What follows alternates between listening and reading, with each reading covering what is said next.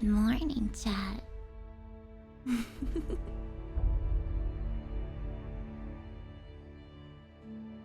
Good morning.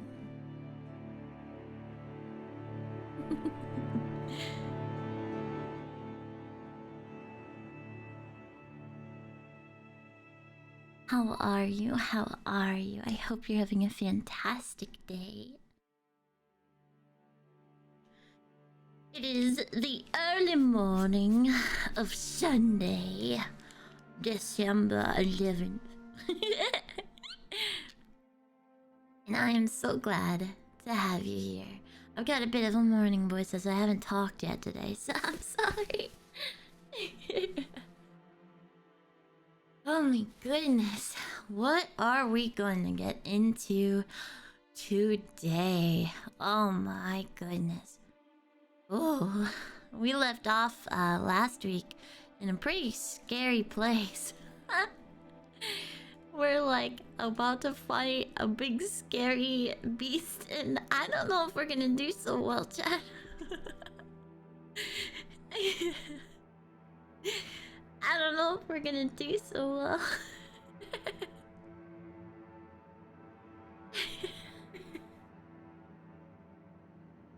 It'll be fine. It'll be fine, right? Yeah. It'll just, maim us, kick our ass. Yeah, it'll be fine. Yeah. I believe in us, honestly. I believe in us. Good morning. Good morning. Oh my goodness. Oh.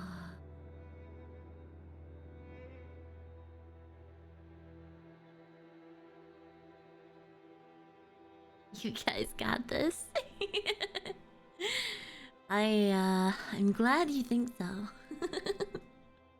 How many D&D games are you playing simultaneously? I'm in 4 D&D games a week. That's because I love D&D. It's so much fun. The holy hand grenade of Anor'lur. Yes, I'll take 2, please.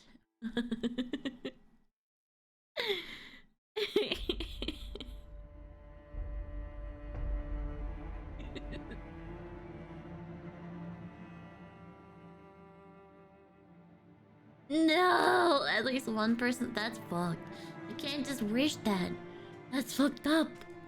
How could you say that? Oh god. Alright, I'll make you bet, chat. What do you think's gonna happen this episode? Huh? What do you think's gonna happen on this episode? Because I am scared.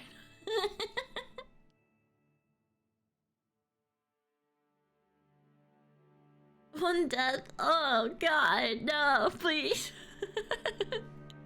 You need your blanket? Okay, that's fine. Go grab your blanket. I've got mine and slippers, so I'm hella comfy today.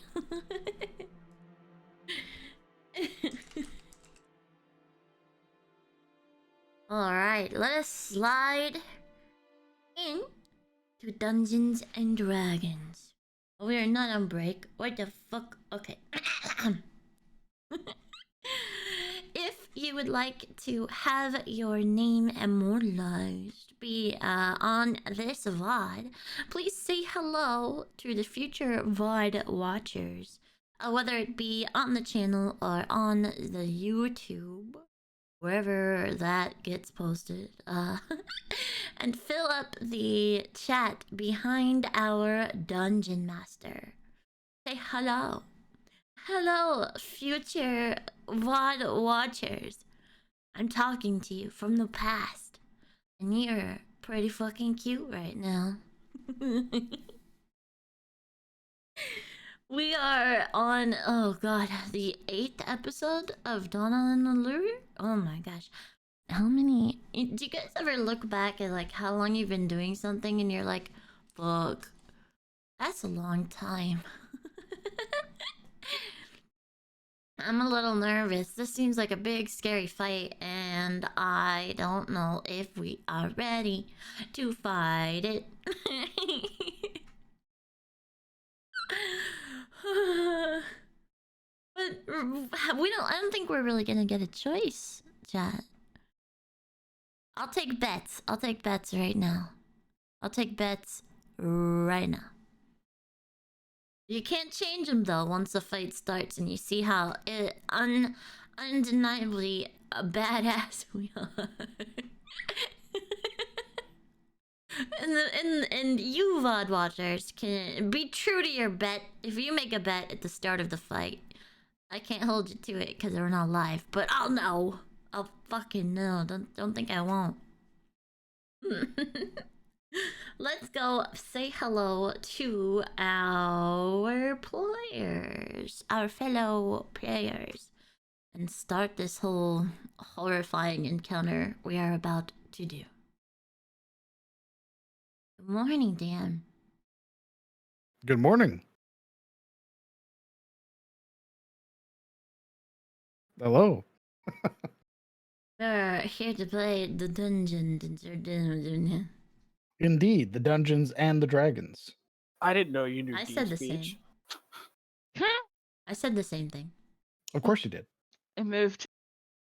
I don't like that. Well, hello. Good morning. It's episode 8 of Dawn of Anor'lur, A Luminous Encounter. You guys ready? What we're going to do is we're going to go down the line, and the party is going to introduce themselves one after another, unprompted. You're going to tell us a little bit about your character, who they are, their class, everything like that. And once we get to the end, once Miss Zafina Malark finishes up her introduction, it's initiative. Whenever you're ready. Hey, I'm Rozzy. I play Blake Steele, Prince of House Steele, and son of Rofield. He's a human variant, half human, half Leonin. 6 levels in. Oh, that music, jeez. 6 levels in Banneret Fighter 5 and Divine Soul Sorcerer. Originally sent to, prove that he's worthy of leading the house, to cast away the darkness from Iris, and to go home a hero. Hopefully solidifying ties with the Empire, but things have changed, and now his goals are different. But the plan, as of right now, not sure. But all he knows is he's got to beat this big, scary chimera.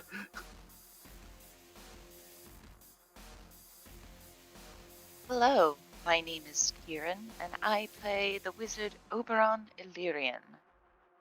8 levels in War Wizard and 3 in Blood Hunter, though his specific abilities of the latter are yet unseen. Oberon was initially sent as an advisor to keep track of cult activities on the Dominion of Swords, but ever since it rose from the ocean and became Anor'lur, he must try to learn as much as he can, lest they repeat their mistakes in the future.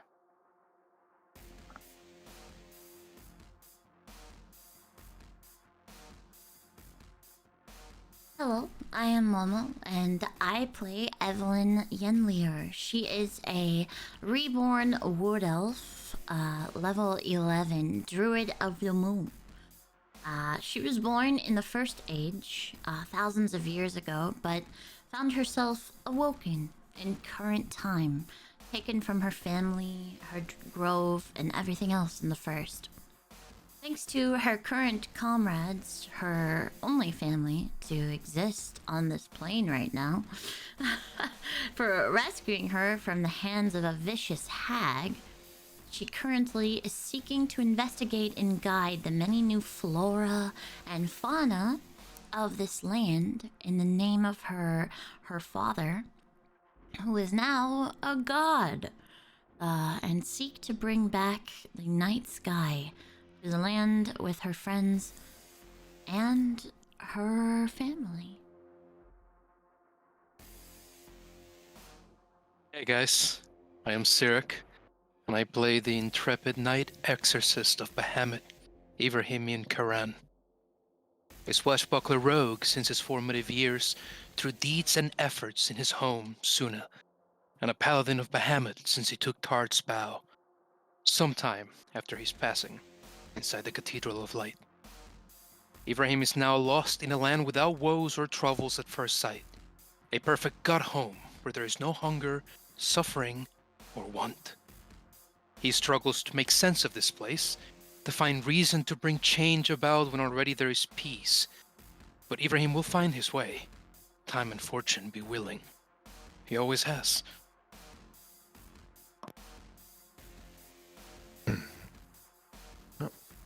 I play Talanos Averon. He is a half-elf gunslinger and turned horseman of life for the Raven Queen, although recently bereft of his ability to communicate with the Raven Queen. Originally coming from a town that was destroyed that heralded technology and magic together. Having spent that time since that town's destruction, hunting down cultists and the like that were responsible, and coming to what was, well, a very different land before, and now in the having to deal with a very changed landscape once again. But hoping to see if he can reconnect with his deity and keep his party safe in the meantime.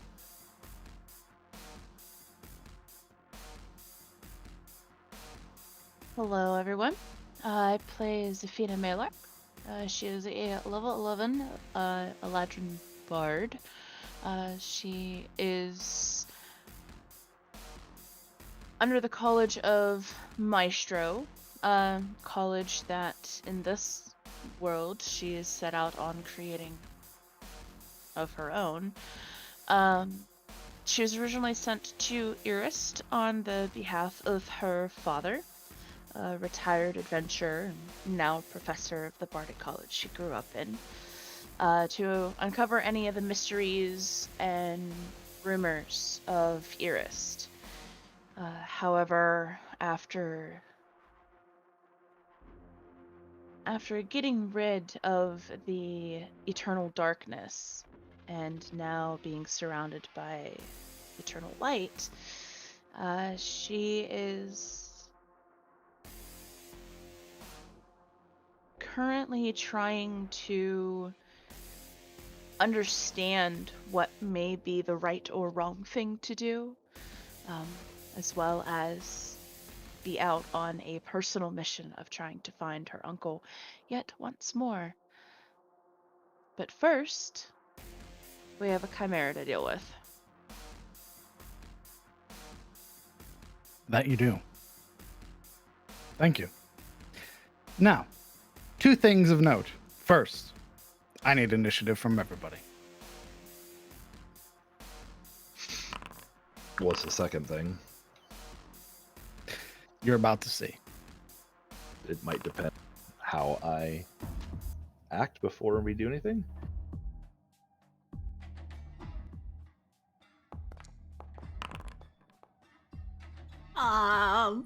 Come on. It rolled right past the 20.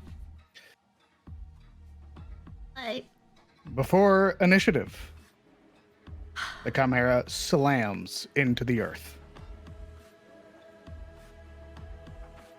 with radiant dive bomb. Oh dear God. You I need you all to roll me a dexterity saving throw. You bastard. Well, Oh, let's see how these rules are going to go today. Well then. Everybody get a +5. let's do it. Oh, we do. So that's a 18.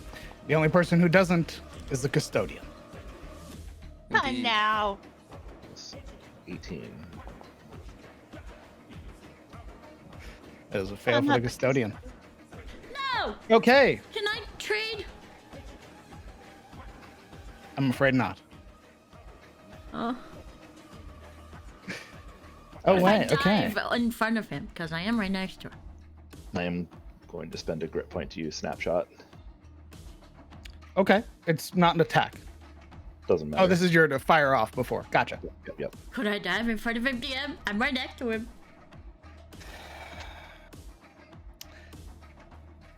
High or low. And I'll say this: if you don't get it, you'll take full damage. What the fuck? High or low. Oh, come on. Will he? Will he take full damage too?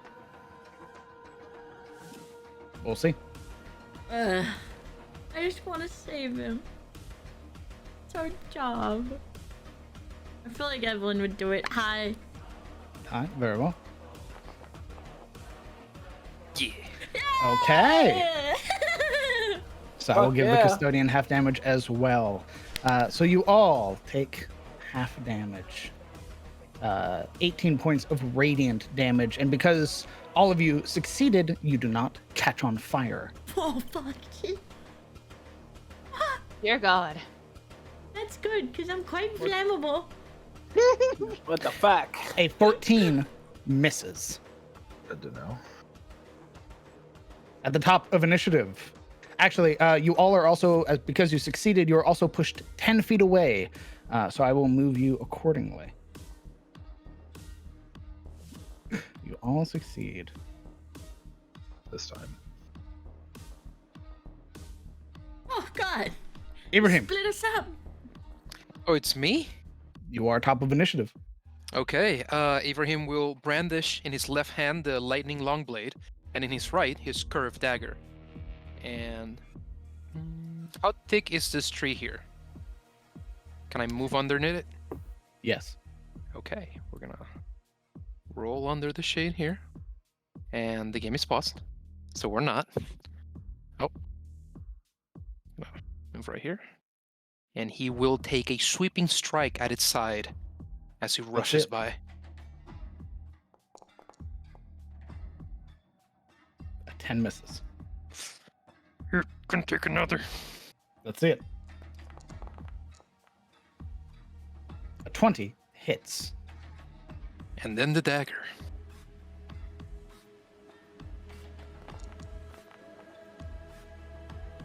A 26 hits. And I'm going to use my sneak attack with that.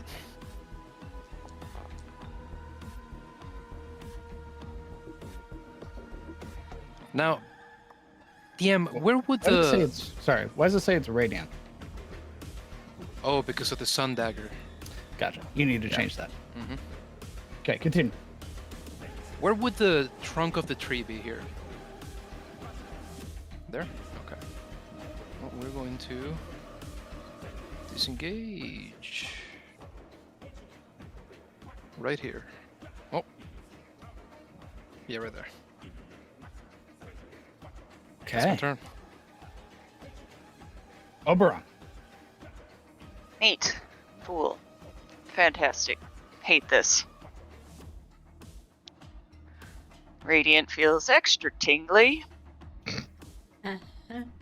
It definitely does not feel nice. Don't be so evil. It will be all tingly. Shut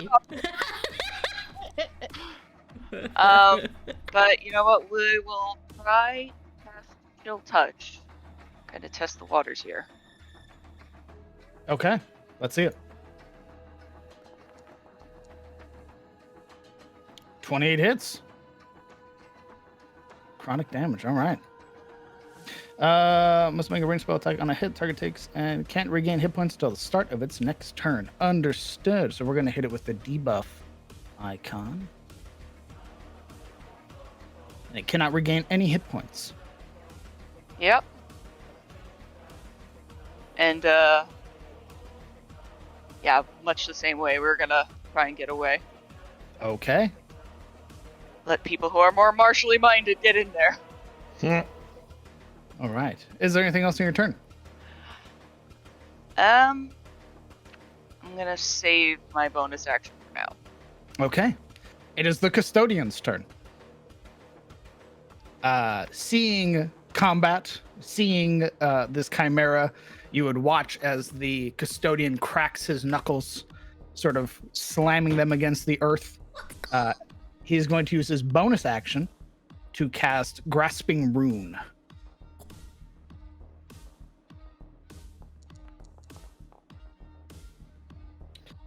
That is a fail. It gets pulled 10 feet forward. Mother Shit. Up to the custodian who uses his God. 2 attacks against it. Okay, pot boy. Go, Oh. go, custodian, go! Giga Chad, Evelyn's holy like, hell. We must protect him. Oh my god, never mind. Oh He's my protecting lord. us. 19 points protect as you. his fist connects to the bottom of the chimera's jaw, and he slams down with his other attack, which misses. And the chimera is immediately +9. going to use its reaction. Time to turn into rupees. It is going to, because he slammed the head, it is going to be the, it's going to be the goat head that attempts to slam against him in retaliation. That's a No, 20. no. Dealing, God. Our poor boy. Don't worry, Okay. Evelyn. You might still need to protect him. that is the custodian's turn. It is the Radiant Chimera. Who Oh no. Watch mending be the only way to heal him. seeing you all,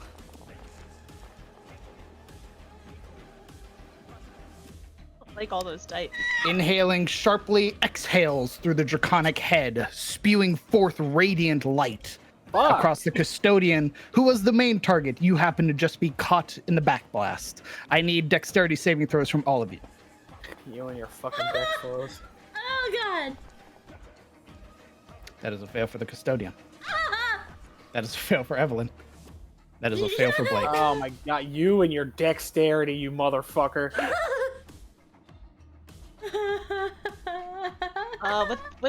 With that hit, Zuff's gonna use crash. Okay. Blake, Evelyn, and the custodian, you are all burning. Mm.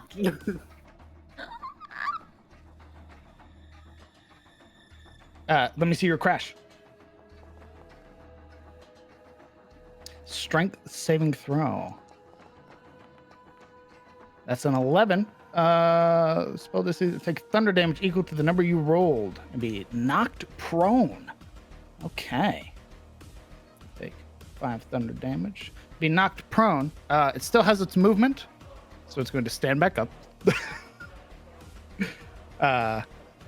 Does it push you away, or is it only knock you prone? Only knocks prone. It's still, that's one part. As part of its multi-attack, it can replace one of its attacks with its breath. It is going to lash out with its other 2 attacks. Ooh, and one's going to be against you, Safina, Okay, let's given go. that you are the source of the crash. It is going to be the Rend. It's going to attempt to rake its claws against you. A 12 misses. And the bite is going to be against the Potboy. 23 hits the Potboy. Okay. The custodian looks very hurt.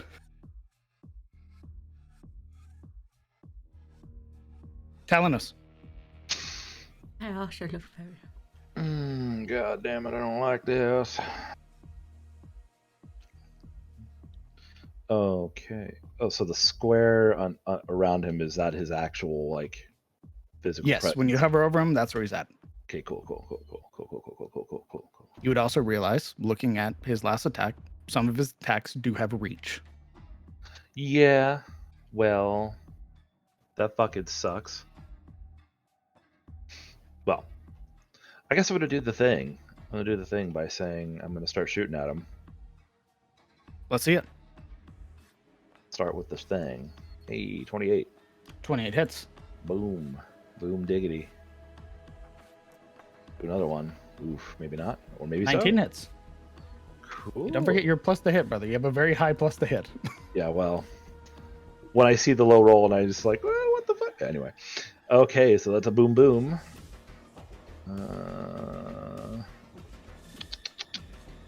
His attacks have reach, you say? So you did see that one of his attacks had reach. That accounts for, attack of opportunity? Correct. Okay, well, I will use a grip point and use dodge roll and get the fuck out of there. All right. That's 2 grip points you've spent, right? So far, yes. Go ahead and move your 10 feet. I forgot I put the Texas. Nope. Very fitting. Yep. I'm going to move there. And then I'm going to spend the rest of my movement by moving here. Okay. A little bit harder target. Indeed, pushing yourself away from the cluster, which definitely seemed to be the main focus of the Chimera. As your 2 shots, are you doing anything else? That is what I have for now. Miss Malark. It's me. Okay. Oh god, I'm really close. You are very close. Hi. You look around to the rest, they've all ran away.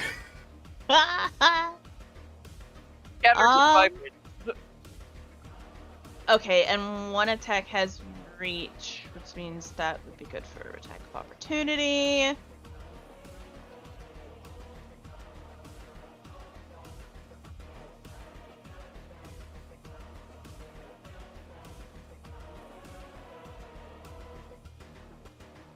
I'm scared, guys.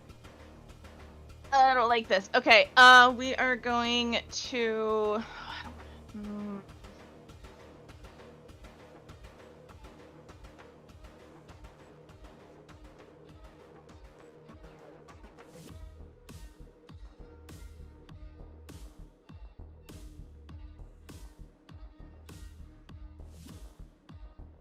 Really don't want to use it quite yet.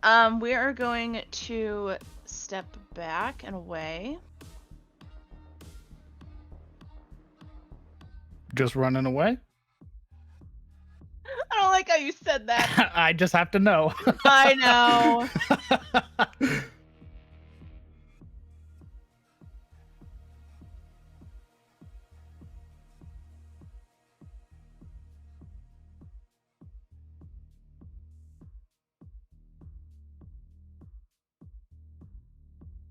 Yeah, we're just gonna step away. I don't want to burn it yet. Okay.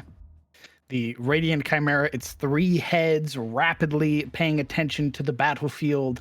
It will attempt to lash out against you as you attempt to run away. It is going to use it's going to use its Raging Rend against you. Okay. What the fuck? That's a 21 to hit. Yeah, that hits. Okay. That is 10 points of slashing, 9 points of fire damage. As you run away, it rakes its claws against your back.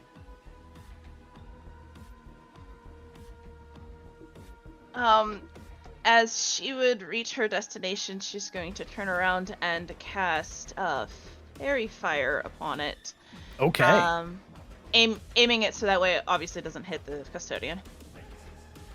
Absolutely. Go ahead and post it. It should give you a little box to drop down. And this creature is huge, gargantuan even, so there are plenty of opportunities for you to place it so you don't have to hit the custodian.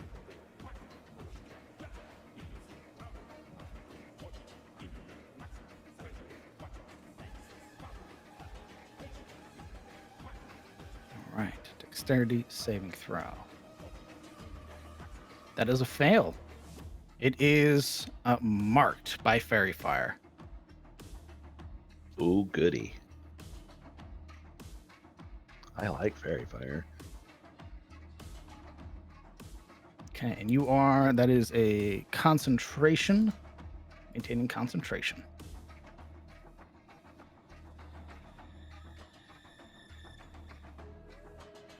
It almost makes the Chimera look even more like luminous as you cast this fairy fire across its form, the white scales and fur. It just looks to be like a shining beacon now. Oh, great! It looks cooler. You made it cooler. Thus stronger. Them's the rules. Are you doing anything else, Safina? Let's see. I have. Oh God.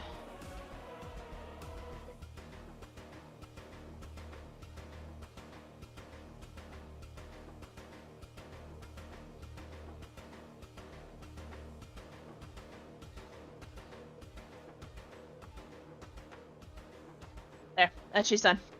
Okay. Blake, at the start of your turn, you will suffer 1 point of burning damage. Ow, it hurts. I feel like you'd have no resistance to that by now. Yeah, right? Fucking. I've dealt with hellfire before. You know, a little radiant burn ain't nothing. All right, Adjudicator, what are you doing? All right, Bloodied, and the fight has just began. Yeah, right? Crazy.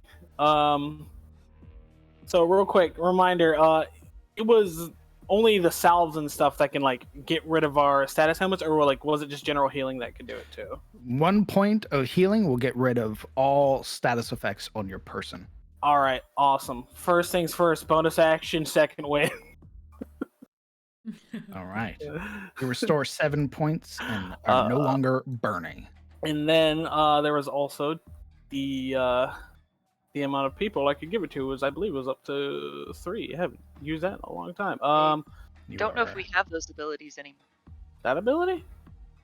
Rallying Cry? Yeah. Oh. Is that your class ability? Yeah, Rallying Cry. That's a class ability. Bet. You can choose up to 3 creatures. So, Evelyn, Pot Boy, and I think we're the only ones that are actually like. They're the only ones that are majorly hurt right now. Yeah. The custodian looks very hurt. Well, he gets 6 HP. It's not much, but HP's HP. It stops him from burning. Yep. And then Talanos. You said Evelyn also gets 6? Yep. And Talanos. Yay, 6. No longer burning. Yeah. Did you already add it to your sheet, Talanos, or no? I did not, but I can. I'll do it. Okay, you got it. Perfect. All right. Slamming down Divine Omen and that banner of House Steel, sort of catching in the wind. That's your bonus action. What else are you doing? All right. Going to make some movement here, and with the halberd of Divine Omen, he's gonna stab at the goat head. Okay, let's see it. Okay. Boy. A 14 misses. Boy. Does he have advantage because fairy fire? Oh, Oh, correct. yeah, Thank you very that's much. Go right. ahead and roll I at forgot. advantage. Yes. You're Nice. welcome. Fairy fire. Let's You roll your damage. Go ahead and Don't roll forget. your crit damage. Hell yeah. Oh my god. You will note that while Divine Omen, a very potent and powerful weapon with its radiant attacks, you realize that radiance doesn't really affect this creature all too much. Hey. Extra damage. But yeah, that'll be it for now. That was one attack, brother. You have extra attack. Oh yeah, that's right. I forgot. That's not a bonus action. No, dog, that's your main attack. I forgot. Blake quit today. And don't forget, this one's at advantage too. Well, dude, crit fish. Okay. Another 9 points. All right. Damn it. Like it'll What be if he- like 2 good like harsh stabs into the goat's head. Absolutely. Causing it to recoil, this sort of bleeding sound coming from it. Are you doing anything else on your turn, Adjudicator? No, that'll be it for now. Understood. Evelyn, starting your turn bloodied. What are you doing? She's like this blood at her lip. She just wipes it as she will run upward Where's my movement speed? Where the fuck is my... I have so many Your- spells. 35. Your okay, movement speed sick. is 35. Jesus. She will run up, and I'm so excited to cast this spell in a new land.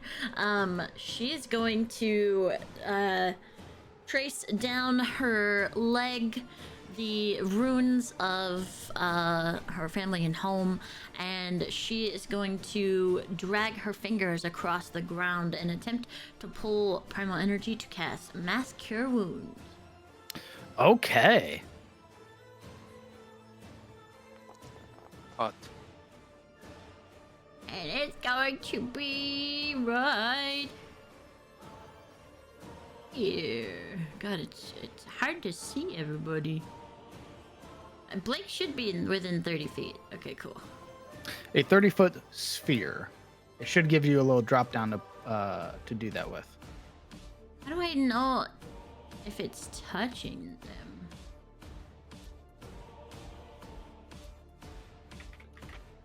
If it touches their box, it heals. Wasn't that our rule? Yes. Give me just a moment.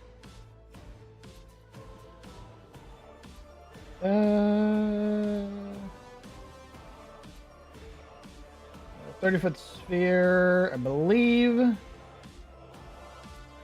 Let's see.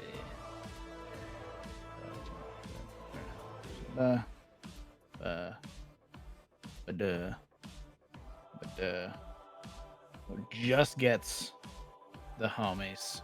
Everybody except for Talanos.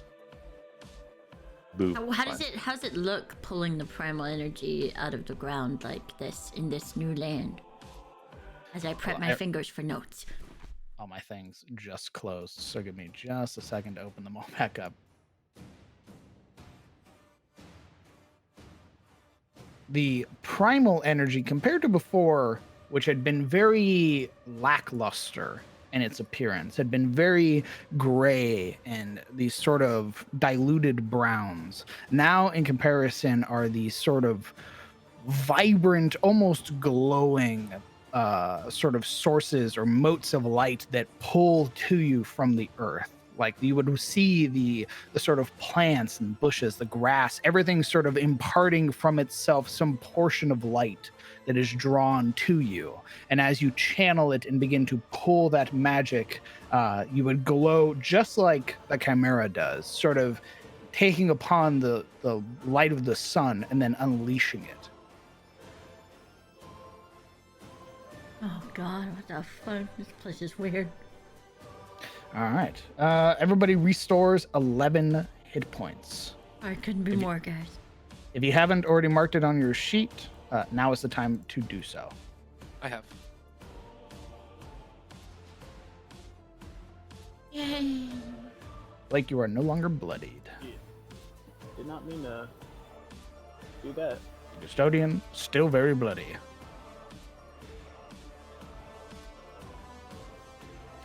Fantastic. Instantaneous. And you would realize that the custodian's wounds, the sort of deep breaks in the outer jar, do mend.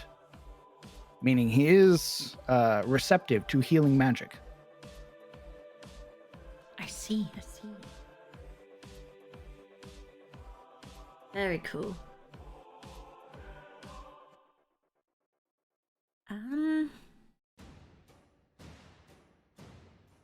All my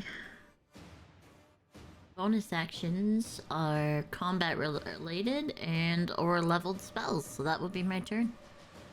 Understood. Ibrahim. Oh, why did it? M. Oh, you hit N. That's why. Sorry. Ibrahim. Explain to me this tale here, sir. A thrashing, violent, scaled tail. Indeed, but where there is a tale, there's a way. Could Ibrahim attempt to scale it? You can certainly try.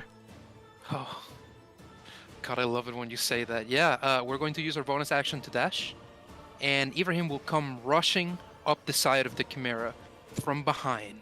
This red blur of meteoric movement as it comes up to its tail, and he will attempt to catch its continuous sway with his running feet and begin padding his way up and across its spine, hopefully maintaining his balance to get on top of it. Roll me.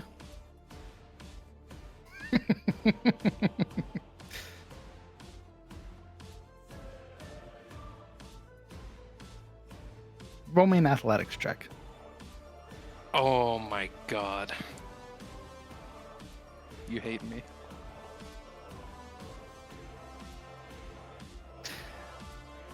It is an uphill battle attempting to scale this glowing, gargantuan creature.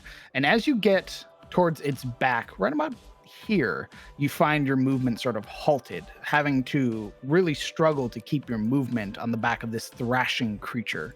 I'll say that's the rest of your movement. All right.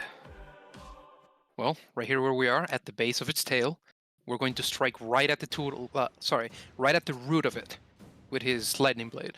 Let's see it. You will have advantage because it is still afflicted by fairy fire. Yeah. A 19 hits. And we are going to use the other attack to stab right at the same point with the curved dagger. Let's see it. Ooh. We're gonna smite, Okay. Mr. DM man. And sneak attack, of course. Let's use This the is sneak attack first. Divine Smite. Yes. Okay. What type of damage is that? It is... Now that he's no longer using the gifts of Bahamut, I'd say it'd be fire. But it's up to you. It could be a radiant sort of fire. What does the damage say on Divine Smite? Oh. Let me look.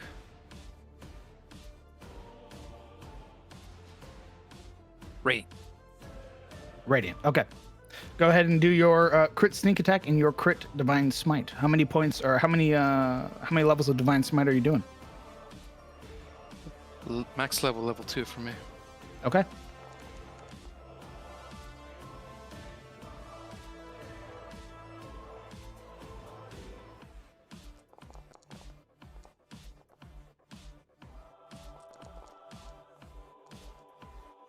Okay.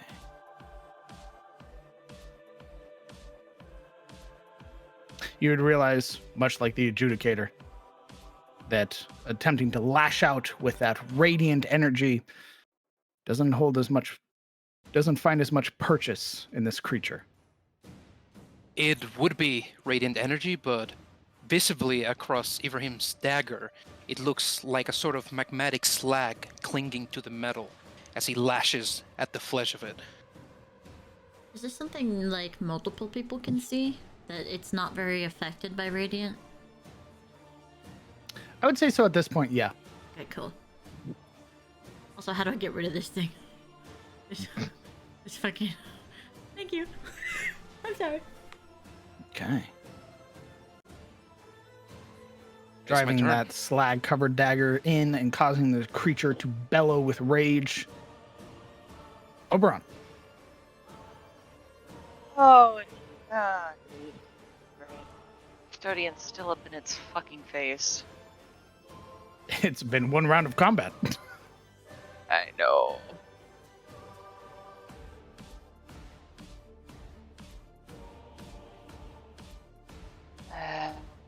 Shit. I'm going to try and cast Mind Sliver on the Chimera. Okay. Let's see it.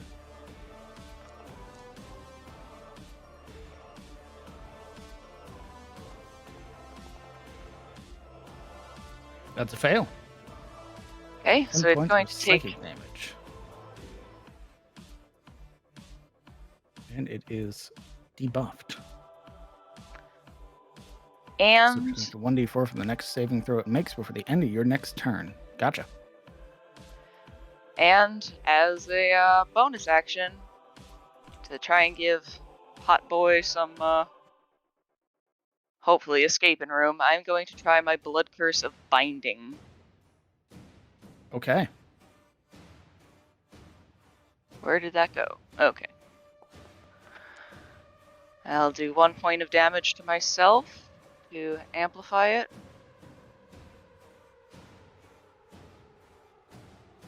All right. Strength saving throw. And I get to subtract, hopefully. That's not gonna work. Yeah. Even Still subtracting enough to 3. succeed. Yeah. It's a very strong creature. I understand. I gotta try though. All right. Let's see. Strength saving throw. The cursed creature speed and cannot take any reaction until the end of your next turn. Gotcha. And where's the center of this tree right here that I'm by? Right there. Cool. We're gonna kind of move her. Again, just putting a little bit more space. Okay. Anything else on your turn? That's literally every action I got. All right. It is the custodian's turn. Custodian, a little hurt. But he is not giving up. He's going to stay and fight and throw some hands. 14 Man misses, after my own heart. even with advantage. That hits, though, dealing 10 points of bludgeoning damage.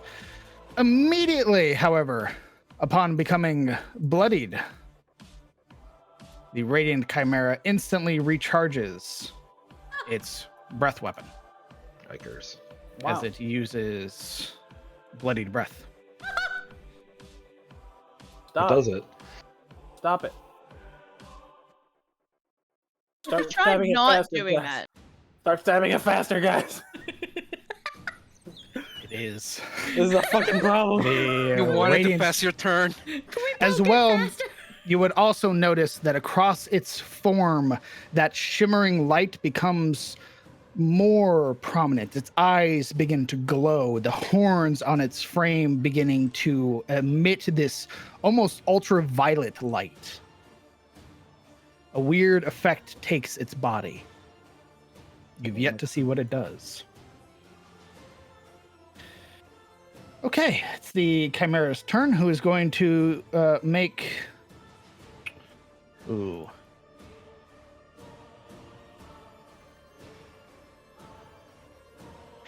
It is immediately going to surge upwards, provoking attacks of opportunity. Yeah. Can I let go? Can I let go? Can I let go? No, Okay. Can I take an attack of opportunity? no, you're coming with it. I see. Oh no. Well, goodbye, friends. It's always like this. Why do they always have wings? Why do you always grab onto them? 27 does hit, never mind. It doesn't get to move anywhere.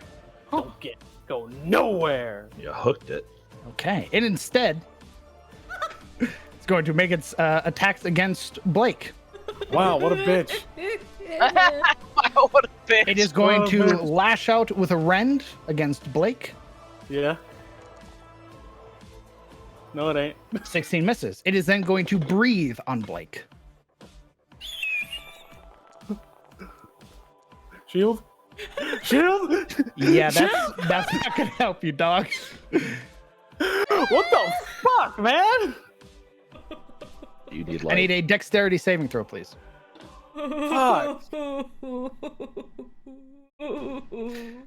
That is, you are now burning and have taken 51 points of damage. Oh, really?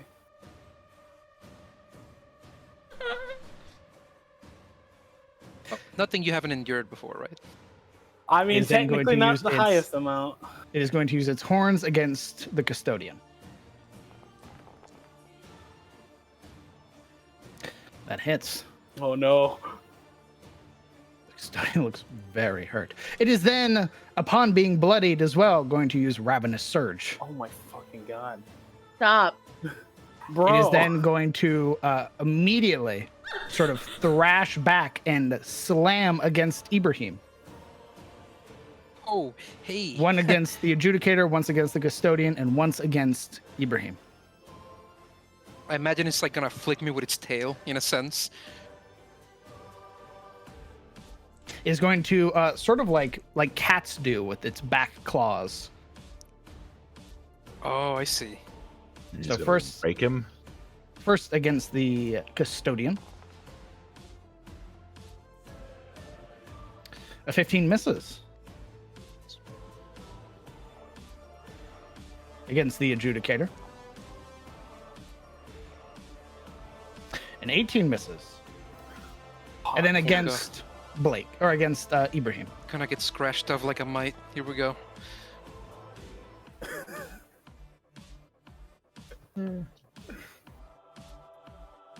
Okay. It's its turn. Telling us. Well, since I am out of range of its nasty nonsense, I think it's time to continue the thing. Let's see it. Blake has his thing, and I have my thing. My thing is just going shooty bang bang pew. That hits. I believe as well that is a crit. Oh, is he still affected by fairy fire? Yes. Oh, so I should just fish for that real quick.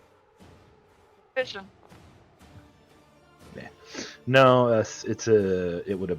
My Deadeye range was at 18 because I only had 2 hits. At that Okay. point, so it would not have been a crit yet. This next. Let's see. Nope.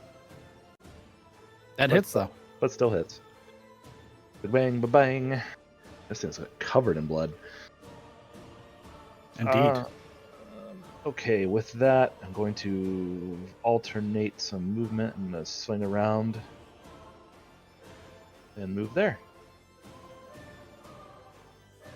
All right. That was 25, I believe. Yes. Actually, you know what? I'm going to do the one more. There we go. 20 is 30 feet. That's your turn? 4 now, yes. Okay. Safina. Okay, first.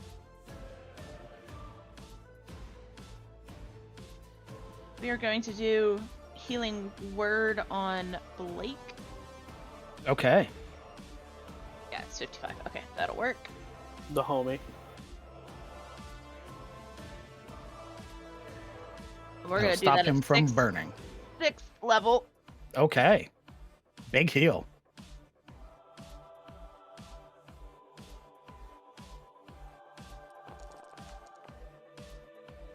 $19 points. And you are no longer burning. Just getting lit on fire and extinguished. Yeah.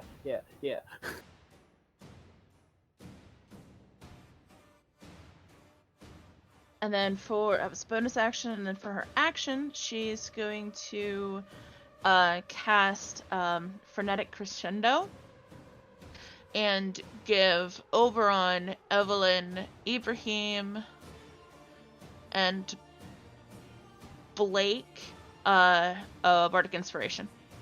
Okay. Post that for me.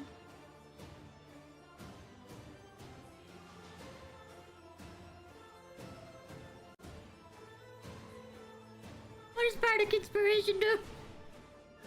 Gives you more dice to roll for saves and stuff. Okay.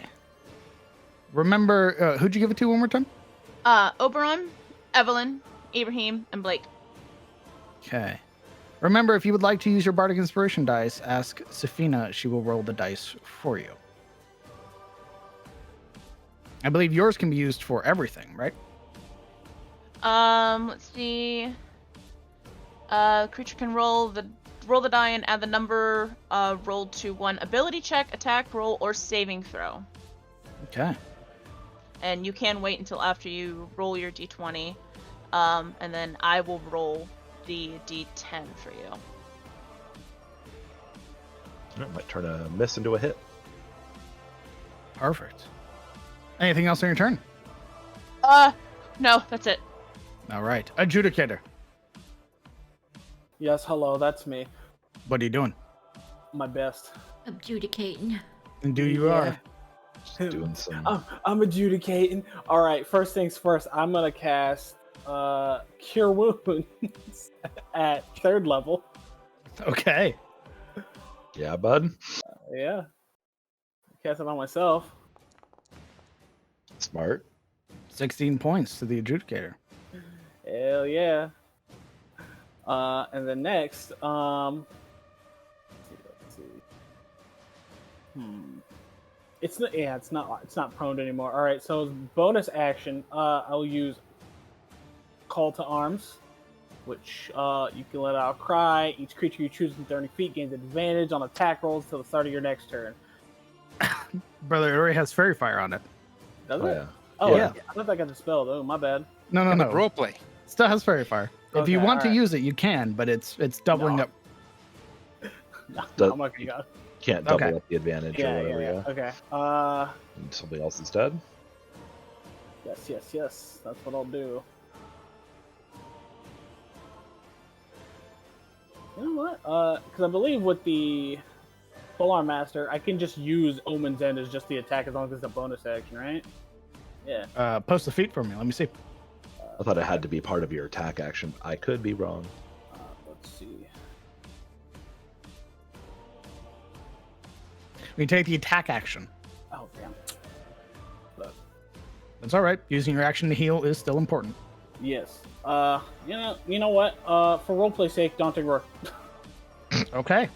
After beating his chest a bit and just fueled by anger of just taking like these incredibly harsh hits from the Chimera, he just roars in like absolute rage at it. Indeed, you do. However, it is immune to the frightened condition. That's fine. I didn't expect it to not be. I'm sorry, brother. No, don't worry. Once again, that's a role play move I have. That serves no tactical purpose. This bellowing roar, which the Chimera answers in kind with all three of its heads. Like, wow, okay, you got it. Good for you, bud. All right. Anything else on your turn, Judicator? Take a step forward. All right. Evelyn. Jesus. Okay. Upon seeing the heal go off and watching the motes of this type of primal magic, she's going to then trace her runes in a different way, invoking the primal energy of necromancy. And she's going to pull primal energy from the ground to cast Blight. Okay. You have activated its spell turning ability, as it is bloodied. Upon becoming bloodied, the Chimera has advantage on saving throws against any spell that targets only the Chimera. If the Chimera's saving throw is successful and the spell is a 4th level or lower, the spell has no effect, and the spell instead targets the caster. Go ahead and post Blight. Oh, fuck. You should have healed it.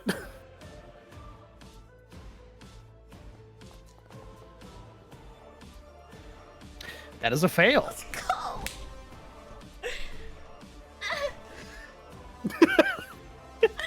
First time. That could have been real scary. Holy shit. Holy shit, the first time. Fuck. I can actually use Blight! Target takes croc damage, spells no effects on it or constructs, targets a plant creature, blah, blah, blah. Targets a non-magical plant that isn't a creature, such as a tree or shrub. Okay, yeah.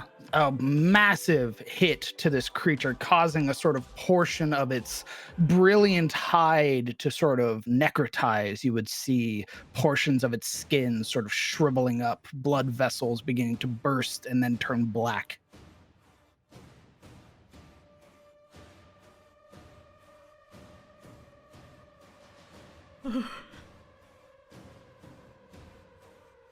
What does necromancy look like when invoked in this land? It is pitch black.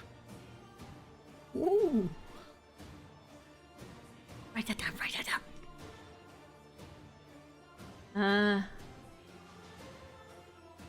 And really don't want to wild shape yet, even though it's my favorite thing.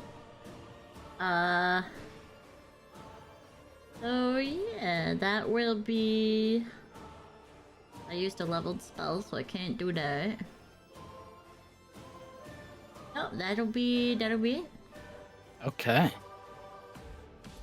At the start of Ibrahim's turn, The Radiant Chimera is going to use a villain action. Couldn't he wait? Overrun's turn? I don't know, maybe. It's bloodied, so no, it does not get a choice, I'm afraid.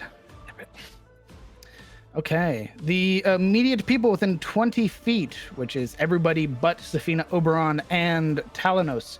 I need you all to roll me charisma saving throws, please.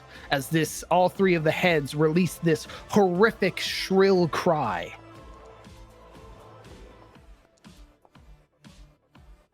Hey, Blake. Sorry, Blake. First time?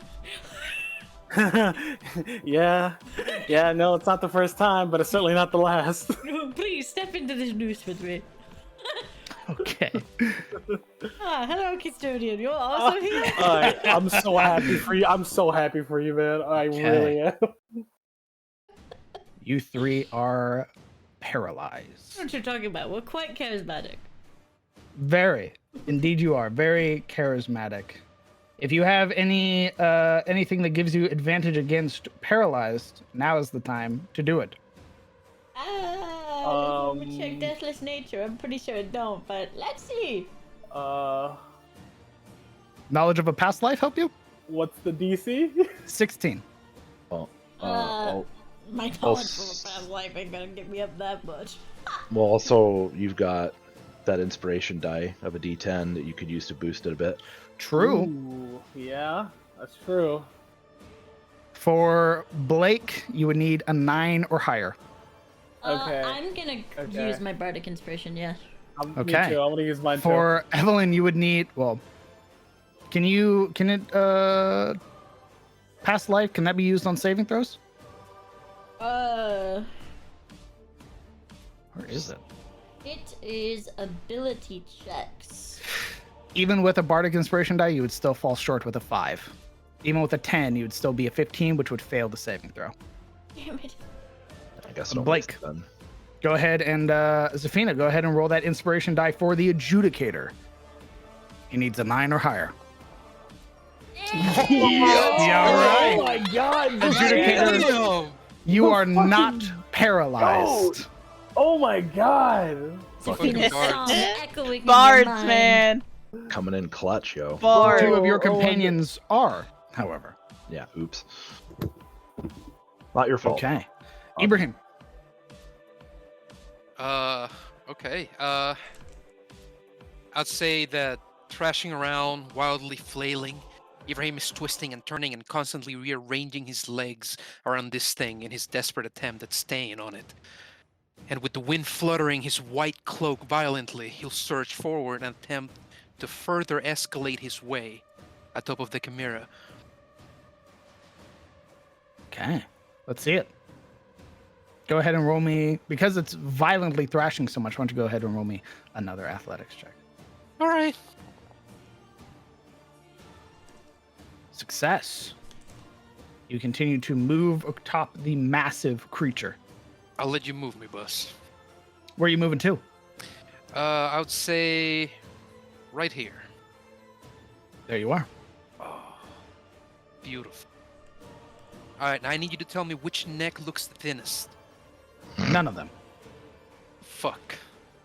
I mean, just Alright, we're- the image, the dragon and goat are kind of the same. Its flanks are are what are injured the most. Yeah, you know, when the world looks like a neck. We're just gonna make a general attack. There's That's also it. a big black light hole in the side of it, so there's that too. Indeed. Go ahead, and you're still rolling with advantage because of the fairy fire. Yeah, and the general strike will be at the dragon head to try and Perfect. parry Let's see it. We'll start with the dagger, as in his right hand. So let's see. 22 hits. Use sneak attack with that.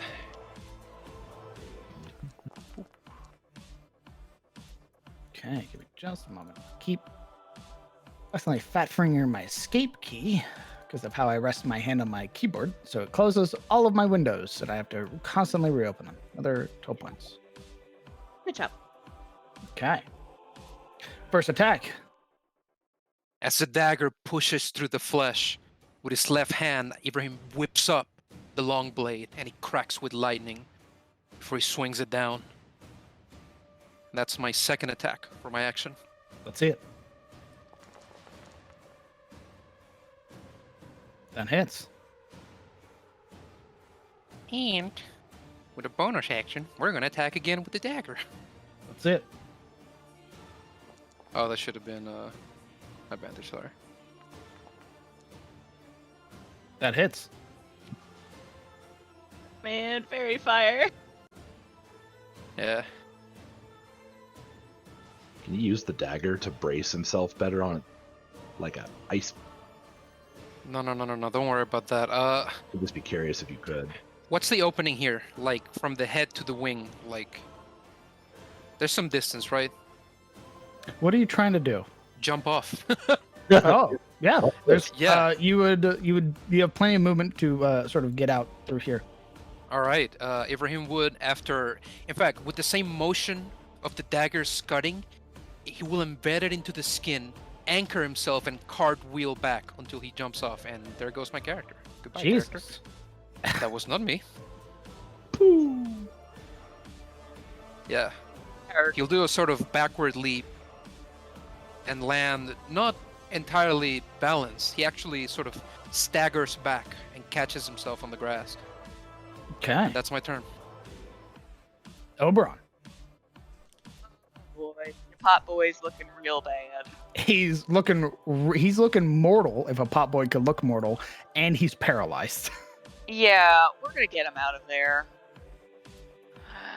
Vortex warping time. Okay. He's going for a little ride. All right. 90 feet. Where are you depositing him? We're just gonna probably drop him in the ravine behind us. Oh, okay. Get him out of harm's way, somewhere more 15, protected. 20, 25, 30. Okay, literally the max range. Perfect. Again, the stars just kind of open up beneath him, swallow him, and fold upon him. And This time there is no scream. He is paralyzed. So he can't scream, but he would. And gonna just take more cover behind here. perfect. Yeah. I'm just getting him out. All right. Anything else on your turn? My action move. I don't want to do that yet. I'm not close to half health. So, no. Okay. Custodian still paralyzed. Cannot do anything. Chimera's turn. Chimera looks very angry.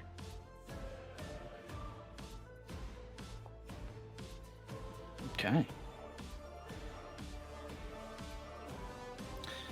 Chimera is seeing the new assailant, one who emerged from its back. It's going to make part of its attacks against you. Really? I mean, come on. We rode together. We're basically friends. 15 misses. Thank God for that. The rend against the adjudicator. 28 hits. Oh, that's fine. 12 points of slashing, 11 points of fire damage. And then the horns against the adjudicator. Please stop. It's a 26, dealing 17 points of bludgeoning, 1 point of lightning damage. It is now going to attempt to fly upwards. Opportunity of attack? Indeed. Oh yeah, let's do it. Neat. I would like to take the attack with the lightning longblade, but held with the double grip, given as it's versatile. 15 misses. Okay, question. Oh, you do have advantage still. Yeah. Fairy fire's still there. All right, question. If I use favored by the gods, would that give me a chance at stopping it? Given that you're already blessed up with fairy fire and the advantages you have here, no. Oh, really? I can't roll 2d4? Isn't it for saving throws and checks. You know what? No. You know what? High or low? Yeah, it just says attack. It's a fail saving throw or miss with an attack roll. Oh, then why are you even asking? Roll. I know. I thought you were asking for something that was outside of its wheelhouse. Yes, you may use your favored by the gods. Can I use this ability that says I can use it? Yeah, that hits. Keeping it from going anywhere. You're not going anywhere, buddy. You're grounded, Blake says as he Initially slams- attempting to provoke an attack, doesn't get to. So I don't get to attack? I'm sorry. Let me double check. I do not believe you do, as its Well. movement is gone. I'm sorry. I made sure they're grounded now. You should let me attack first then. I mean, you can. I mean, that's up to the DM. Well, I don't think he'll be able to. I don't think he'll be able to use the attack.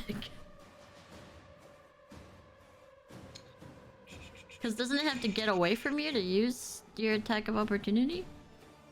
Well, yeah, because it was gonna fly up. Yeah, it's the same trigger that Blake had for his attack. Sorry, this is coming from your. This isn't coming from Sentinel. This is coming from your Polearm Master.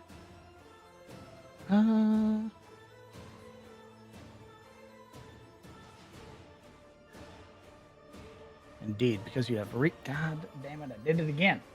Hold on. If anything, I would have attacked first because you would have taken it a little bit longer to leave the range of the polearm. Oh, is this what we're doing? Come on, DM. Let me get in a little damage. I beg you. Just a crumb. Please, DM. I mean, if it provoked or prompted like an opportunity of attack, I mean, I don't see why not. But like, hey, man, Ibrahim DM, is first in the combat tracker. He is first the combat Jesus. tracker. Jesus. Beg harder. Beg harder. I don't Yeah, know. go ahead I and make can- your attack of opportunity. Because I can go. I can do it a lot more. Go ahead and make your attack of opportunity. Well, thank you. Yeah. We're gonna use the dagger, actually. No, you already said the longsword. What? You did. Yeah, but I changed my mind. We cannot change Too my bad. mind before... Okay, we're gonna use the long Just take it. Just take it, bro. Just Already take being it. generous. Take it, dude. Alright. Hold on, I gotta add it +2 to it, because it's Dude. versatile grip or Do whatever. not incur his wrath. Versatile grip? I can't grab it with both hands? It doesn't get a +2 to hit because it's versatile. Not Your the hit, damage the die damage. changes. Yeah, the Yeah. damage. Yeah, it goes to a Please do it. D10, brother. That's what I mean. So it goes from 1d8 from 1d10. Yes. Don't say +2 then. That sounds weird. Are you mad at me? What did I do? No. Go on. Do the roll, man. Alright. That hits. We're gonna smite 5. Okay. Oh, lordy. level 1 smite. That's it. Okay. 8 reduced to 4.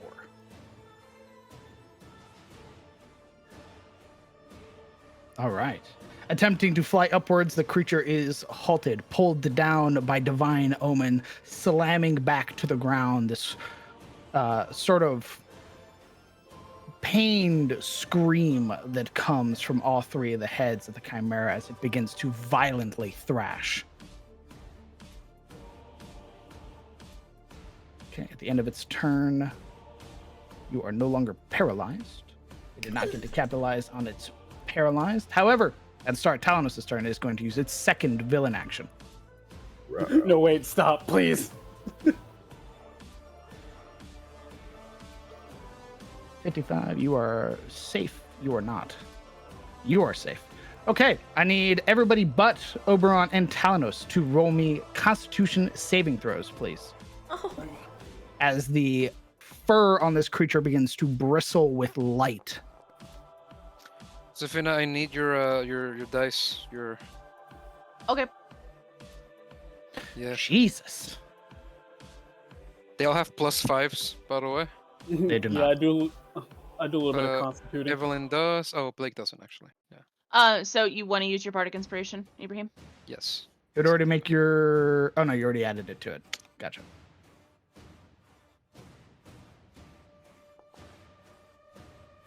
16. All right. Is that enough? Indeed, it is. Yeah. Yay! Oh, oh my Okay. god. Let me get the dice because there is still damage for success, but you are not blinded.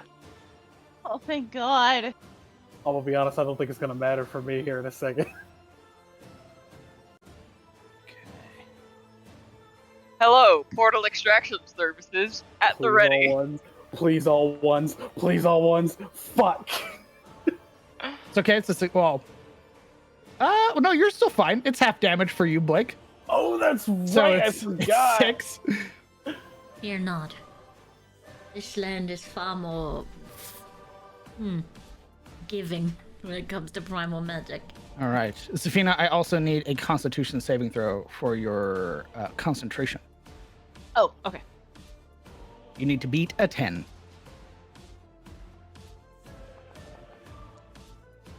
Success. Hey. You maintain concentration on fairy fire. Talanos.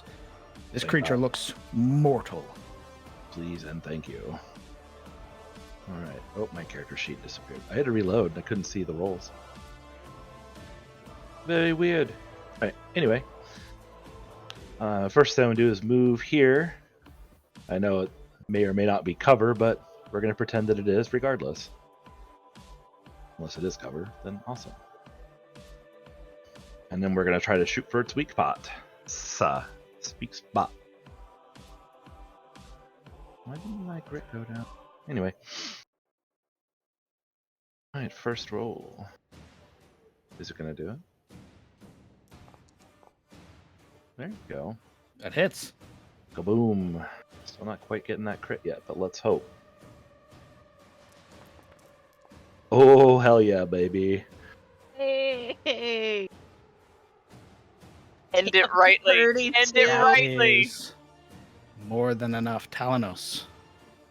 Let me know how you end the Radiant Chimera. I like that skull thing on it, by the way. That's nice. Okay.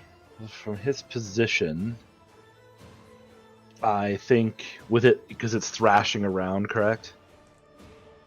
Correct. Violent thrashing, attempting to flee and given no opportunity, no quarter by your allies.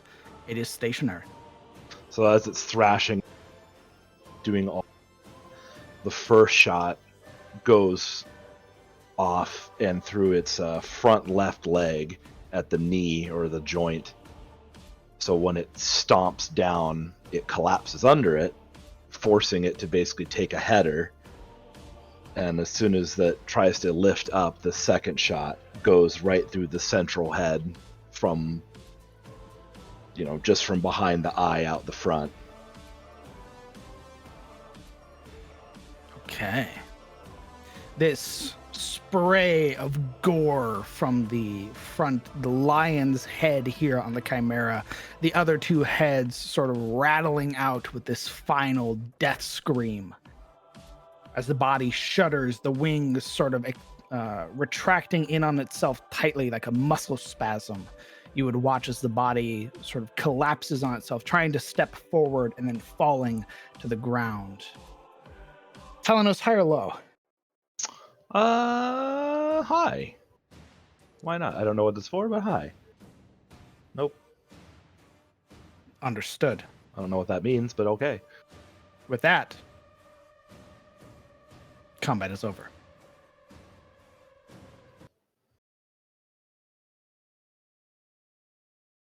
We get to know what that roll is for.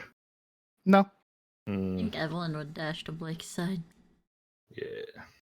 Oh yeah, Blake is haggard and he's on his knee. He's like taking a knee. She would rush to his back, to turn him towards her, checking him over.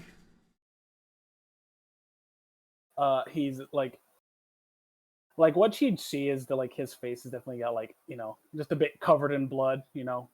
Big slash on his forehead, maybe a little bit of radiant burns. Nothing too serious. She would, much like her other healing spells, she first crosses her hands and over her face and traces the marks down her cheeks and on her sides, just kind of drawing out different healing magic, and she's going to cast heal. Heal the Okay. goat. The moat again swirling up around like her legs, following the druidic runes, and it will go into his chest. Jeez, 70. Oh my god. That's a lot of healing. Brought back from the brink and thrust right into life. Right? Oh my god. How's our pot boy looking, damn? Probably pissed off. The custodian is leaned up against the rock.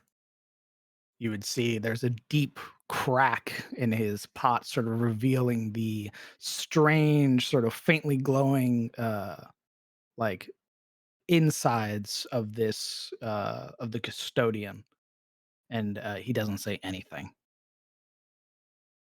Ibrahim sort of pads up to him slowly. Very slowly, he steps stifled, muffled even. And he'll reach up with his right hand, glow in this sort of indistinct light that's red and warm. And he'll try to press it to the injury and apply 30 points of lay on hands. You would realize in this instance, lay on hands is not one of the spells that is programmed into the custodian to receive healing from. Do I It still spend them? is ineffective, yes. Okay. Like, are you okay? Yes. I'm fine. How's everyone else? I don't know. Hadn't checked yet. Let's see to them first. Well, make sure everyone's all right. Gonna try with cure wounds next. DM. Okay. You would hear somewhat haggard the voice of the custodian, this strange sort of drop in octave as he attempts to talk, this sort of fluctuating tone, as if as if like the connection had got scrambled almost. The stories made fighting so simple.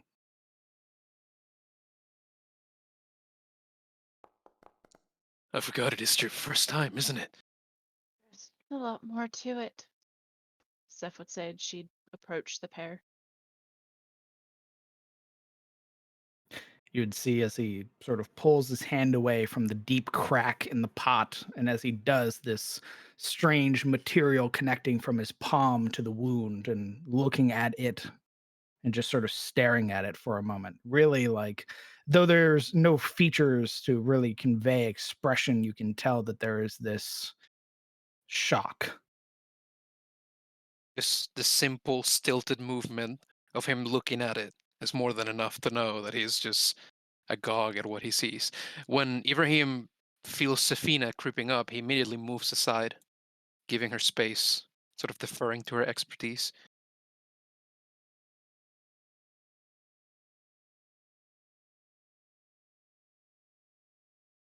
Did that do anything to help him? The cure wounds did work. You would watch some of the smaller cracks on its body mend.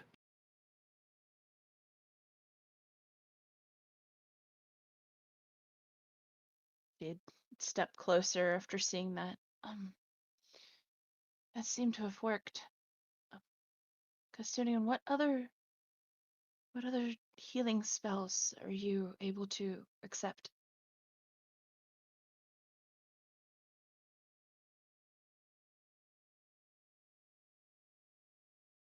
Give me a moment and I can give you the list. Hey.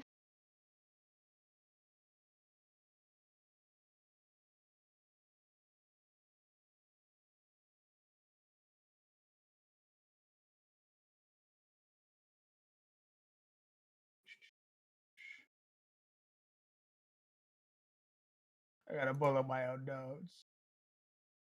It sounded so painful.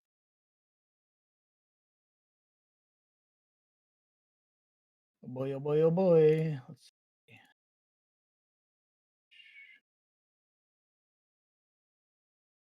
You would learn from the custodian that he is able to receive healing from cure wounds, healing word, mass cure wounds, mass healing word, and spare the dying.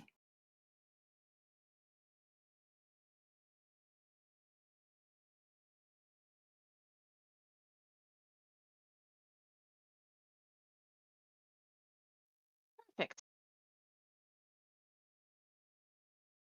He is looking still pretty damaged. Very much so.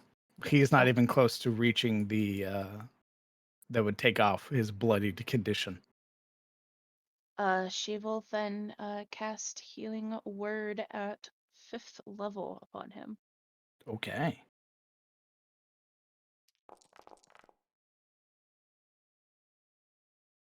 Just 17 kind of points.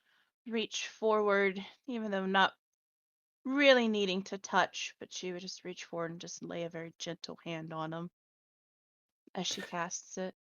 That deeper crack mending somewhat and sort of reviving some of the spirit of the custodian. Thank you. You were very brave. Thank you, yes. Thank you for being so brave. You are welcome. I would like to consume it now. Don't consume it just yet. You can consume in a moment. After we need to look it over. You Very even eat well. all of it? There's this long, sort of calculating pause. Yes. Ugh. She just kind of Abraham would see her shiver a little bit, and she'd like slowly turn her face to look at Abraham. I will see- wait. He's sort of steadying himself on the rock after hearing that. All right. Learn something new every day, I guess. You would watch, you all would hear the heavy footfalls of the custodian until eventually he arrives and sits down, crossing his arms over his chest and watching. Zeph would take point next to him to make sure. What are you all doing? I would have liked to have begun looking over the chimera, in part noting its unique physiology, and in part looking for stuff to take from it. You would like to appraise it? Yes. Okay, give me just a moment.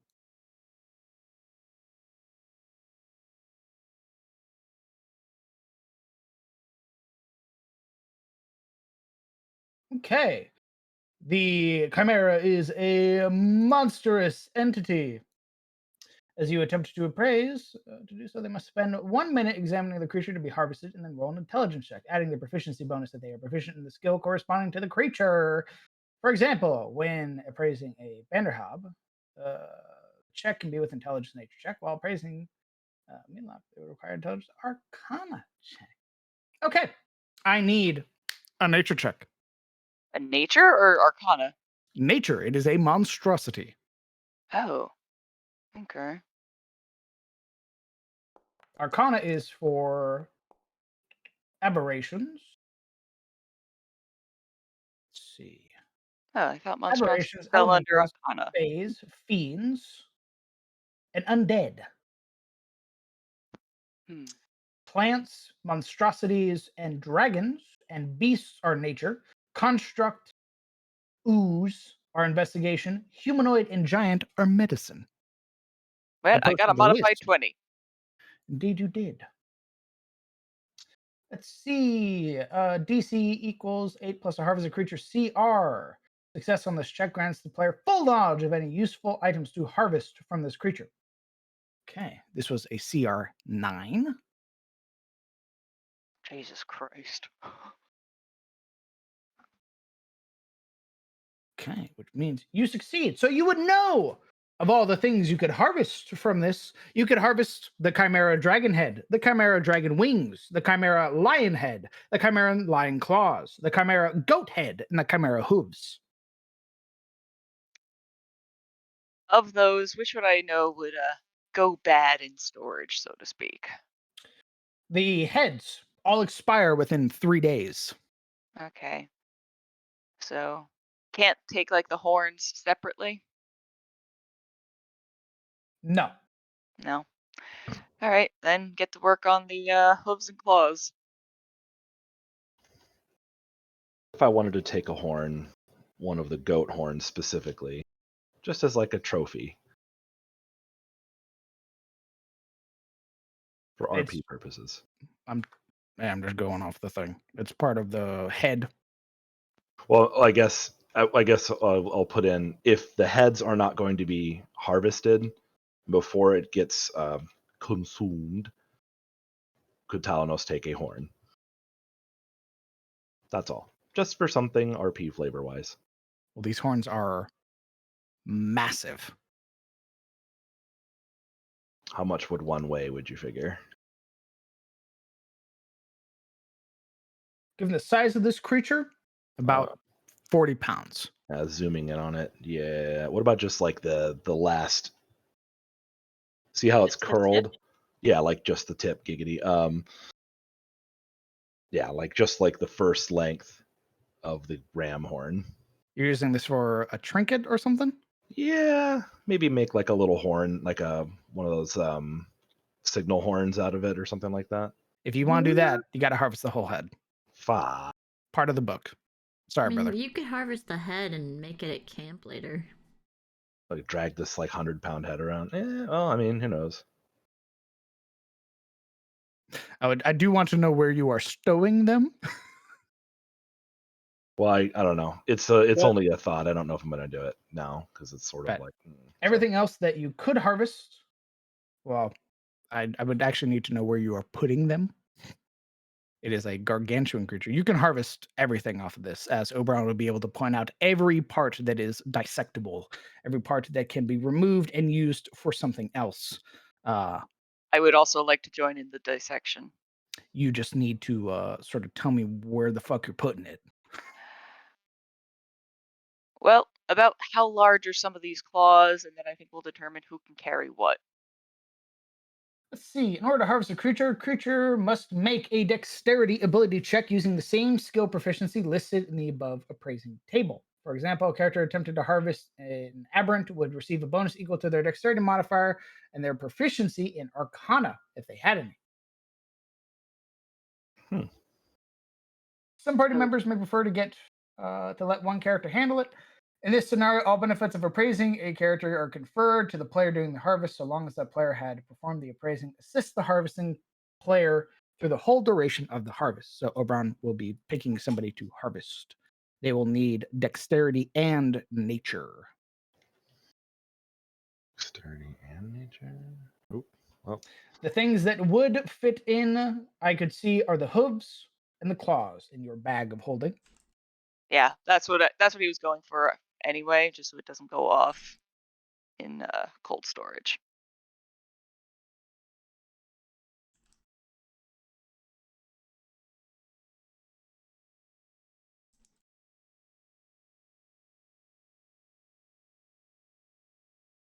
So, do you want to roll Talanos, or shall I?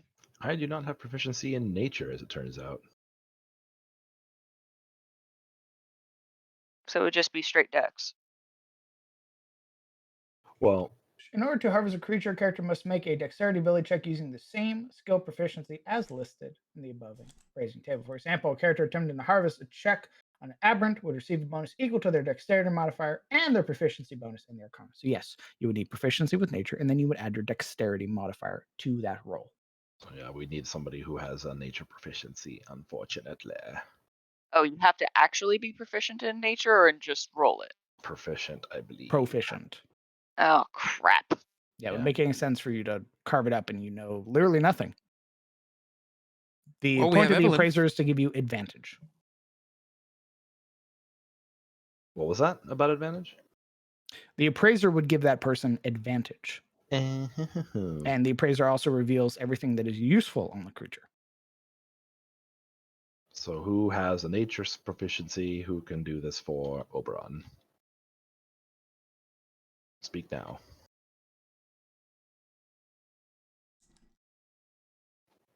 Anytime. I think that means no one. No one is proficient in nature. Holy fuck. I mean, I am, but everyone's kind of doing something. Like, he would have to actually talk to her. Okay. He'll kind of wait a moment as Evelyn kind of tends to Blake and just sort of clear his throat. Evelyn, uh, is Blake quite all right?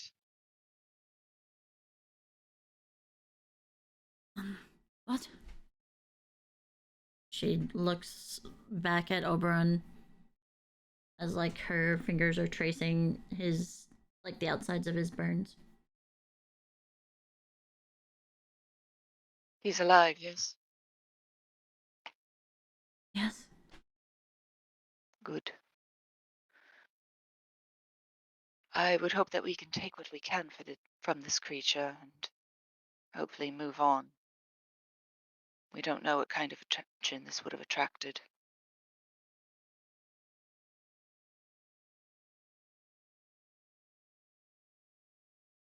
All right.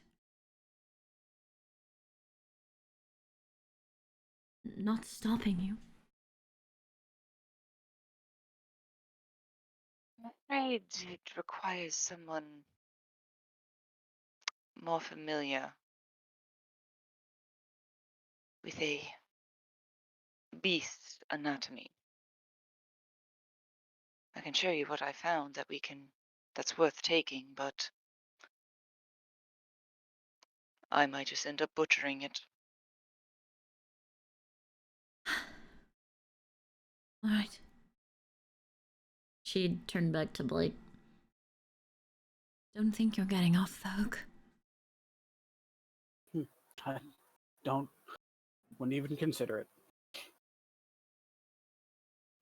A thing to note as well, there is harvesting time, because this is a gargantuan creature. For huge creatures, however, it is equal to the DC of that material, while for gargantuan creatures, it is equal to the DC of that material multiplied by 2. So I need to know what you are attempting to harvest, and then I will let you know how long it takes to harvest that.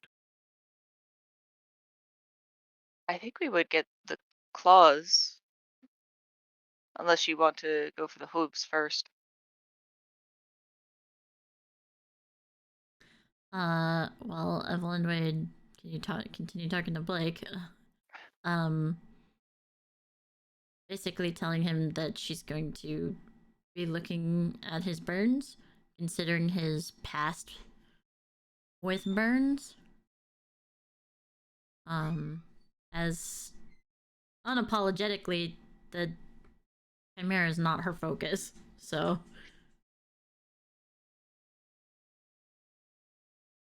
She would let him know that she will be looking at them later. And then I guess, go assist Oberon.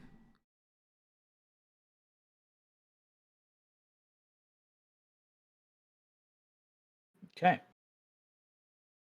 So, only one harvesting attempt may be made on a creature. Failure to meet a certain item's DC threshold assumes that the item was made unsalvageable due to the harvester's incompetence. So, you're going to roll me if Evan would like, you're going to roll me a nature check with advantage from Oberon, and then you are going to add your dexterity modifier to that number. Right. She would look over the creature, and it, kind of trying to take note of either any changes that this place has made to it before just cutting up the first evidence of a creature that she's been able to get close to. Sorry, one more time. My mic cut out, or my headphones cut out. She's going to take a moment to look over the chimera to note the changes it's made to, like, this creature, the, like, magic of the land or anything like that. As this is the first, she's not just gonna, like, butcher up the very first creature that they've been able to come fully in contact with. Okay. Has she seen chimeras before? I don't know. I mean, there was the book of many creatures that she looked through in the cathedral, and then anything from before. Why don't you roll me why don't you roll me a nature check? We'll see if you can recount some lore on chimeras. That'd be nature or history? Nature. 23. Okay. You would know that many chimeras come in various sizes as well. The most prominent thing that denotes the differences in chimera is the color of the dragon head. It is often resembled in the head and the wings. And with a 20, having read that book, you would know that chimeras are belligerent carnivores that dwell in caves and plunder the countryside for food. Despite having 3 heads, they're not terribly smart. They are predators first, and when they think they see easy prey, one of their first moves is to what you experience dive bomb, and sort of slam into the creature, sort of attempting to catch them off guard, and then unleash with whatever light or whatever breath attack they may have, corresponding to the color of the dragon head. They're often chromatic based. Does this one seem to have a color? It does not. Interesting. Usually, even the depiction you saw in the book had the lion this beautiful sort of orange and brown, the goat head sort of a darker color, with the dragon head being red and the wings being this vibrant red as well. This, it's all white, save for the accents of gold in its eyes and its horns.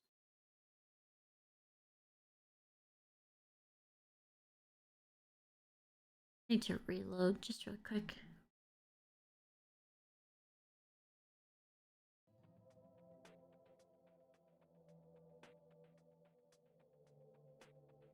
Upon looking it over, she would turn to Oberon.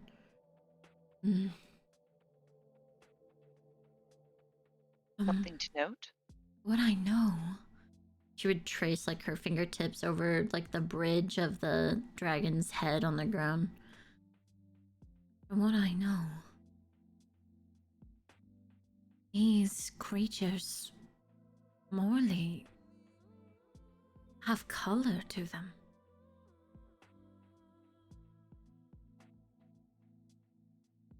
Their visage as a whole would reflect the dragon that is bored to their body. This one has no color at all. DM, would I normally know that as well? And that they don't breathe light? Roll me a nature check. Sure, I'll give it a shot. I didn't know if my previous roll helped. That was more your evil scientist mind. Okay. Looking at chimeras, the stories, the myths around them are so wild and rampant. I'll let you use whatever imperfect knowledge you may have pertaining to chimeras. Who knows? Well, I've There are probably rumors that there are even metallic chimeras. yeah, I've probably seen depictions, pictures at least. I will say it does look quite a bit different than what I anticipated. Be interesting to see a little bit more.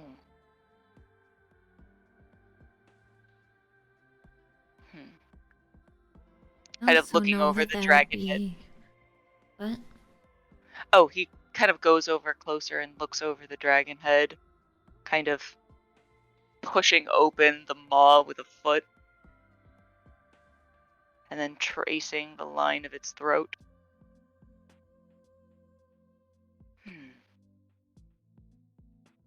I wonder. Oh, I'm sorry, you were saying? She, Evelyn's touch is more that of like a, despite it having just attacked them, seeing it now in such a, like, just a no moving state, having no life, her attention to detail has balance, whereas before it was attacking and with, lethal intent. She would check over it now with like a herder would its sheep. Yeah, I have a feeling we're both examining this creature from very different perspectives. She would run like her fingers through the lion's mane a bit as its blood kind of coat her fingers. I know that they live generally in caves, unless this one is different. So it might either have some mate nearby, or a cave where it generally stayed. We should be wary.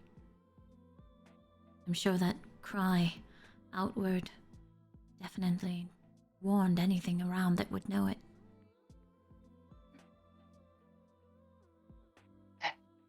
Then we should be quick about what we take and get out of here as soon as possible.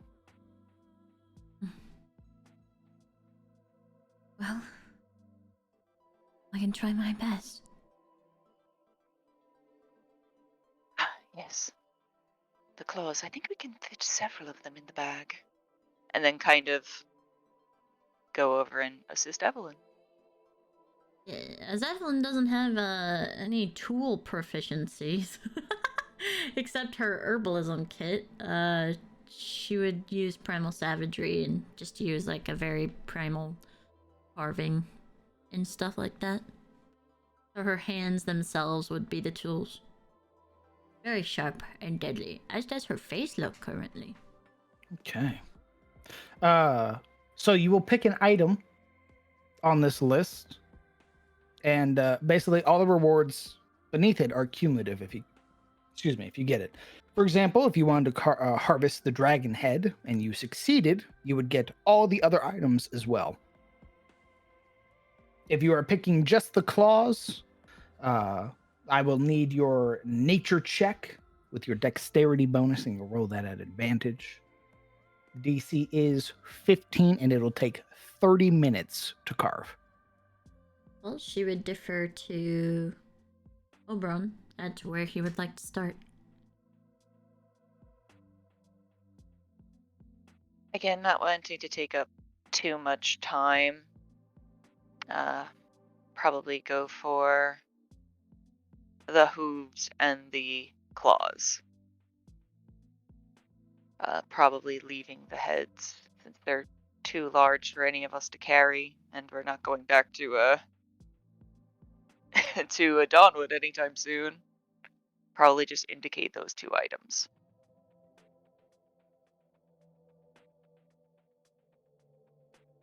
And Evelyn would begin.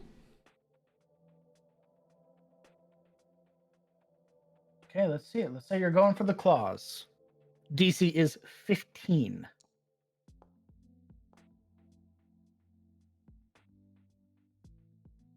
Okay. Then you will add your dexterity modifier to that.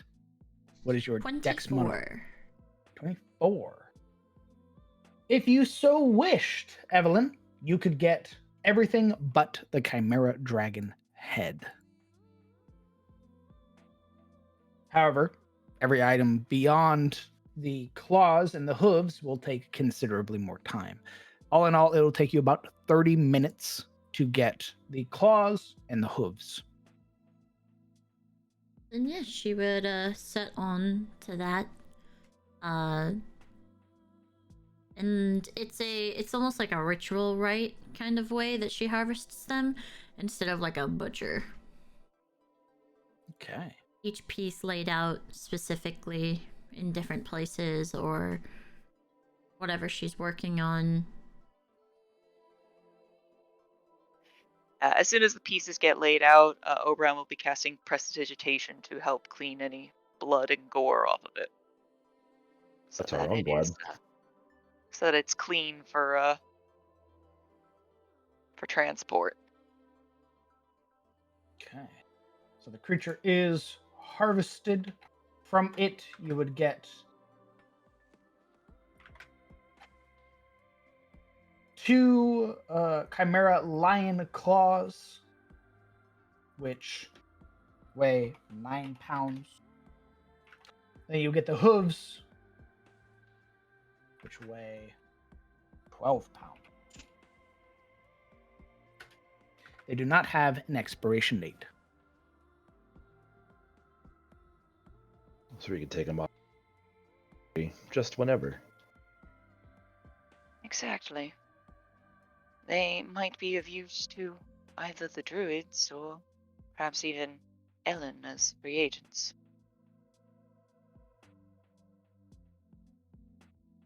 And if the party would allow her, she would kind of take maybe like 5 to 10 extra minutes to set the body so that it was like ceremonial ready for death kind of thing. It wasn't just left out like a Peter Griffin pose. Okay. Just paying respects to it. That will take some time, given how large this creature is. That's strong, so I'm gonna do it. Okay. If there are no protests from the party,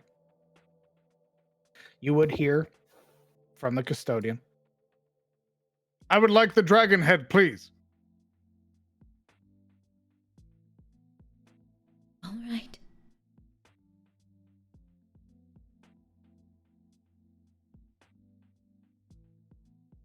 She would finish setting the wings folded in on its side and its tail around it and welcome the custodian over for its fucking meal.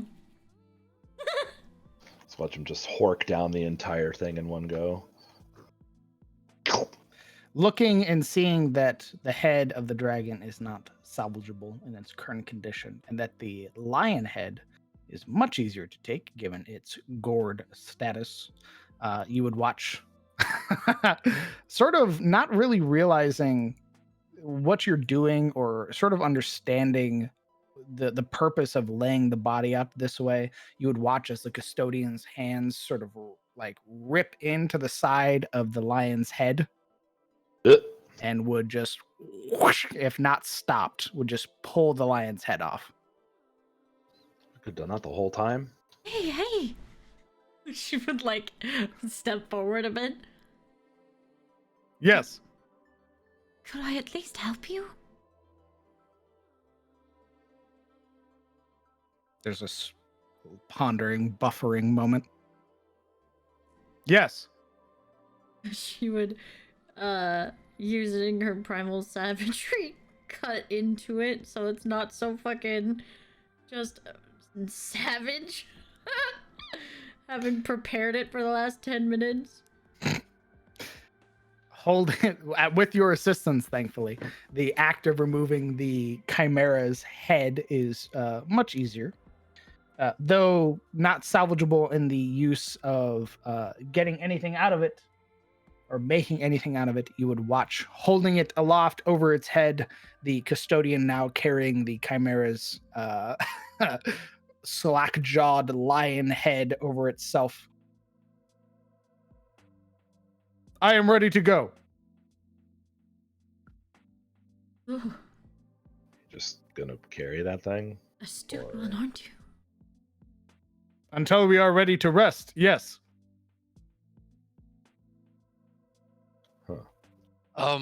Having caught Safina's strained movement up to him, Ibrahim would cast Cure Wounds at level 1 upon her. Not laying a hand on her, but rather a hovering grip, like over her head, from which descends a warm, sort of steaming mist that would seep into the injuries. Just as the spell would go off, she would like be raising her hand already to kind of stop him, but then as she would feel it, she just kind of let out a small sigh of relief.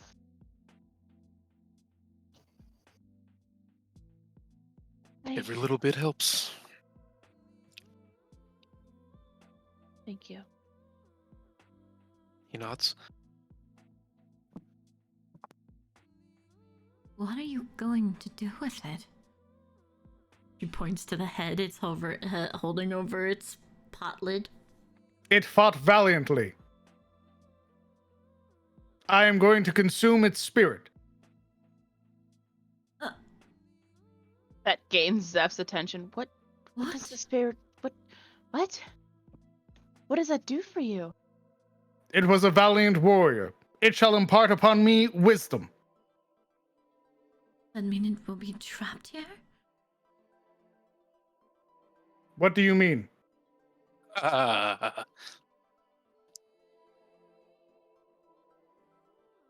had a soul, and it's a creature. It was a warrior.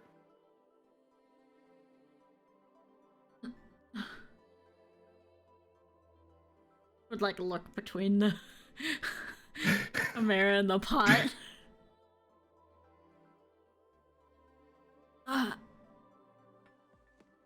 Deserves to rest.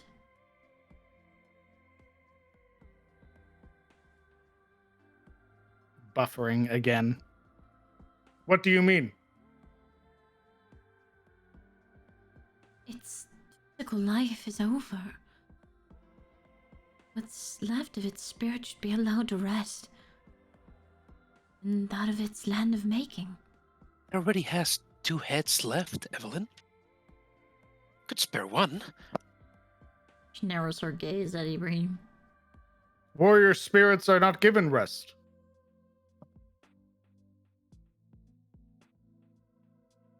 There's this very perplexed tone to the custodian. And what is the point of warring? Not to find the rest you deserve. Glory.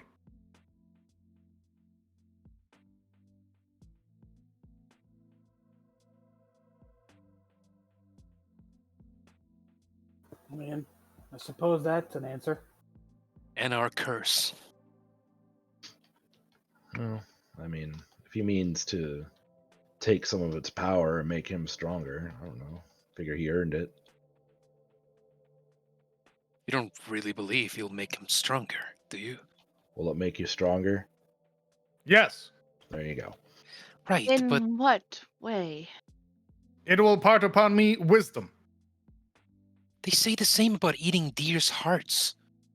We don't know what it'll do.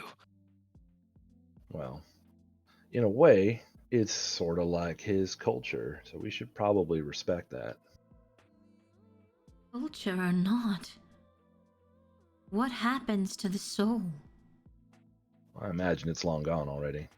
Out that hole, and Ibrahim motions. Oh yeah, Back of the head. that was my fault. Sorry. It'll become a part of me. And it lives on. All right then.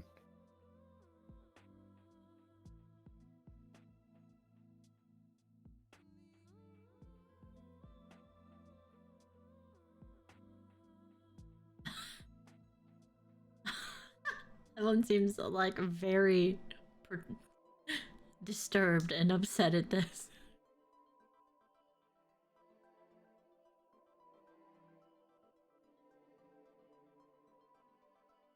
You can see the sort of like curious tilt of the whole pot body. I do not understand. This is my purpose, no?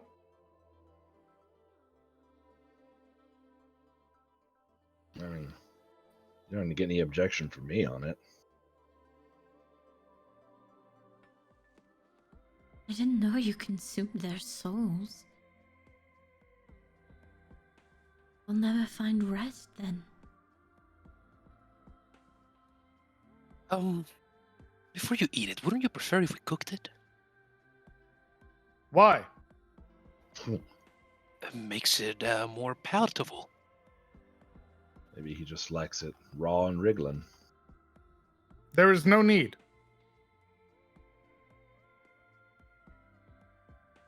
But I will need time to complete the ritual. Oh, There's so a it's- ritual involved. Yeah. Well,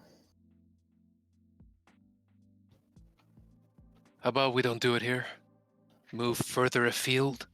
well, Strike no. camp if it'll take a while? Yeah, let's find some place that ain't here to bed down then. Would you be leading the way, Talents? If you want me to. There's this long pause looking at Evelyn. He'll eat you too, don't worry. Sort of taking this look from her.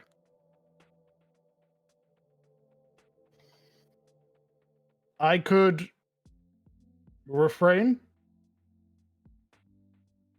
as if the idea is very confusing to him.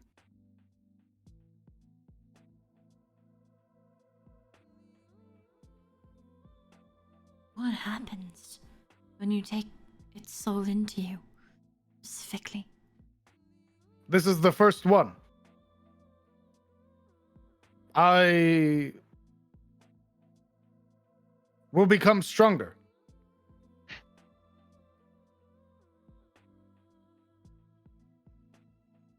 I guess if we're gonna be fighting more critters like this, that'll be useful. Roll me an insight check, Evelyn.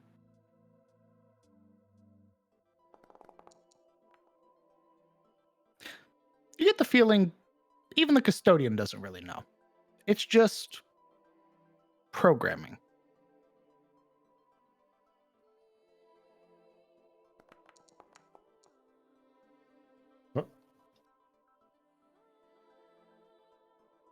Eleanor kind of wrap her arms around herself.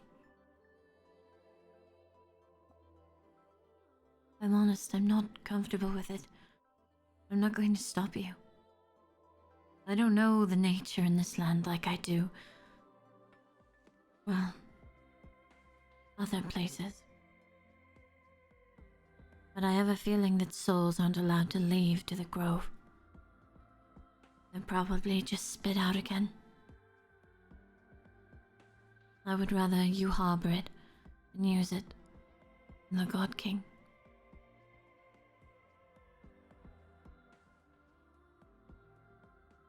Good. Understood. If nothing else than to deny him resources. I'm okay with that. I'll just go to rot anyway. The body, I don't care for. It's the soul I was worried about. Manner of speaking, maybe the soul kind of lives on in him in some weird way. And on account that it had 3 heads, wouldn't it be 3 souls? Doesn't quite work that way, Ibrahim, but good try. Oh, you're the expert now. Yeah, actually. Right. Well, forgive me, Professor. Did you remember when I wrangled a dragon soul? It was pretty cool. Oh, you actually took a look? Well, thing that size probably could have had like 40 or 50 in it, but it only had 1. Oh. That makes me curious. What does Talnos see when he looks at a pot boy? I don't even know if Currently, he can't see anything. Yeah, those powers are a little bereft, unfortunately. Wait, you just lied to my character? Insight. I want to. No, it's not a lie. It's Sorry, brother. past experience, my friend. So, allowing the pot boy, the custodian, to take the chimera head. Next time you guys rest, he will attempt to consume it and turn it into his first potentate. Oh, pot boy is a consumer. You've also moved 1 hex today, with Ibrahim having led previously. If you are going to change people, I need to know before you pick your next hex. I think we are. Are we? Oh yeah. because Telenos can find Safe camp. shelter. Yeah. Sure. That would be my suggestion. I need to work out the idea of you guys changing up in the middle of moving. When we did have an encounter. Go ahead and telling us if you are leading. Go ahead and roll me a d12 and pick your next hex. Who is spotting, if anybody at all? Evelyn would be spotting. Perfect. Go ahead and roll me a perception check, Evelyn. We're going towards the portal thingy, right? Yeah, we're going Unless your towards our destination marker. has changed. Not that I know of.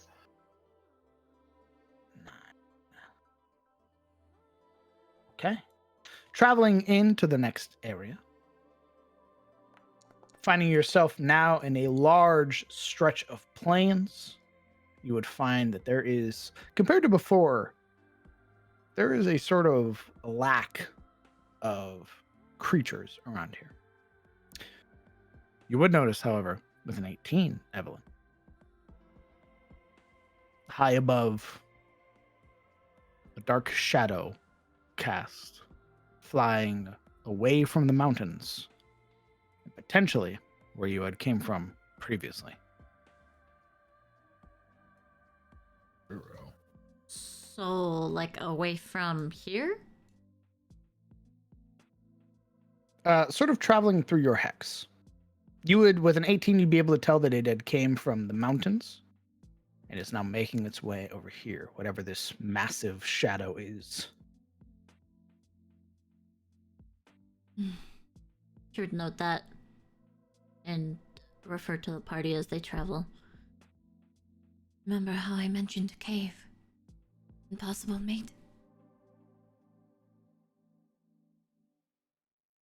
I saw something in the sky. Leaving the mountains. She'd point up at it.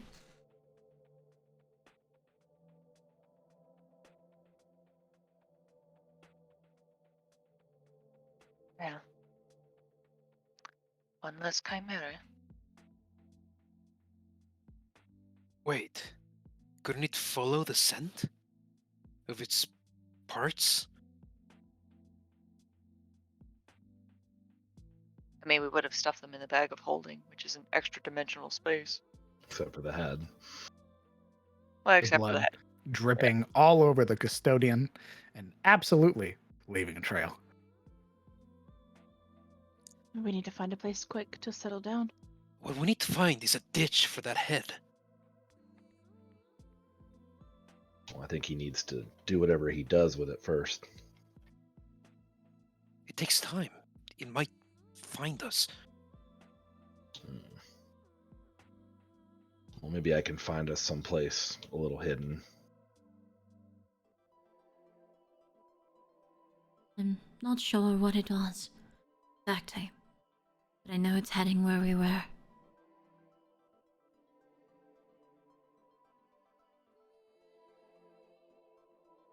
Beltanos, if you have any ideas, let's hear them. Well, Well, go ahead, sorry. there doesn't appear to be any immediate threats in this hex. Who knows what happens when you rest? This watch or this campsite, you're not certain will provide you the benefit. Oh. Is there any way to tell when it will, or is it just kind of random? Kind of random. Oh, it's not even guaranteed. All right. Not when things are patrolling.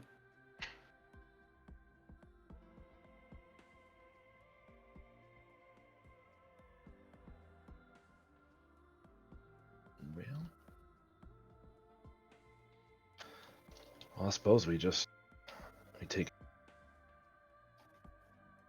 surroundings and try to make camp a little bit less noticeable. Hopefully this ritual thing cleans up after itself.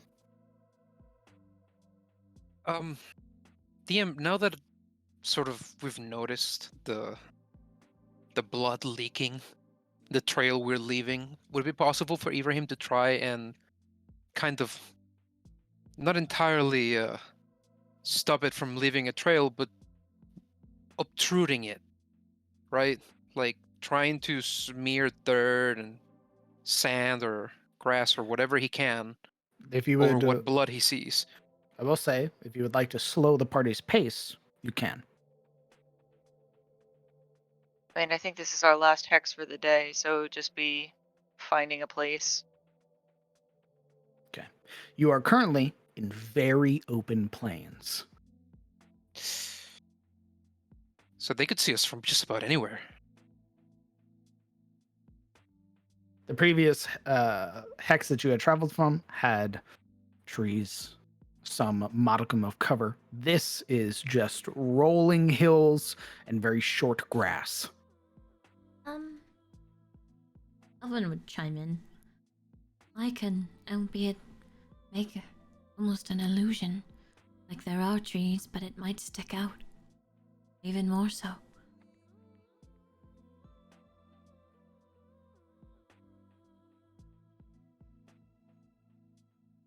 Did you make an illusion that looked like we were just another hill? A little rise in the dirt and we're just inside of it? Hadn't thought about that.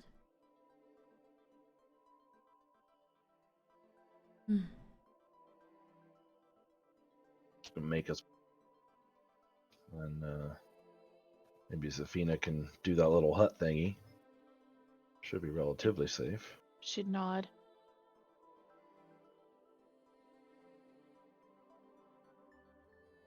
I could try, but if that were to fail, they would see right through it. It would look like we were inside the earth, like a gem stuck inside a large prism.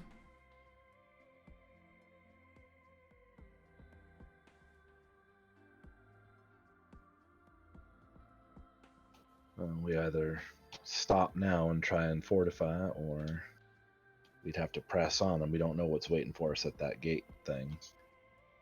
No, my fear is that it's guarded. We'd probably want to be at full strength for it either way. Exactly. Evelyn nods.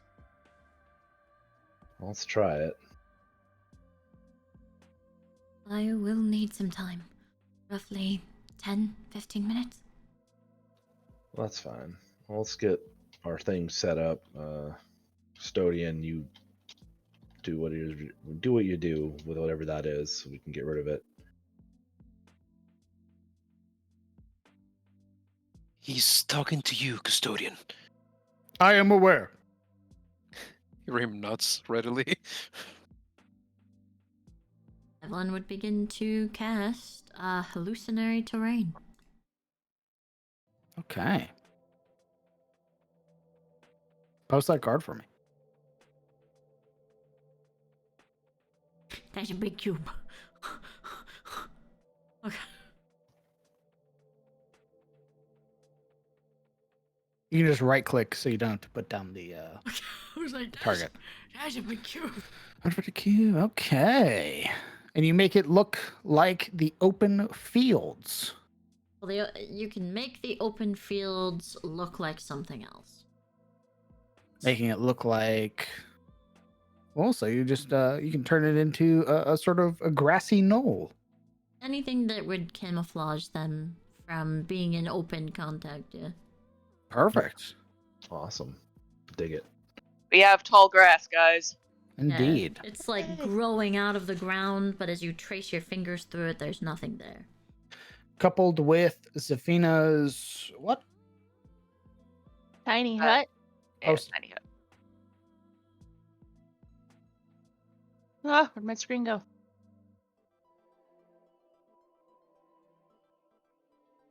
With the added assistance of hallucinatory terrain and tiny hut, this will ensure that you guys can rest without needing a watch. And Oh, nice. one more thing. I'm also going to make sure it's a private sanctum, because I don't want divination spells in here.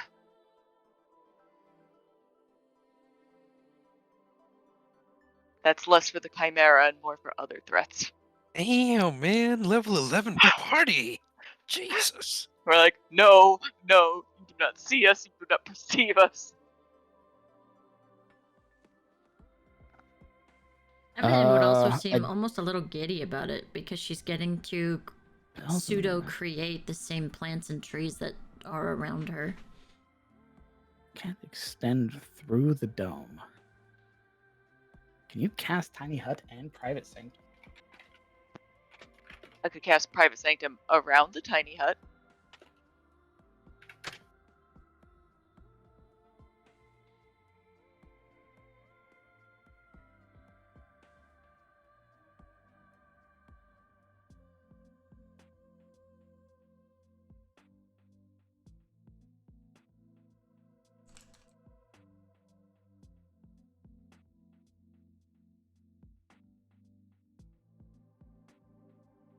Okay, Well, yeah, it looks could like you also guys can couple all of that.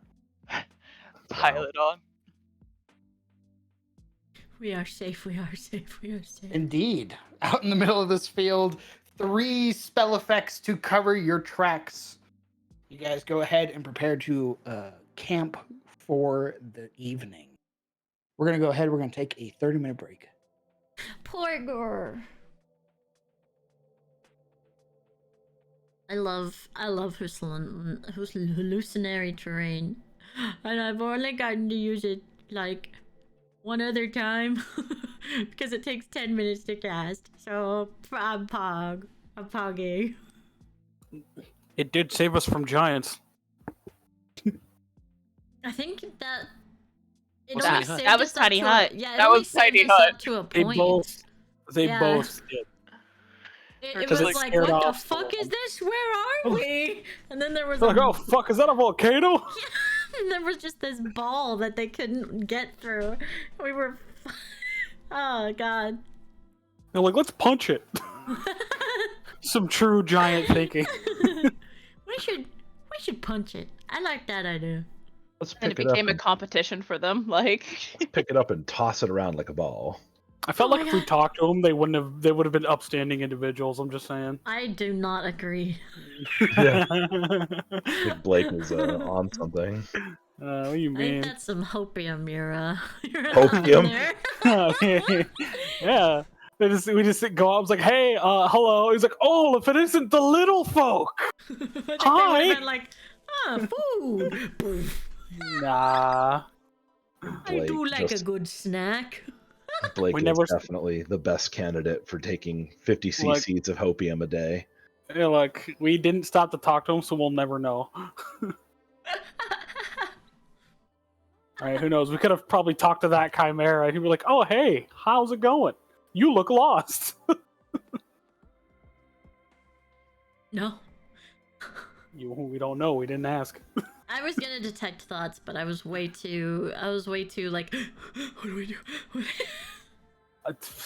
We came out of it fine. Nobody died.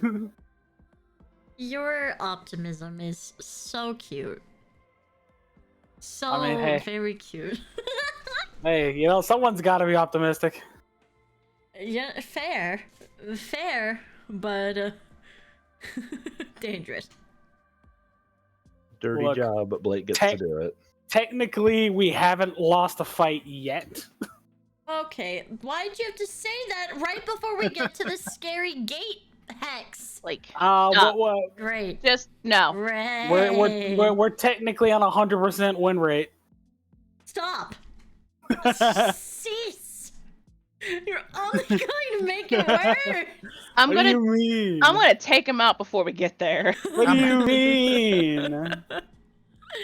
You're only making it worse. How am I making it worse? Boasting some more? Oh no, he was yeah. not. Yeah, He was not yeah, I was. talking at all. We were all just talking about how that chimera wasn't shit. I strangle Blake. Do you know how hard it is to challenge level 11 characters? I think the Chimera was a great fight. It was. It was a really fun fight. I liked it. I made sure he couldn't fly. Yes, you did. Because he'd have dive bombed you again. It's okay. I like I said, he was like, I'm gonna fly away, dive bomb him. And Blake's just like, no, you're grounded. Twice, nonetheless. Yeah, he got it in place. Guys, What a just wait. hero. Just wait until I can cast Magnificent Mansion. Oh man, we're gonna have Just like our wait. own rooms and shit. Yup. I wish I could change spells because I would just cast like I would prep so much. I would try so hard to get fucking Druid Grove. I would. Oh my god. I want it so bad.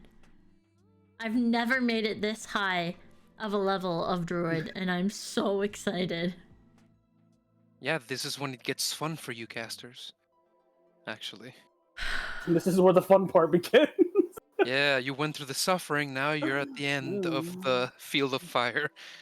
I wanted to ask, does would the pot boy, could the pot boy get a hero action? Could we try to find him a hero action? You know, since Elden Ring got Game of the Year. I think he's Yo, about to eat himself. I think that's true. A Not- hero action? What do you mean? I don't know. I mean, Elden Ring got Game of the Year, so It did. I think it this is deserves a way one. to celebrate. You know. What do you mean hero action? Well, the enemies get villain actions. Why don't we get Yeah. hero actions? Oh, Yeah. Hero actions. I think he deserves it. he'll need to go through more fights first. I mean, that was a fine. pretty I'm strong just saying, start Game so of the far, Year. A really strong start. Yeah, that thing's definitely a fucking pretty impressive first eat, I'd say. Yeah. I'd say so too. He's like, I've never done this before. I've never fought before. Goes And back then he and just talks to the fucking other slit- pot boys. Oh, I had a goblin yesterday. I had a skirmisher. I ate a chimera. No big The deal. Chimera. What is their head? Just humble brag. Shit was bussin'.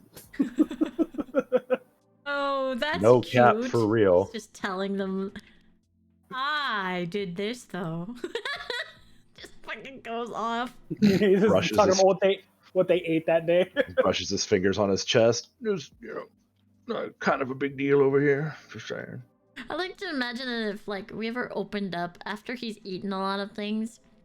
We ever open up the top and like look in and it looks like Hercules just swirling soup of souls. Whirling soup. I hate that word. I hate that. What? Swirling soup.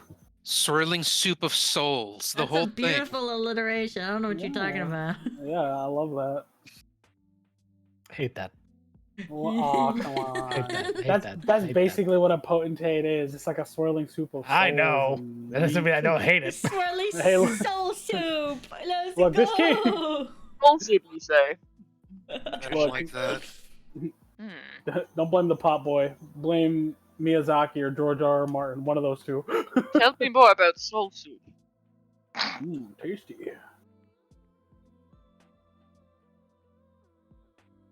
To the party. So how scared were you of losing the pot boy during the fight? Absolutely zero because I knew he'd pull through. I wanted to see what was in him. I mean, Potboy or Blake were gonna get either Potboy or Blake were gonna get my heals, so It was a cool heel. I liked it. I wanted to see the rupees flying out. Leave him alone. He's just trying his best. So that's where all the platinum is.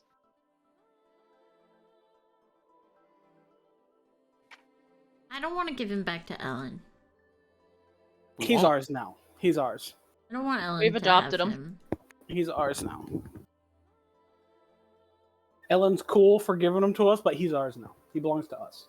Want He's our him be ours. He's our friend. But he is one of many retainers that the party can get. Yeah, well, right You now. don't need he's anybody ours. else? I mean, I'm pretty sure Evelyn wants a catboy retainer. I'm convinced. Oh, I want a treant retainer. I want a cool God, what is that? One of my favorite tropes is like big, scary, gigantic looking thing turns out to just be like A gentle giant, but Yeah, has I like love that. terrifying, tiny, powerful thing, and I want that to be Evan. I love that.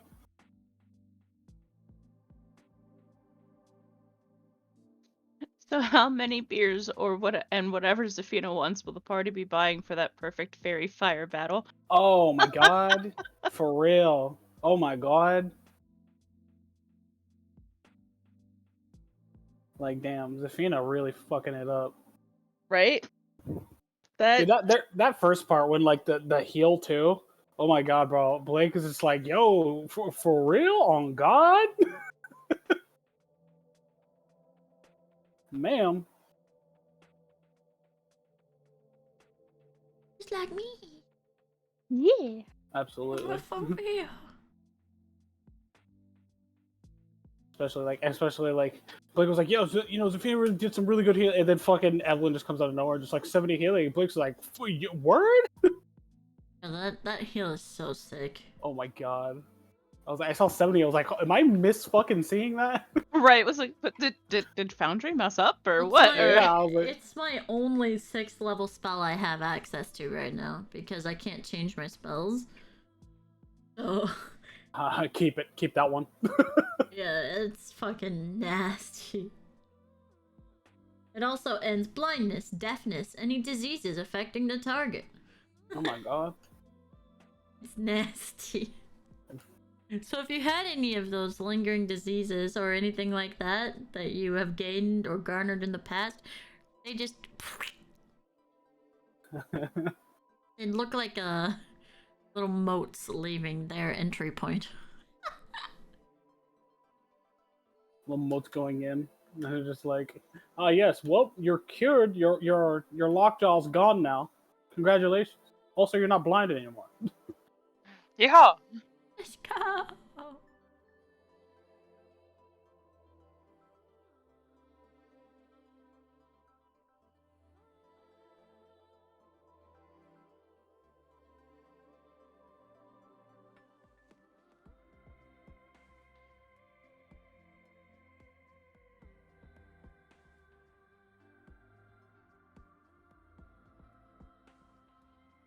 We are on break, chat, so should you have any questions, or any kind of engagement, do let us know. Yes. We are legally contracted by the laws of Daddy Twitch to answer your questions. Yeah. Now, we're allowed to answer it, but whether or not we bounce around the answer, that's a different story. True. Yeah. Also, didn't say anything about one-worded answers, so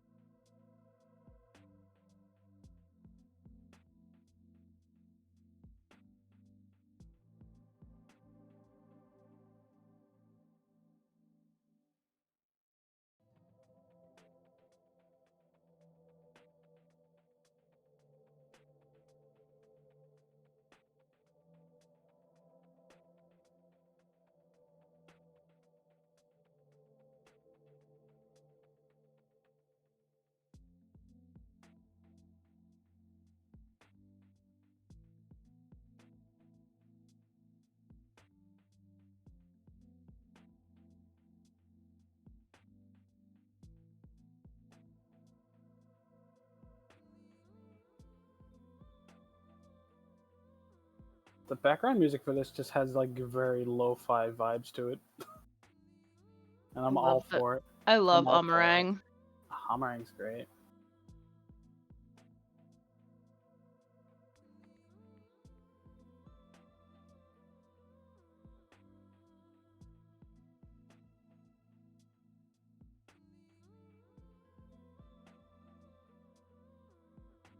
It's still there, guys. The giant skull is still there, staring at us, watching us. I don't want anyone to be alarmed, but But also moved. I like It's to a think, roving like, marker. I like to think like we approach it and like, oh, we're expecting like some sort of dragon or some shit, but it's actually just a floating red skull with like the fucking outline and the swords above its head, and we're like, Hello. Just fucking laser beams you. Yeah, no, it's like not even like, it's not even like, oh, it's indicating it's a threat. It's just like, hello, my name is David. Like, are you a threat? Why the fuck would I be a threat? That's very presumptuous of you. Is it because I'm a floating red skull with swords crossed over my head? Don't be a dick.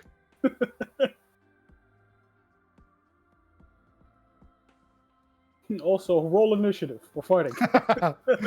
Fuck you. They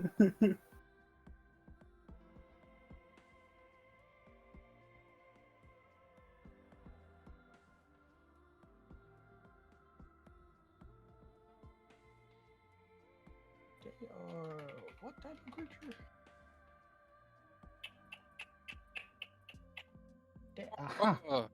Yep. That would make Screw sense. you. That would make sense that you are that. Yep. We're just that. What are you talking about? Hold on. Huh? Super spells. I was just telling the DM the other day that now that Ibrahim has a shield on his back and he's got a sword in one hand and a dagger in the other, he's got that Link vibe with the cloak. Get the green tunic. Is that in this book? It is in this book. Wow. Get a green tunic. Yep.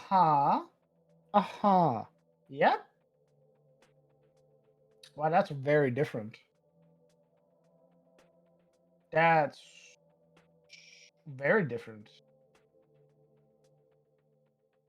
I see.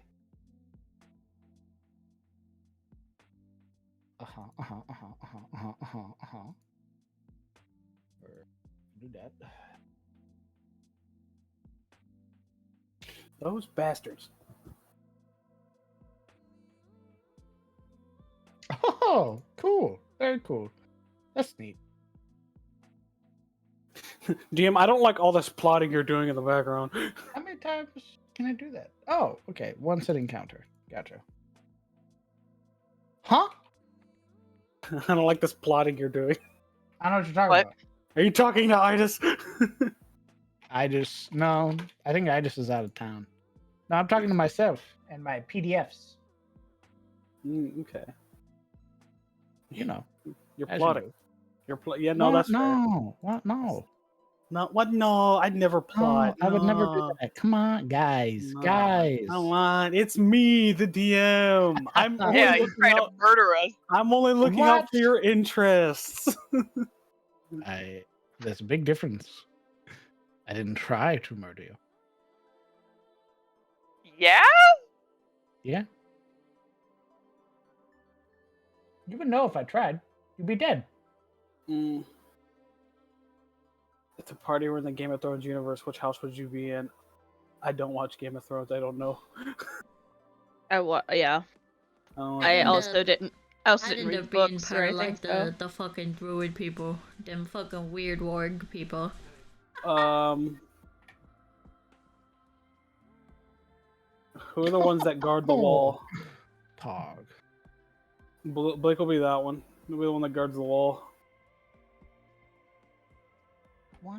I don't think so, because the only way you get sent there is by like being a terrible person or like being a bastard. Didn't Jon Snow have to fight on the wall? Didn't he guard it? He is a bastard. I don't know anything about Game of Thrones. Yeah, the people who fight on the wall are like horrible people that get caught and like aren't sentenced to death and get sent there to serve out, because it's like the trash can where they turn bad people into like decent people. Bad people to decent people. All right. Oh, I see. 3/.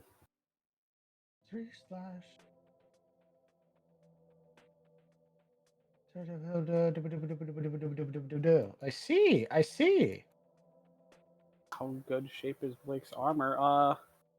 It's not magical anymore, so it's probably getting roughed up. But dude, Rofield's steel is built different, so it's fine.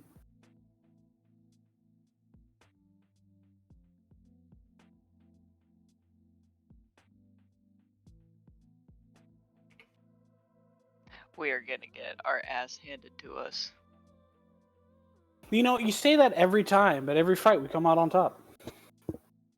We get our ass handed to us most fights. Yeah, but like I take it as a win that we, hey, they're dead, we're not. That's a win. I mean, yes, but Yes, but I'm just saying, like, 100% win rate. If we quit right now, we could legally say the DM has never beat us in D&D. That's one way to look at it. Yeah? Emerging all around you. Immediately, 9th level Dispel Magic is cast on all of your effects. And Voradare descends. He goes, "Hey gamers, black hole," and casts it on Blake's Okay, dick. so before he does that, I do. That's a fucking pro gamer move, I guess. The amount of plotting by the DM is concerning. What? Sour, what are you talking about? I'm not plotting. Liar. Deceiver. Smile. Yeah, we're fucked. I'm not plotting. We're Stop fine. We're fine. Come on. Yeah. We are Come dead. on. I'm Don't not you plotting. trust Come the on. DM? Come on. No. Come on. Come on. What's the matter? What's the matter? We're gonna get to this fucking gate and it's gonna be like, oh, looks, oops, all angels. What? No. Don't be silly. Why would you Right. assume that? I'm right, you fucking know it. That's the least thing I want. 6 foot McChicken nothing motherfucker.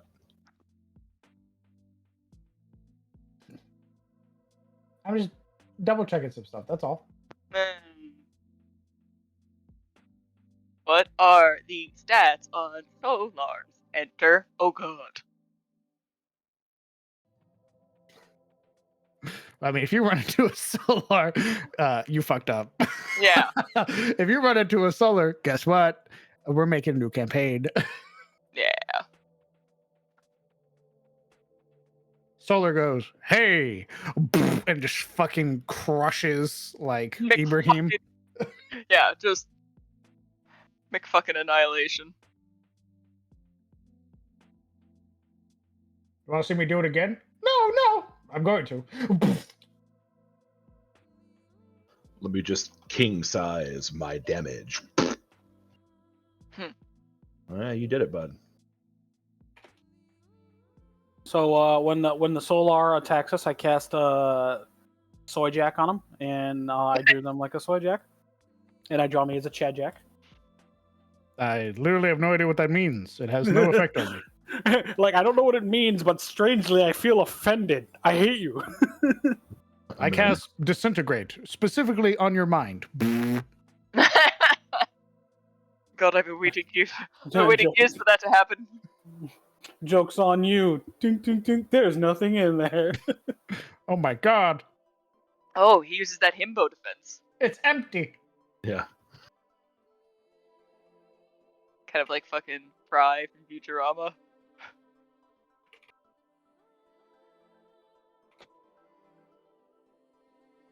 I don't like that implication of being Fry from Futurama. What, you don't want to be your own granddad? Nope.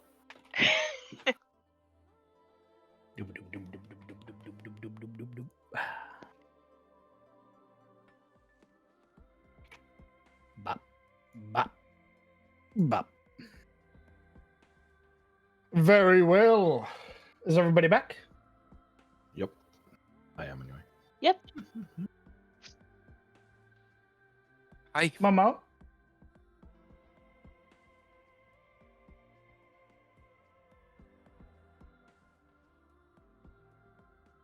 Waggles finger at. Momo?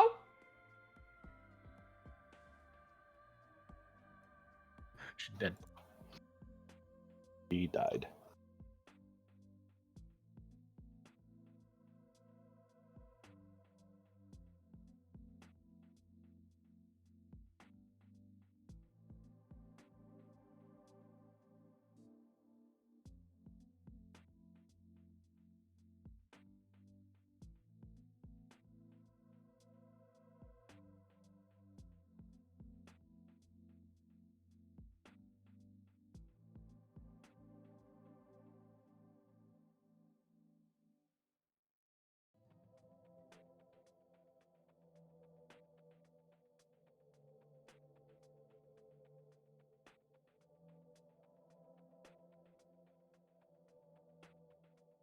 Oh my. Ooh.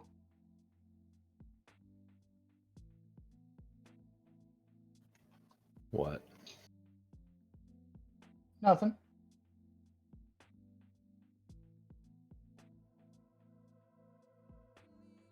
Those are very interesting differences.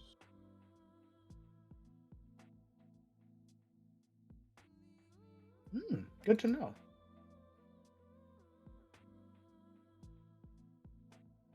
We're gonna.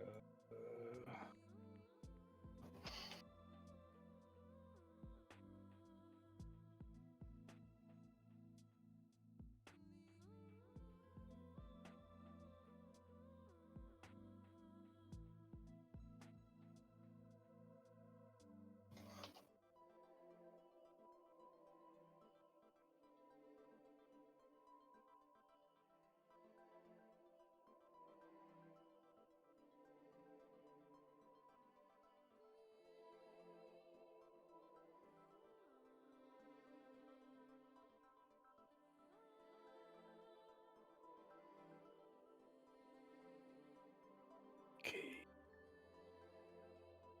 Grab the heroes.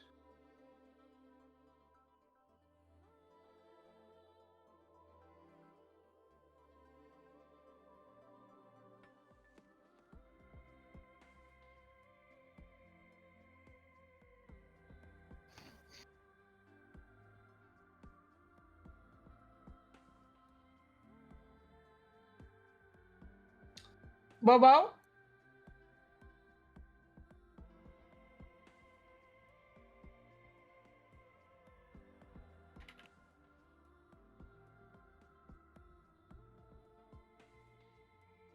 Oh my god, she's dead. Rip.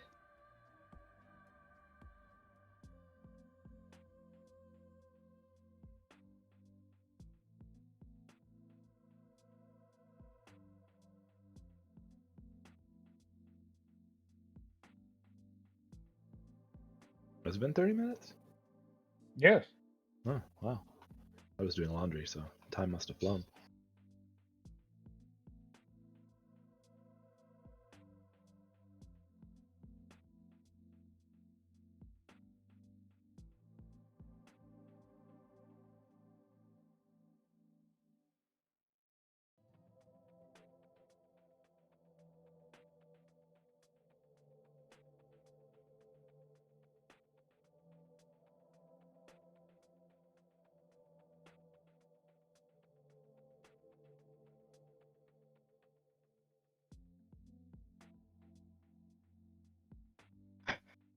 Oh, my cat, you are such a little asshole.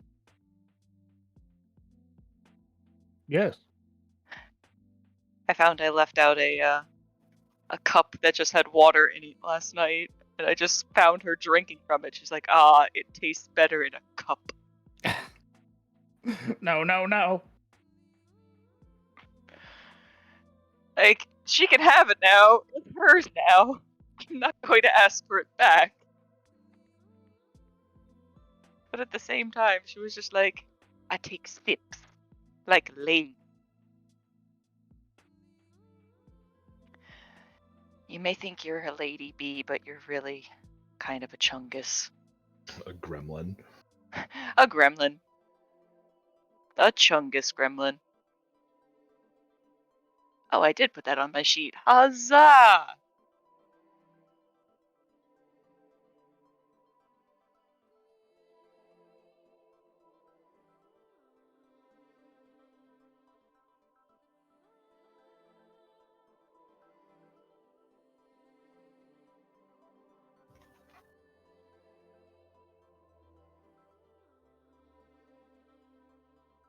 A gremgus. Yeah, that's about right.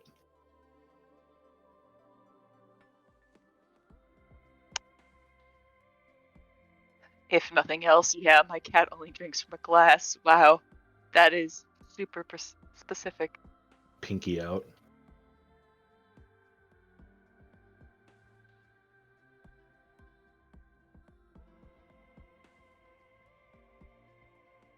Yeah, super spells. One of my idiots does that with a stationary water bowl. She tries digging into it. Don't know what she hopes to find. The rest of her brain, probably. It's not there, spoil. Yeah. She's 13 years old. If she hasn't found it yet, it ain't worth finding. Second spoiler, it was never there to begin with. Ah. Terminally head empty. Yep. It's like I love black cats, but they always seem like they're the head emptiest kitties ever. Next to male orange tabbies, though. I mean, that's just genetics. That's just destiny. They're the himboiest of cats. Hey, yeah, in search of secret bonus water. That's exactly what she's looking for. Like, I have water here, but what if I had secret water?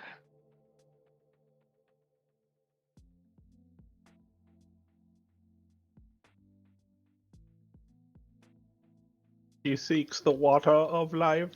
Shai Hulud demands it. May his passing cleanse the world.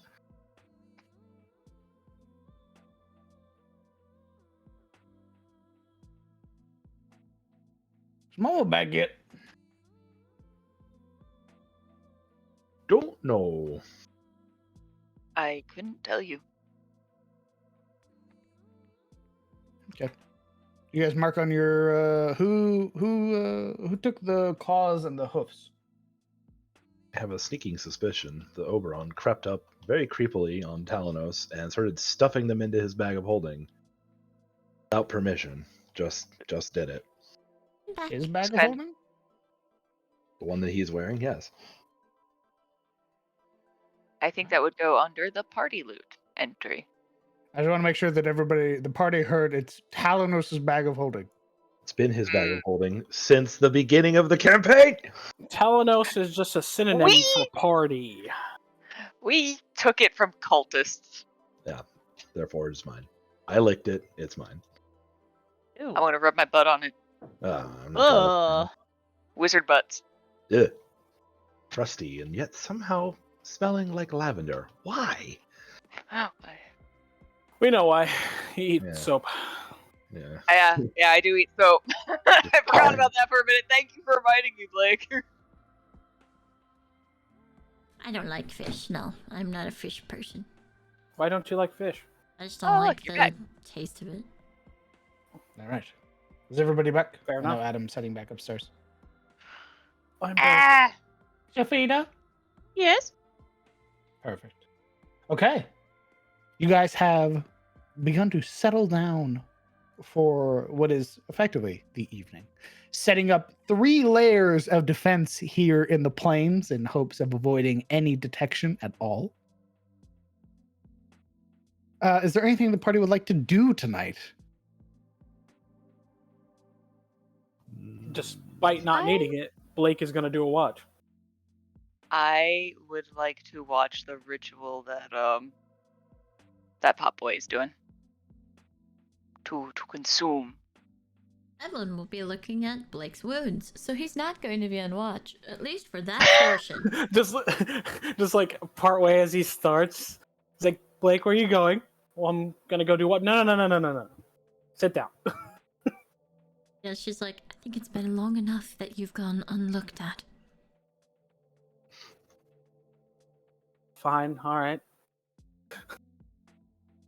Lest you forget, you were kind of cooked inside your own armor. Like to look at the state of things. Fine. As she very demandingly gestures for him to sit the fuck down. Yeah, okay, he's sitting. That's fine. He's sitting. And we're sitting. So, no watch. Understood. At least not for the fucking beginning of it, no. She's gonna be checking over his fucked up flesh. That's fair. Zeph will be tending to her back wounds as best as she can. I believe you got healed. She did. Oh, okay. I thought you didn't. Maybe you forgot, but no.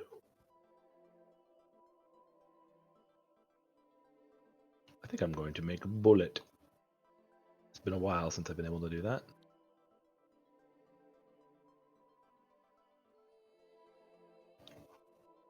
Okay.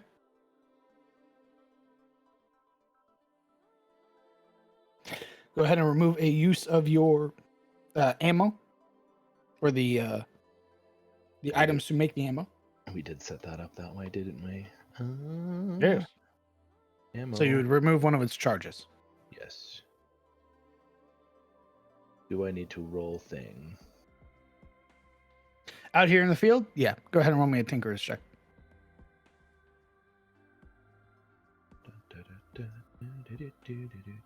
Use Tinkers. No issue. Nice. You make 20 bullet. 20 bullet. Over the course of the next hour, during your guys' start of your long rest, you would watch the custodian set down the head in front of himself, and you would watch as he would begin sort of taking that viscous material that is the blood, the gore from its neck, and begin marking across its features, if able, wherever able, various sort of strange runes, and just sort of mark it across its sort of mouth, over its eyes, around the neck where it had been carved, thanks to the assistance of Evelyn. And then you would watch as one hand reaches back, lifting off the top of the lid, grasping both sides of the head, and then shoveling it into the top.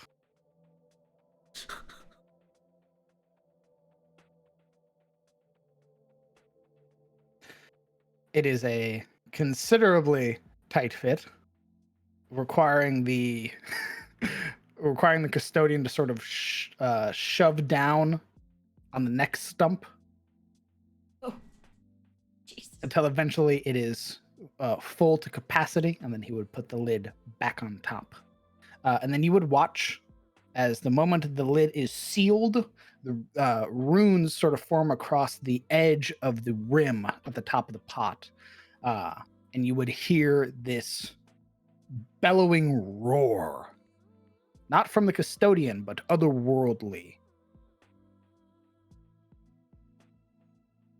And at the end of that, as the runes flash and flare and then settle, you would watch as he grows one size category and Whoa. becomes large. Bam. Yo, he's a big boy. And you would watch as he sort of curls his hands in for a moment and then would swipe forward. And as he does this pseudo after image that follows these raking claws, as he unlocks critical bleed. Whenever he crits with his Herculean slam, as long as he has not consumed any other potentate, he will be able to draw upon the Radiant Chimera's ability, which is critical bleed, applying 2d6 bleeding damage that lasts for 2 rounds. Yo, how do I become a pop boy? I want to be Kirby. I thought the ritual would be a lot more intricate. Despite Why? Something I can't see.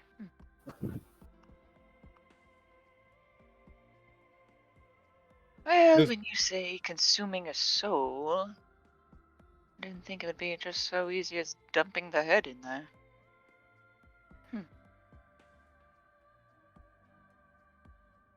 Okay. Oberon's just kind of like writing and taking notes on this whole phenomenon. Like, Satisfied with his first victory, the first presence of a potentate inside of him being the Radiant Chimera, you would watch as he begins to sort of get a feel for the new power, and being this so large now. And unless stopped, he would sort of wander beyond the barrier. And he would begin pulling chunks of the earth out and hurling them to see how far he can throw them now.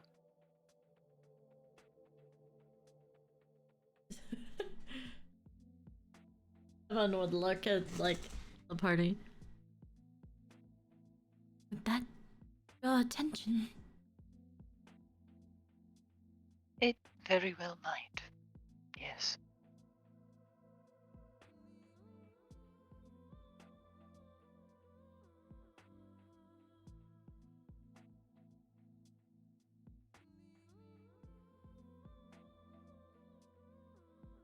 Well, I'm not going to talk to him.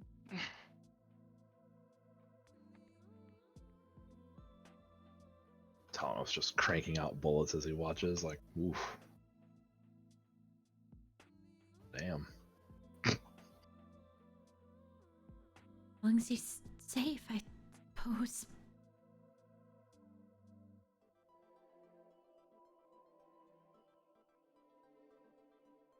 Although I should wanted to bring up the not dilemma, but where we're going tomorrow, the Soul Gate. I think we should approach with caution. Like I said, it could be guarded, and who knows by what or whom, and where their allegiances are.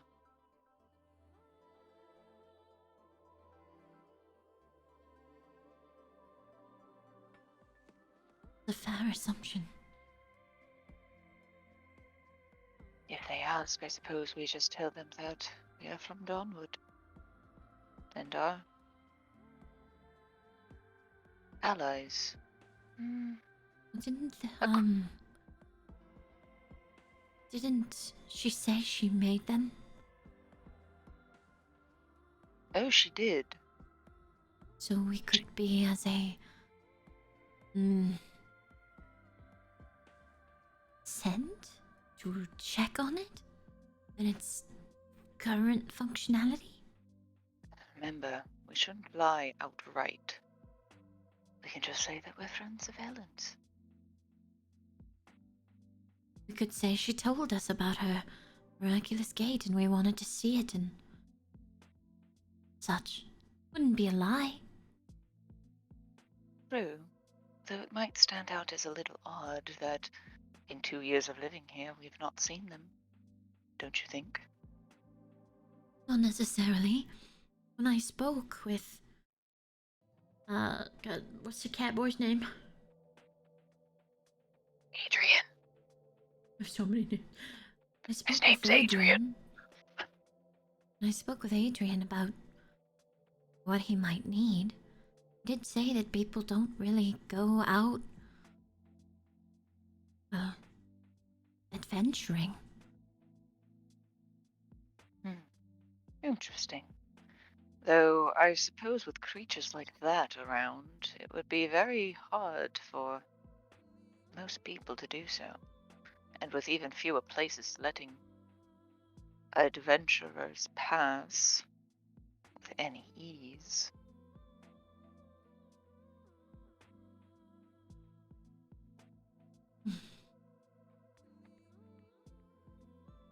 Nevertheless, Seal Blake holds. She'd look to Blake, like, back at him as, like, she's still checking him over. Could prove useful as well. Blake is just like, for a moment, they're sitting quietly before. Yeah. Could be. Yes. She Ellen and squints the at him. Lawmaster's. Ellen and the Lawmaster's word might buy us, and well, they might be willing to overlook some of our eccentricities. But let's not overstay our welcome.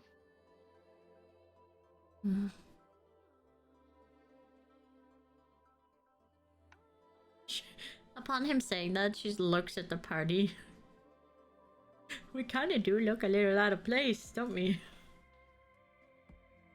We are very strange. Maybe a change of attire then? Something to help us blend in a bit more. Once we have the funds to do so, hopefully someone back in Dawnwood might be interested in buying Chimera parts.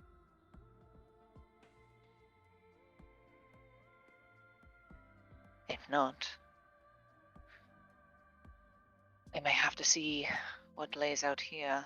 There might be things yet unclaimed.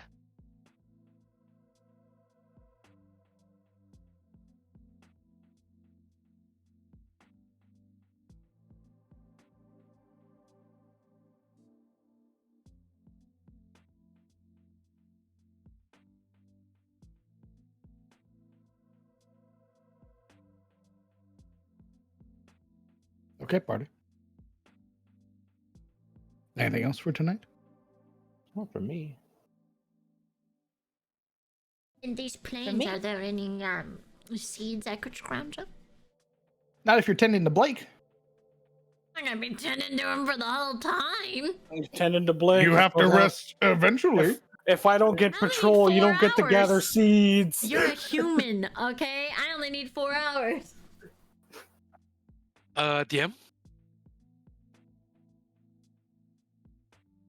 Ibrahim One would moment. have. One moment. Oh, all right. Okay.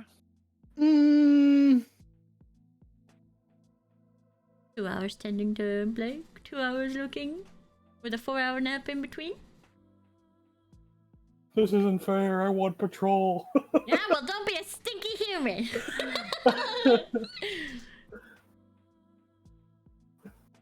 Out here, at least in this current area, there doesn't appear to be anything for you to scrounge seed-wise.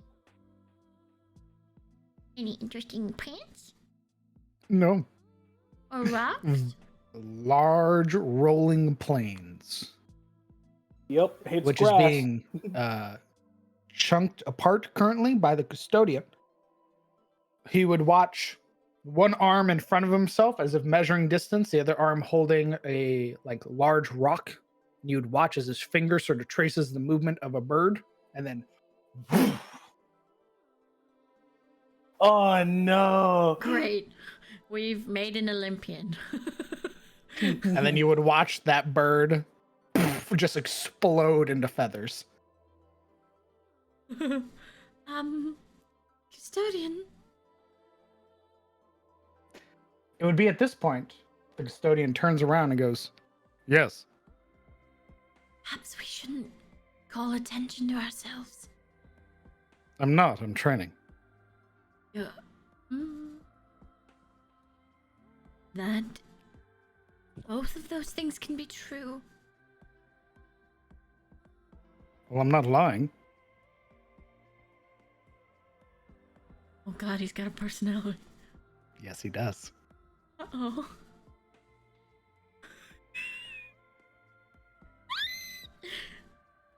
Blake Evelyn will look at the party.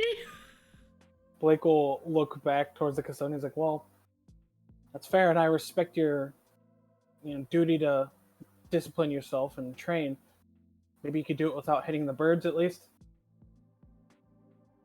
Oh, he's a teenager. We're giving him a personality. Roll my persuasion check, Blake. Okay, I got you, fam. Got you, fam.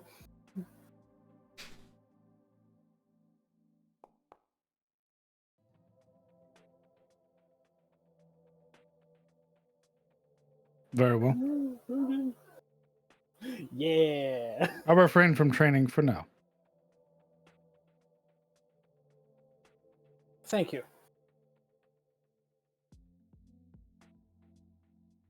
Marching back in through the 3 bubbles. The custodian would sit down, cross his arms over his chest. Wake me if there are any disturbances.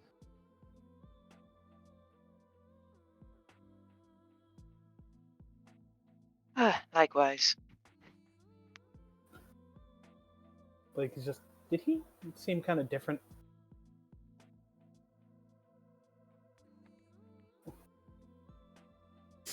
Nod, nod, nod. Okay, I was making sure I wasn't the only one. The wizard is choosing to sleep.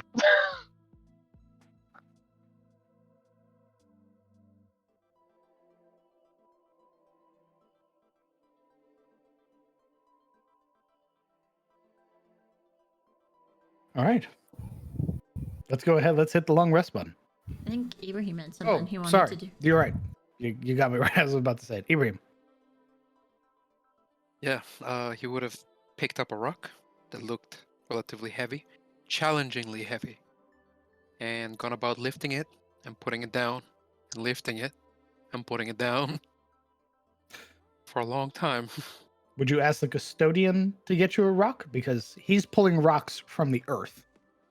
Yeah, I think before he got waved down, he probably would have asked them to pass him a chunk. Probably to compress it as well for easier handling.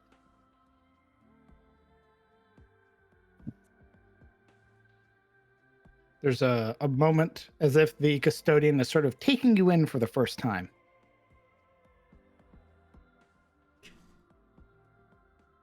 Indeed. This will help you get stronger.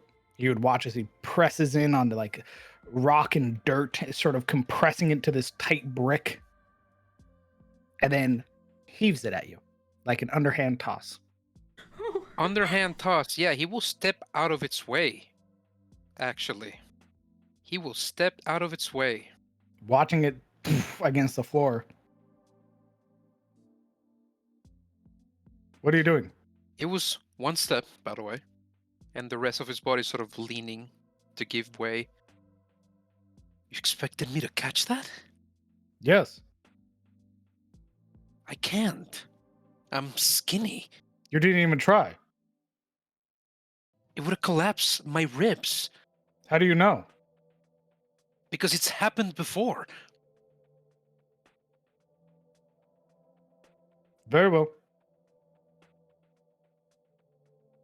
Ibrahim kind of shakes his head, looking at first quizzical, but then legitimately disturbed as he stares at the rock, then back at the custodian. The custodian has turned away from you and is making his way back.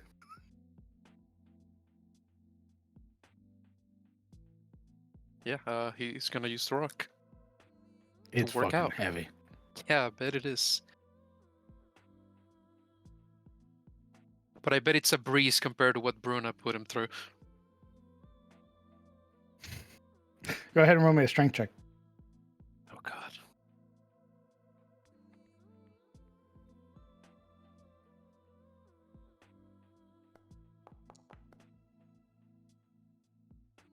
It is rough going, but serviceable.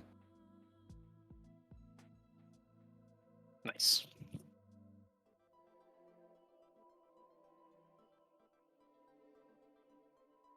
Okay. With that out of the way, let's go ahead and let's everybody hit the long rest button. Gore.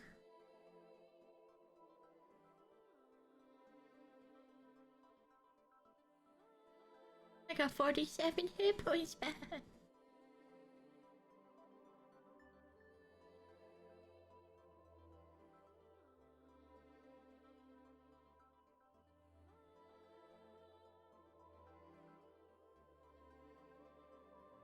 I got 34.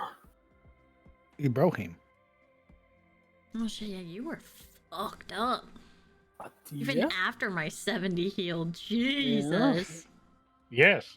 He took it. I think Blake, he got down to like 4 HP. Even after healing a few I'm times. dead. I'm alive. I'm dead. I'm alive. It hurts. Being a tank hurts.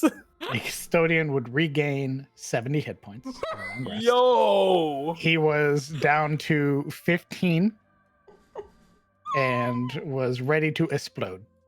He'll get used to it.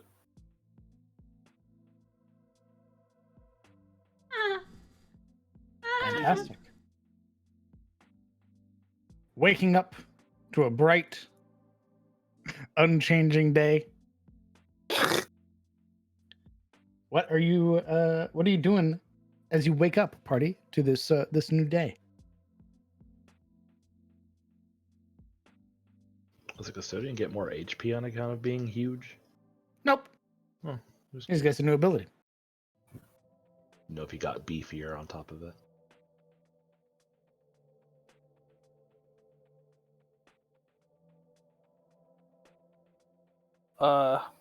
Blake will, after Evelyn would, tend to his wounds, not bothering to put, like, the armor and Gambison back on. He would wake up, put his armor back on, and then kind of just start cleaning up his portion of camp.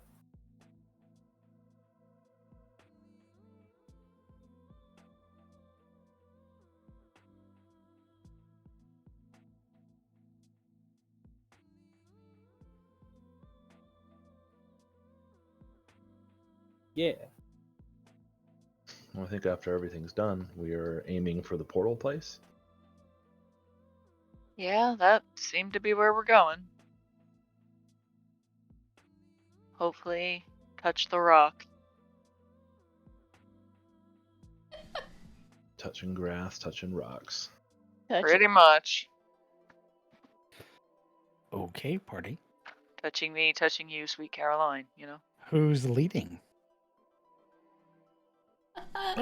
What's the best people skills of their ability? That's a hell of a question. That is a hell of a question. Oh, fuck our abilities. If by people skills you mean making it easier to hit people than Blake does.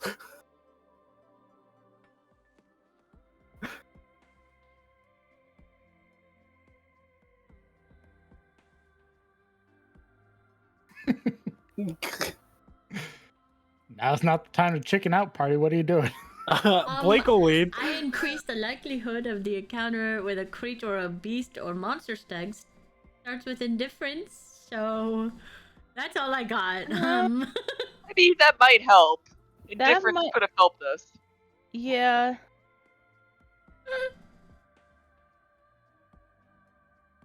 So yeah, I think we could let Evelyn lead if she wants. Yeah, she wants to. Yeah. Yeah, let's do it. If she doesn't want to. Telenos definitely might be better because we would become aware of the threats. Okay. But that's before we settle down. I don't know if we're sitting. I don't know, man.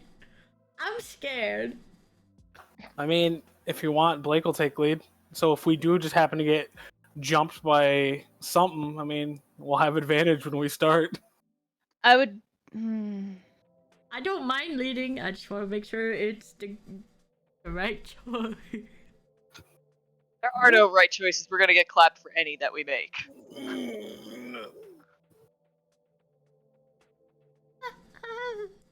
I vote Evelyn. Let's do it. All right. Evelyn, it is then. Wait, I vote for me. Does it scramble the choices? Natural. If you want to volunteer. No, I don't think Ibrahim would vote for himself. It's a lack of confidence,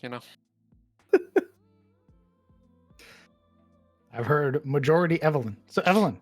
Yep. Drag the token, please. Roll me the encounter dice, which is a d12. And who is spotting? Why do you have a smile on your lips? I hear it. Don't know what you're talking about. Who's spotting? I'll spot. Fantastic. Roll me a perception roll, Blake. What's my encounter dice? Destination has been, or rather, has been reached. The encounter dice is a d12. 12.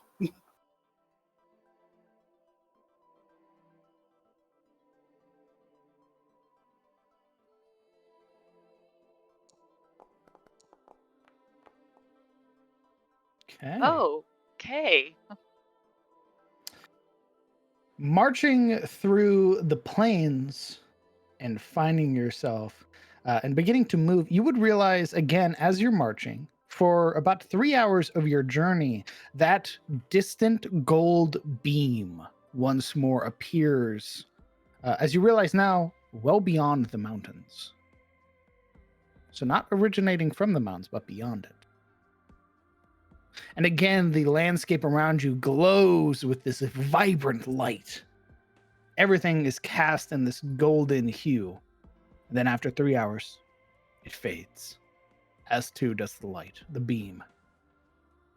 And you find yourself now beginning to approach, compared to the rest of the plains, a very curated area by the looks of it.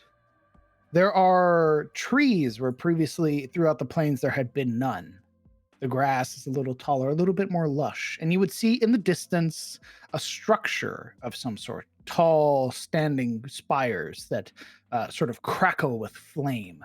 You would see beyond it this brilliant yellow and white light that sort of swirls slowly, this very languid pace of the portal.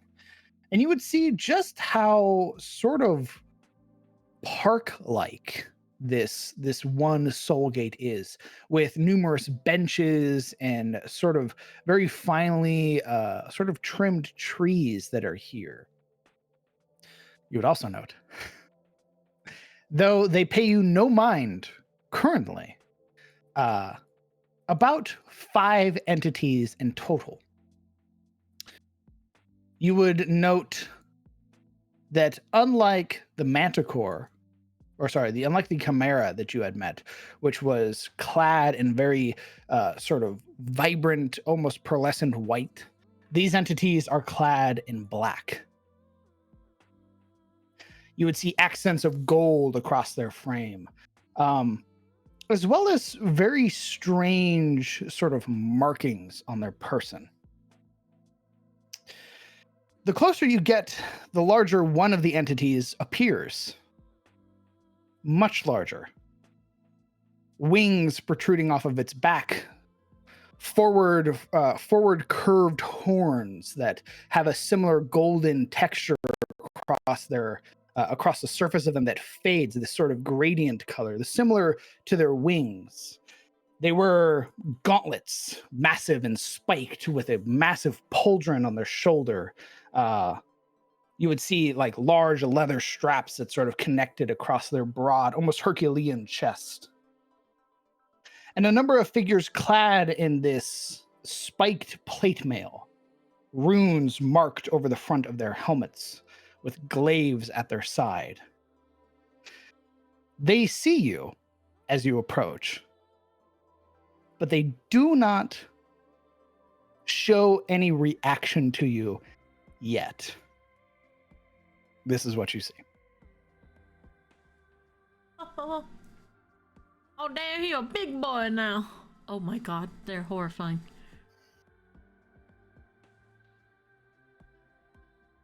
Wait, are they attacking this thing? No, they are listening to it talk. Oh. Why doesn't everybody roll me an Arcana check? Oh boy.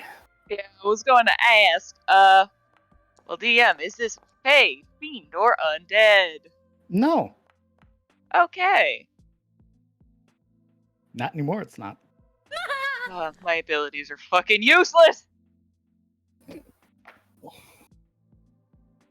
I mean, there's benches. That looked inviting. Oh my god, is that a... What's up? Is that What's up, what Nick? is that what I think it is? Is it what? that a Well, fucking- funny enough, most of you have heard stories of entities such as these gargantuan titans, these heralds, harbingers from the abyss, Balors. I fucking knew it. Oh, no. Oh yeah. You would see wielded in one hand its massive crackling longsword, and the other sort of laid across the pavement in the stones, its radiant whip.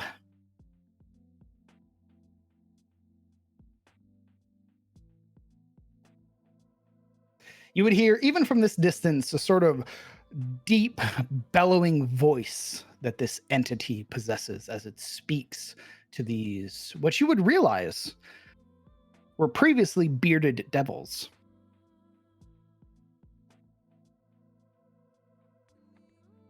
Oh no.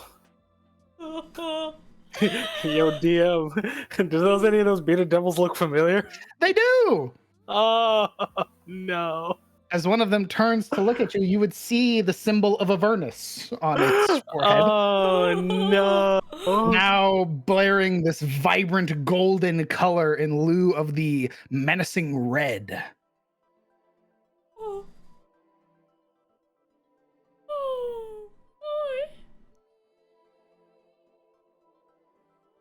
Turning to all of you now, the Baelor, having finished its conversation, speaks into your minds.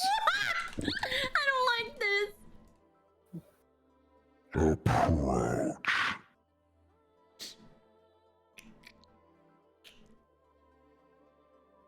Act natural, act natural. Everybody act natural. We belong here.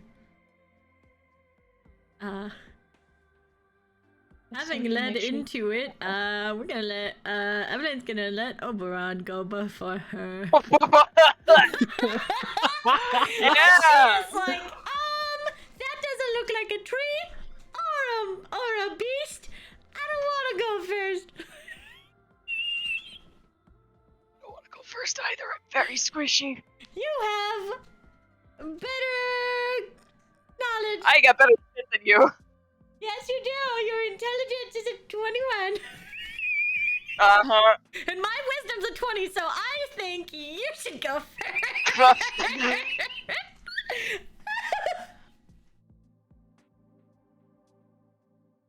None of this is a good idea.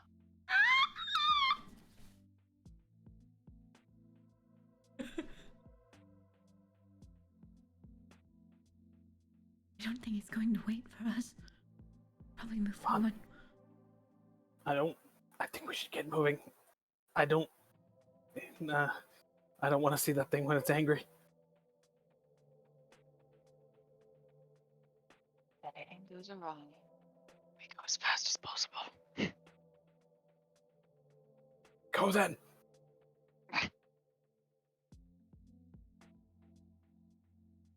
So I guess we're moving on up. Yeah, yeah. If no one Move your moves, tokens, No. people. yeah, if no one starts moving, Blake's gonna start going. No.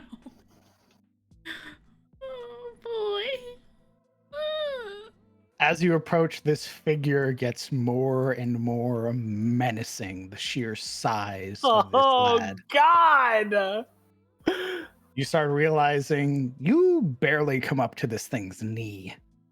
Look at the size of that fucking thing. Jesus.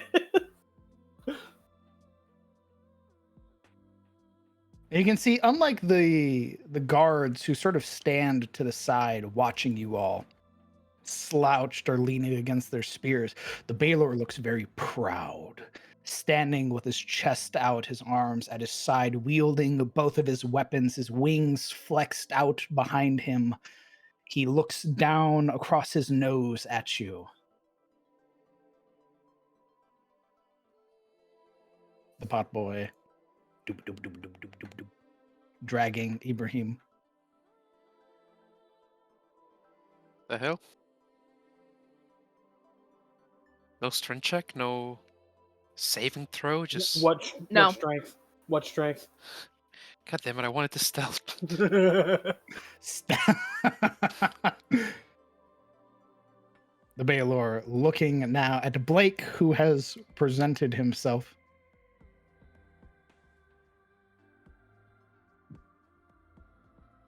Like,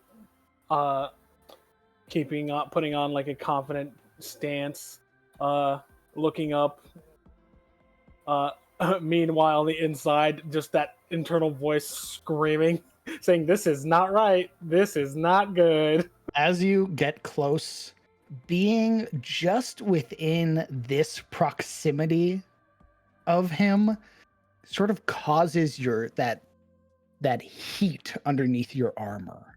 You can feel that sweat beginning to form as just being within the mere presence of this entity. Not close enough to be burned by it, but close enough to feel just the heat that radiates off of it.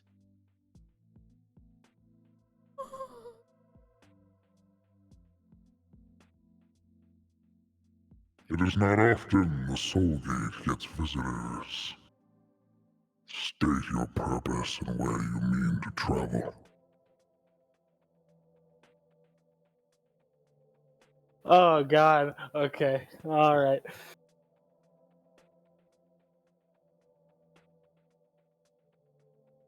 Real quick, DM out of character. So we have to attune to the soul gate first before we can travel, and then attune to another soul gate. Correct. All right. So, all right. Blake looking up at it, fighting back that a tremble that is in his voice. Our purpose is to visit the soul gate and attune to him. We're on a journey throughout the land to visit each one.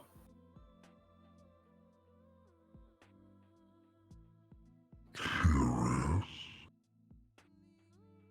You bring a construct with you.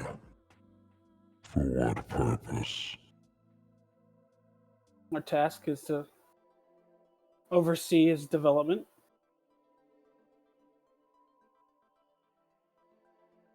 Development.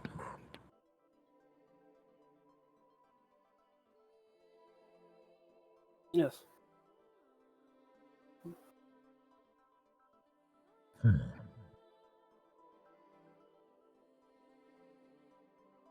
You are a very interesting band. From where do you hail?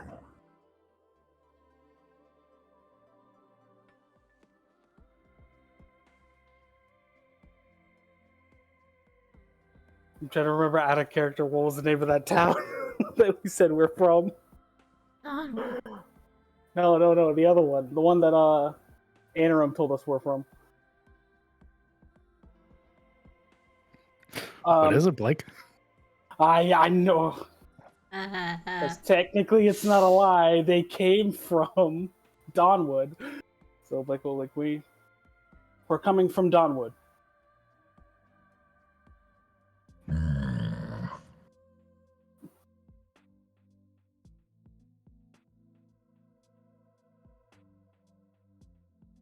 Have you brought your fare for the attunement?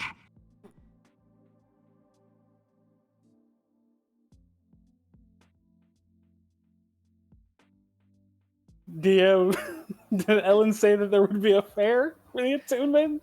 There are various costs depending on the soul gate. This one obviously has a currency cost. Each of them are different, is what we were told. Okay, yeah. But we weren't told which ones had what cost. That's fair, yeah. Yeah. I remember that. Okay. Yeah, yo, party. What's our money looking like right now? Well, we're about to find out. How much is it?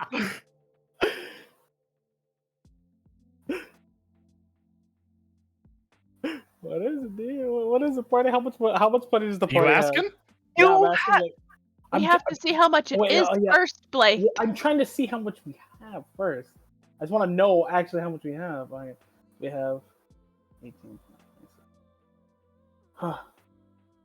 Blake will just like for a moment look at the party and then just like back at this towering Baylor and just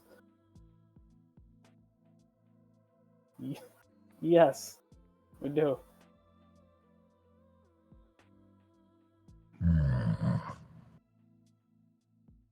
Very well. Do not let me and my soldiers interrupt your attunement, citizen. You may be about your business. Blake will give a respectful bow. Seeing you bow, the Baylor's head pausing for a moment, turning to look back at you. What is your name? I'm gonna hide. Oh God, never give a devil your name.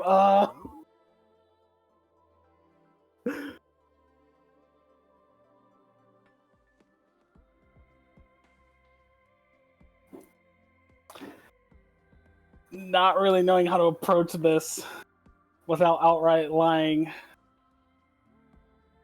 Blake will...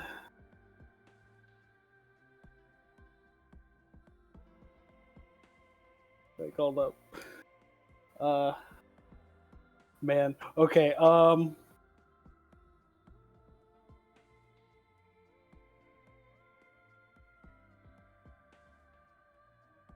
Okay.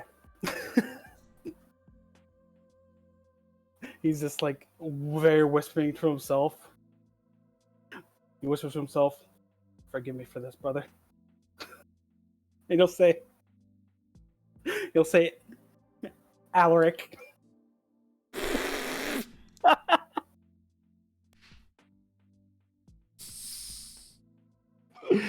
Oh, Blakey boy. You don't have the Blakey boy. bravado, brother. Come on. Oh, Blake. Roll me a deception check. God, no! I hate this. I hate this.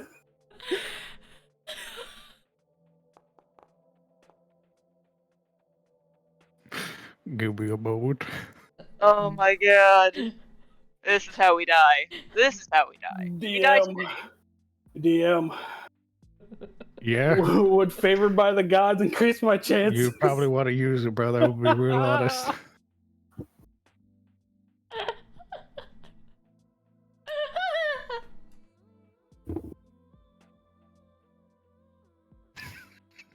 Oh god, please Does it don't. look like it's a bad Please. time? Because I could try to assist. This is how we die. Oh god.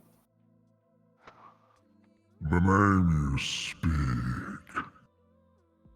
You speak it with familiarity, but it is not your own. Know that I abhor being lied to, citizen. I will give you one more opportunity.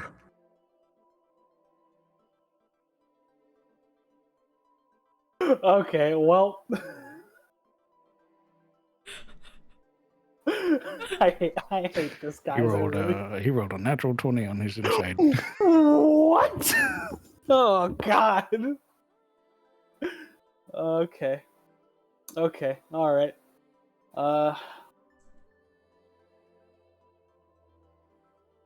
Blake will take a deep breath. Blake Steele. Why the last name? Oh. Surely there's a registry. Bruh, he's already sus of us. He's already sus. While I dislike your first attempt to trick me, your honesty is welcome, citizen. However, because of your lie, the donation you must make to the Soul Gate has been increased. Consider it repayment to the capital. Of course. Good. Go about your business, then.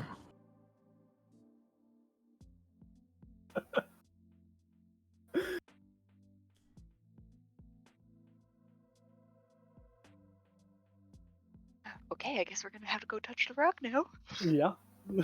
Blake. Blake, Yes, hello. your fee for attunement is double. Yeah, I figured. I play rogue games, I fucking get... I hate this. As Blake's walking by, you could just see that, like, bro, the guy looks like he's about to keel over from the pressure.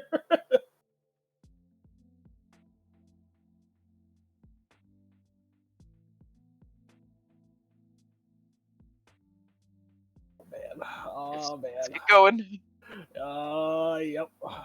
The Baylor watching all of you as you pass, In waves. studying your expressions for a moment, eyeing your features, and as you wave, there's this small, almost minuscule nod. That would motion for the custodian to follow.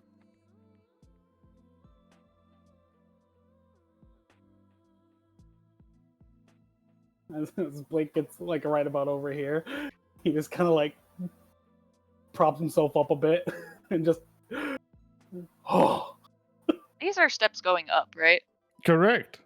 All right. This is a flat platform. As you ascend upwards, it levels out, and you would feel your attention drawn to the massive portal.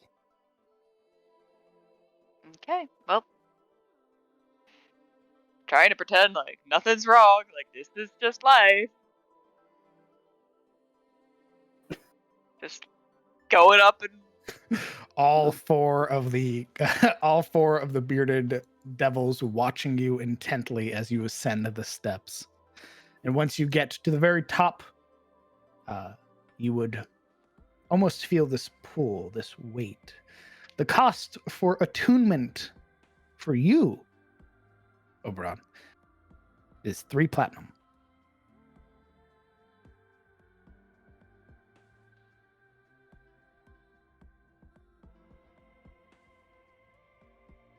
gesturing to Talanos, like, come here. Because he has the bag with the money in it. Yep. You would say, compared to everybody, that the Baylor watches Talanos very intently. Not Talanos, but his gun.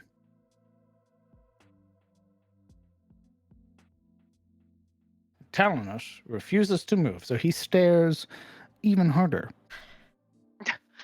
Talanos, for the love of God, where are you? Talanos, where are you? Alan House. That weapon looks so familiar. Oh no. Is his player alive? He better fucking get back here.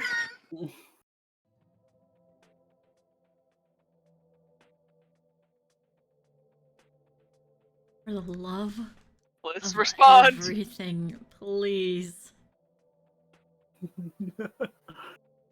Is he like not present? Gee, I have no idea. Did he ninja? Put the cat down!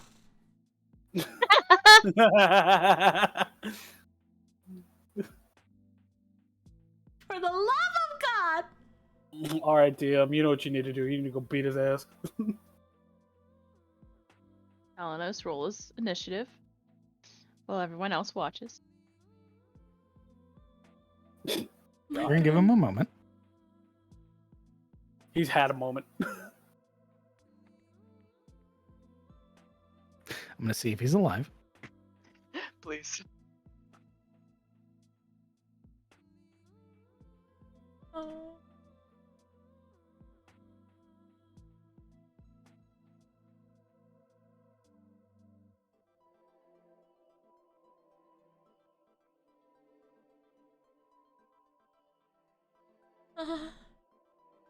Guys, he makes me scared. Hey, you're not the one who had to lie to him. Yeah, you... You didn't have to Oberon is lie. going to have to teach you all a very important Like- phrase once we start walking. Hi, I am Less a is space more. cadet. Oh, hey! Hey, look who's here. Good morning. So as I was saying, I spaced off super hard. Sorry. Wow. Baylor, having watched everybody pass, settles his attention on Talanos very intently. Not on Talanos himself, but his gun.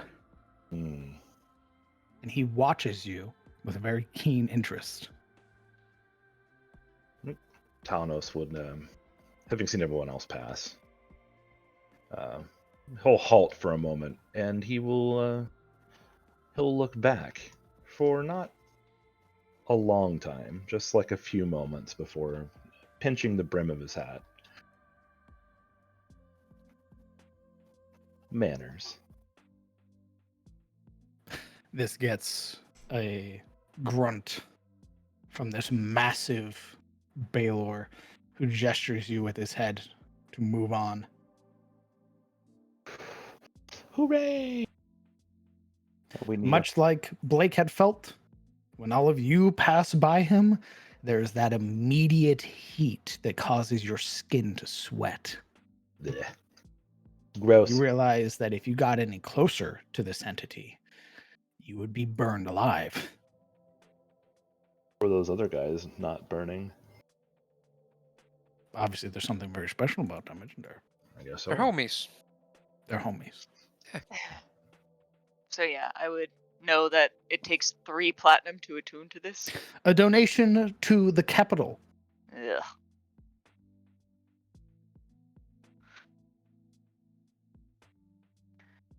Looks like it's going to cost a donation of 3 platinum. Talanos, do you have that? Let's find out. Wait. Do you have enough for everybody? Does the custodian need a donation is the real question. Yes. In that case, we don't. Yeah, we are shy the money. And since Blake will be doubled. Wait. Oh. Okay. Then we're definitely Yeah. short of money. All in all, the total would be 24 platinum, as Blake's cost is 6 platinum to make up for his lie. Womp womp. Evelyn would, upon hearing that, gonna step down and peek around the corner, looking at the large Baylor. Yeah? Yeah. Oh. Unfortunately, that puts us over the amount that we came with.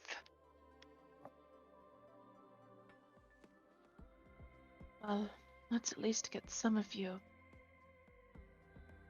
attuned to this.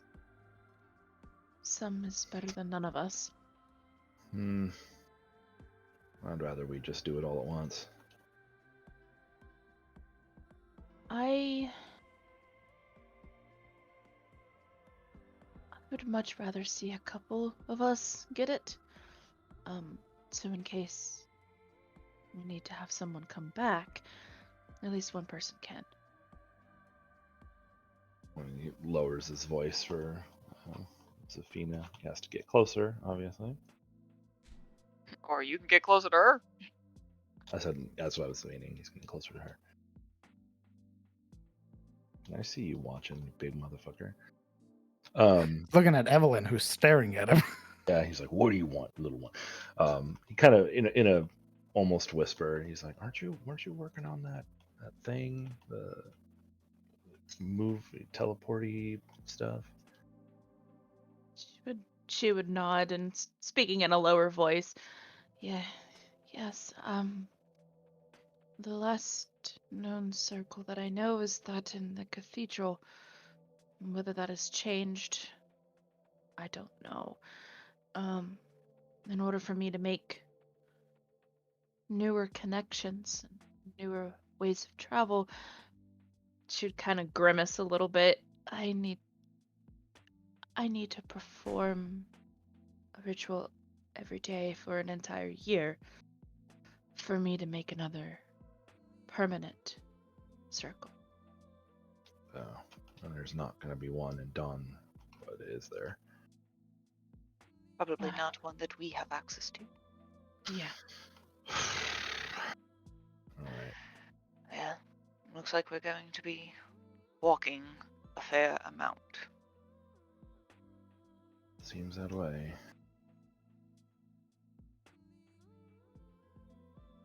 What is it you seek, elf? She's like mid reaching for her like a book and pen. My companions were just working out their offerings. I was going. She kind of like blushes a bit. Would I draw you? Draw me. As he says that, the 4 guards sort of like look at each other. A little bit for real.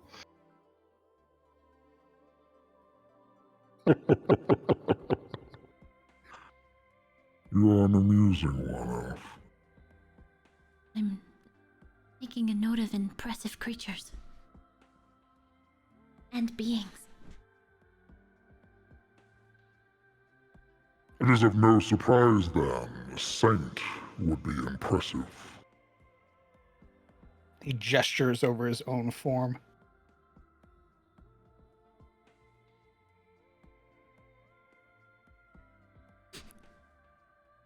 And hopefully, taking that as a yes, she would begin drawing him in an attempt to take up some time to give the rest of her party some time to figure out what we're doing. And also satiating her own interest in how the land has changed creatures.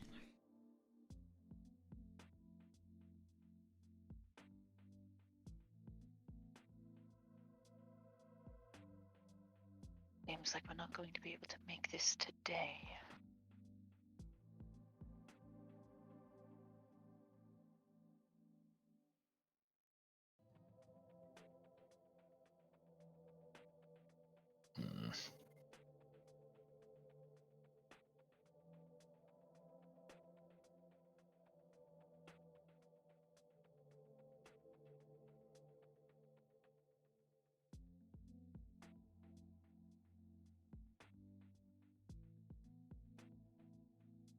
I think it would be best if we just continue on. Seems so. Hearing this, Blake, though not directly in the conversation, hearing that they're just gonna have to move on, Blake kind of plunges his hand to a fist real quick, thinking, "Man, all that just for us not to be able to attune to the stone." Because on his face, he looks a bit miffed. Oh, Welcome back to being essentially broke.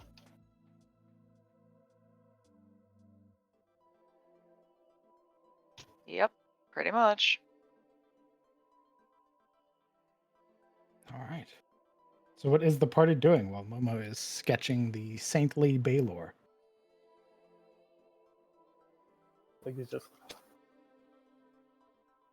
walking by. As he's walking by, like, you're talking to him next time. Then he's just gonna walk by. Scooting past Evelyn. He really needs to. I don't know. We'll talk later. For now, seems what we have is insufficient given our additional costs. Seems that way. But We'll be back when we have something more sufficient.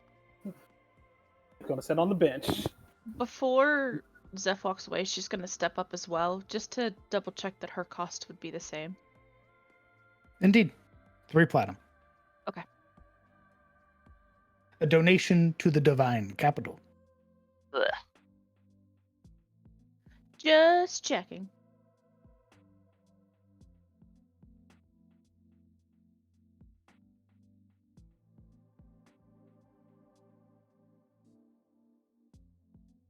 I guess kind of just seeing what Evelyn's doing.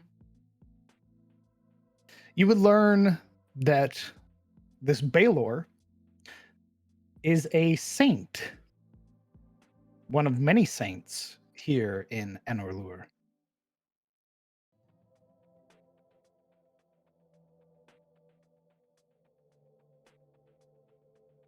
And just kind of see what she's doing and let her know that, as soon as she's done, we'll be ready to press on.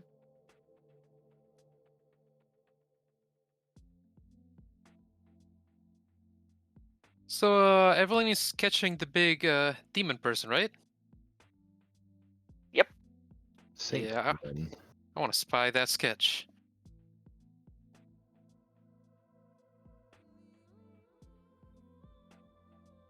Roll me a, let's say, performance check.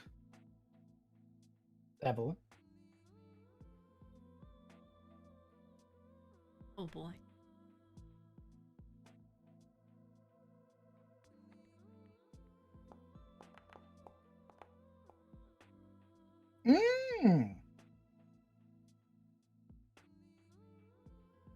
It is very good. How detailed are you making this this art? It would be, you know how sometimes artists can have that, just like the movement of a brush, just or like a sketch, just defines a feature so well.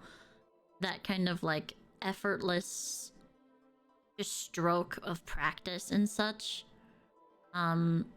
It would show that Evelyn probably did this normally in wherever, you know, she came from, however long ago.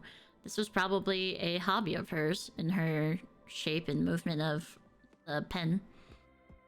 And it's decently detailed, but seems to note more like the changes to it in detail rather than its overall visage. Hmm. Ooh, I just had that mental image of Evelyn sketching random made-up creatures that her dad then makes alive. How about this one? Well, that more than likely probably happened. Yeah, wouldn't that be cool then? Evelyn invented cats, just saying.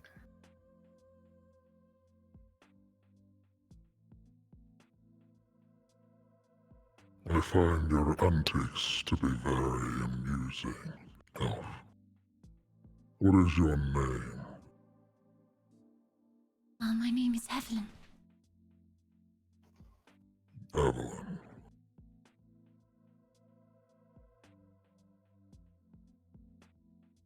You should be warned, then, citizen.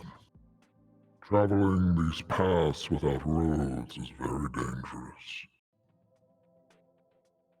There are entities that hunt travelers like you and yours.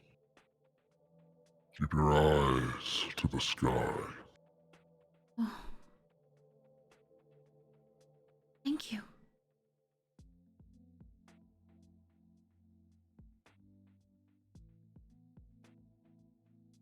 And turning back to see Ibrahim looming. Eleanor's kind of goes, oh. We were just waiting patiently.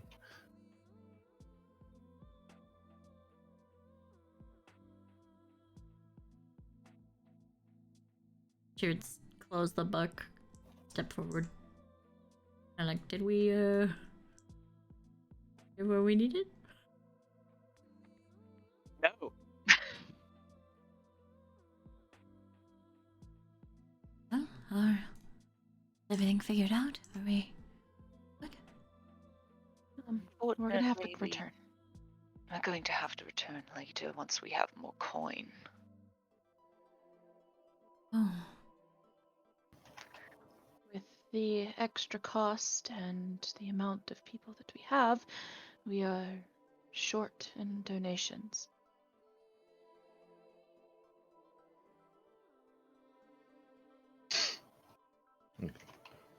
Talos gives up the Saint Demon.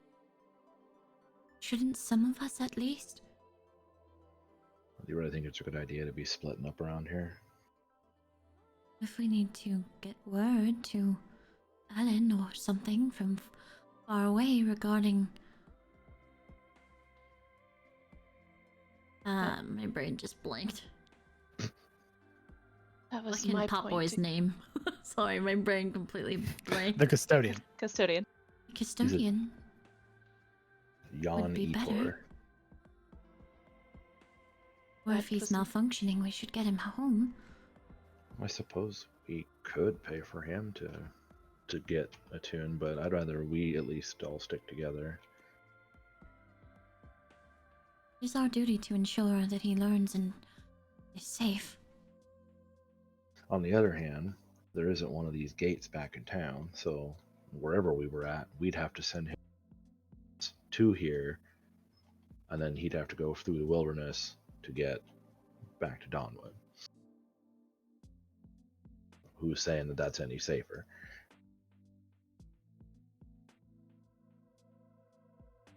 Might correct me if I'm wrong, but it might just be better if it's an all or nothing. At least together we can protect each other.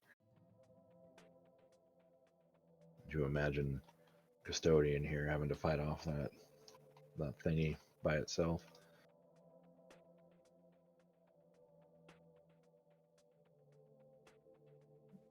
What if we need one of us to return in an emergency? And you're gonna go through the woods by yourself for 2-3 days? If it needed to be.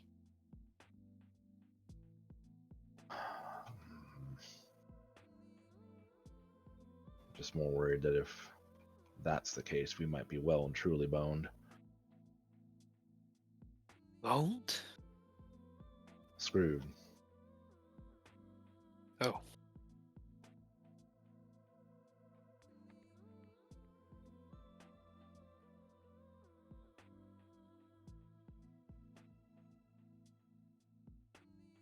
Evelyn would sigh. So Would would freeze. Zafina. Well, I'm willing if you guys want, but that's just my opinion. If you want to go and do the thing, by all means.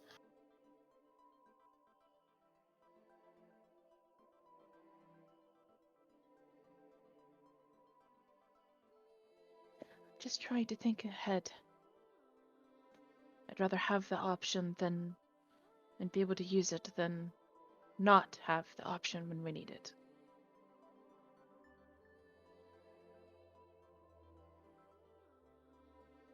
Even if it were just one or two of us. Well, then we should make that decision now. We have places to be.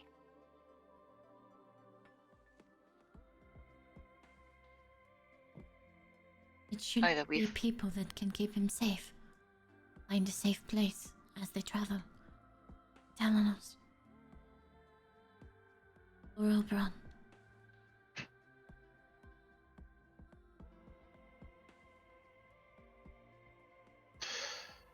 Well, figure it out. Who's doing what?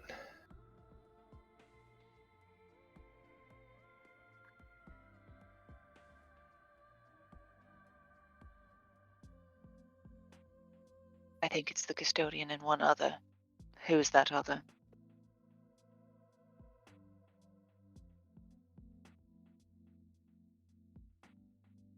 Alnos, do you think you could keep it safe?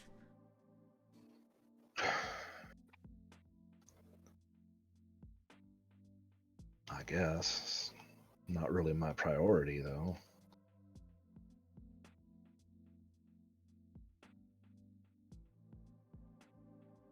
But if it came down to it and there weren't any other choice, then I suppose so.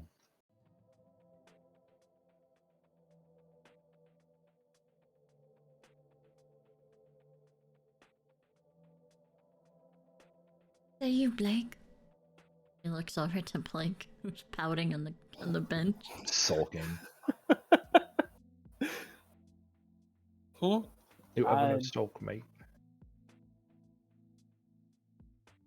I mean, I'm of the opinion that at least some of us should attune to it. In case something happens. Better some than none.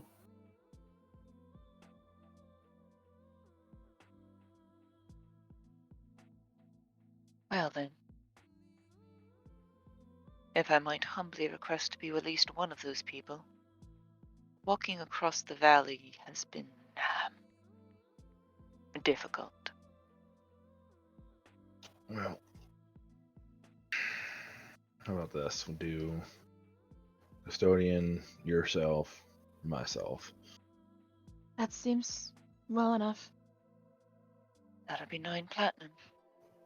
He'll disperse out 3 each to one to Oberon and to the custodian, assuming that he doesn't just eat it. Why would he eat it? Who knows? He eats fucking heads, dude. It's very presumptuous telling us. You need to go to sensitivity training. Yeah, well, I failed that class. You need to go back. No, I ain't going back. I just got out. I ain't going back. Thank you. There That he goes. is- Well, let's get going. We'll make it quick.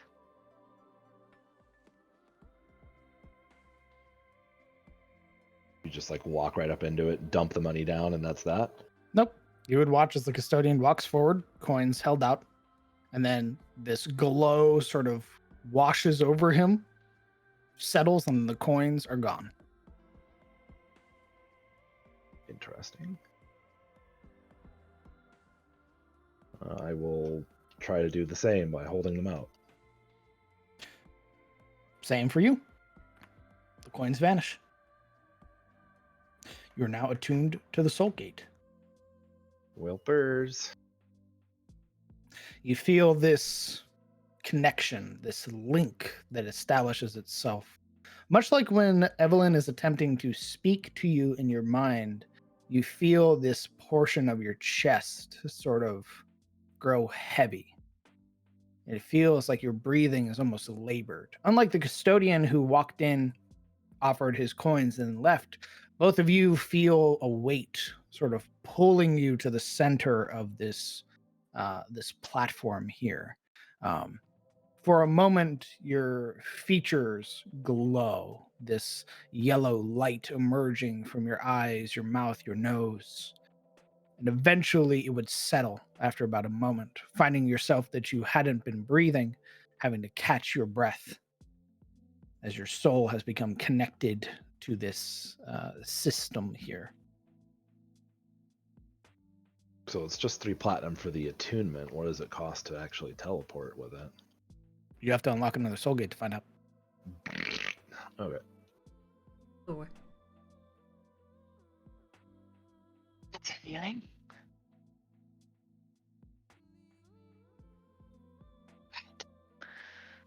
Telenos, let's get going. Yep.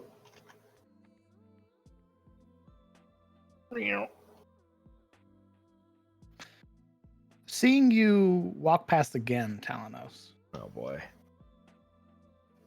the entity speaks, sort of watching you.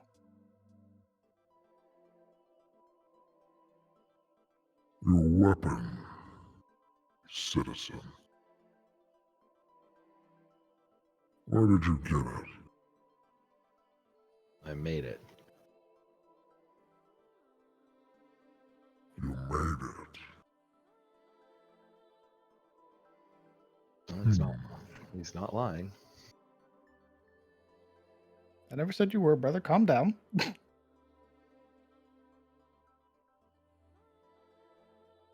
I see.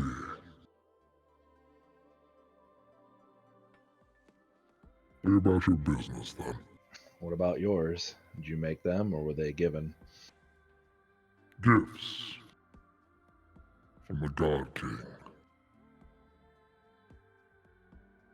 Pretty flashy gifts. They serve their purpose.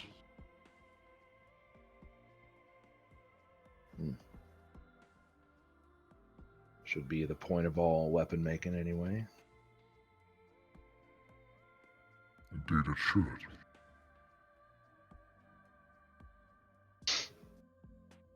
Studying your features, you can see there's Baylor's putting dots together.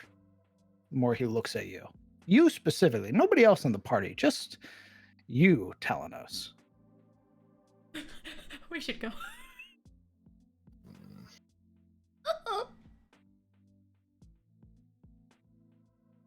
Thomas is just kind of returning the study with a squinty-eyed look, you know, the whole Clint Eastwood thing. Well. Good day, then. Safe travels, citizen. Watch out for what hunts in the air. They've grown more restless as of late.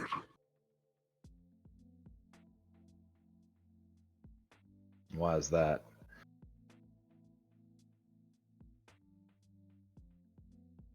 Initially having turned, like finished with the conversation, the Baylor stops, turning its head back to look at you, this raised brow. I do not know. That is why I am here. Ah, well. Just curious, thought you might. No. Good day, then. does make his way out now. The eye is moving to Oberon, watching Oberon sort of limp. You, Fuck. Hmm? you bear an illness. Ah, yes, a bit of a misfortune.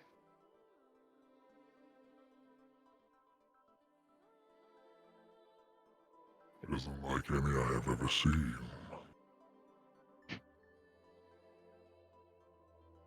Quite a lot of misfortune.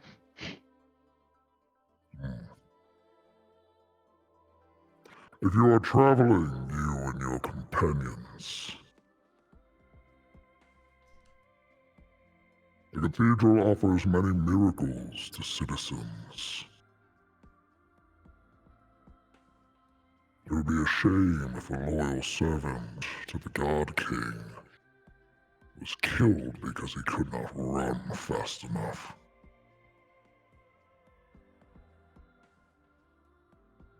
Well, should our travels take us that way, we would be wise to inquire. You should ensure that it does take you that way. Their eyes narrowing on you.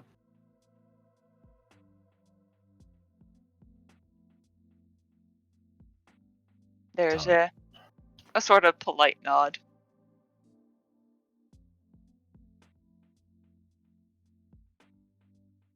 Returning with a half nod, the saint turns its attentions back to its soldiers.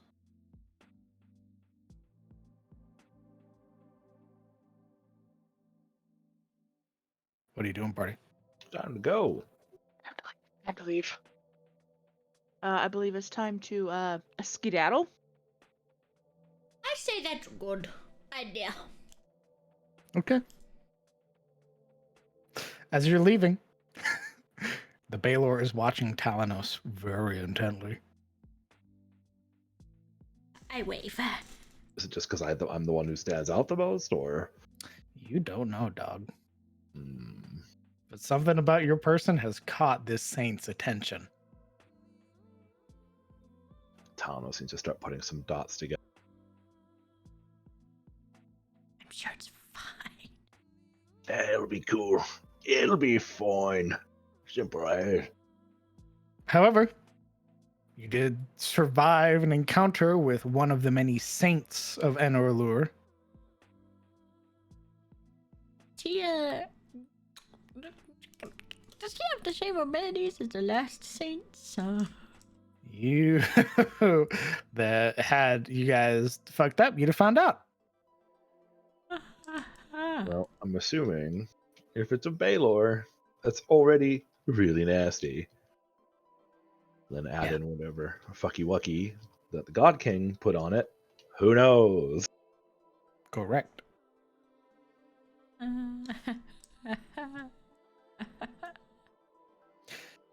Moving away from the Soul Gate, only some of you being able to manage the attunement as your pockets have runneth dry. Where's the next destination, party? Fuck away from here, that's for sure. There's not an answer. Believe the ruins that Ellen had mentioned. That or that strange light. Either or. No, we realized the beam of light is coming from way beyond the mountains last time it shone. So that was just kind of where we thought it was, but then we realized it's coming far beyond it. Oh, okay. So I think we're still trying to trek through the mountains to the POI that Ellen pointed out. Yes. Either As a through or we have player, to go I would around. say it were those towers we saw on the map. Yeah. Out of character knowledge, I think it's coming from way the hell over. From what I think, like OC knowledge is, I'm thinking those beams denote the time of day. Perhaps. That. Maybe. Oh, I have Ocele, it might be more so just renewing life. I'm thinking those are the beams that denote the time of day, and then the creatures in that area get a boon from it. Yeah, like Interesting. considering the old map, they were literally listed as like dawn, morning, after. I think it's one big clock. Interesting. Let's see. Talanos, don't forget to mark off 9 platinum Yep. for the 3 of us. Actually, just opened it to do that. Regardless, I'm terrified. Yes. Well, I need a destination party. Yeah. Point of Yes, interest, Ellen's. Do it. Let's go. Who's leading? Well, the This is question your is, second hex of the day. do we go through the mountains or do we go around? Through the mountains, I think is what we decided.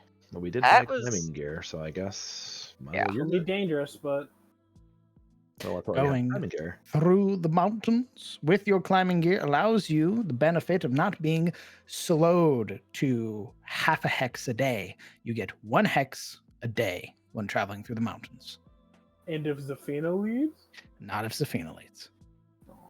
So if she leads, we get the full 2. I just said no. Lame. Oh. well, hold on. So a hex a day, 2, 3, and then 2 hexes is generally like 1 day's worth. So if we went through the mountains, it would take us like 4 days to get there.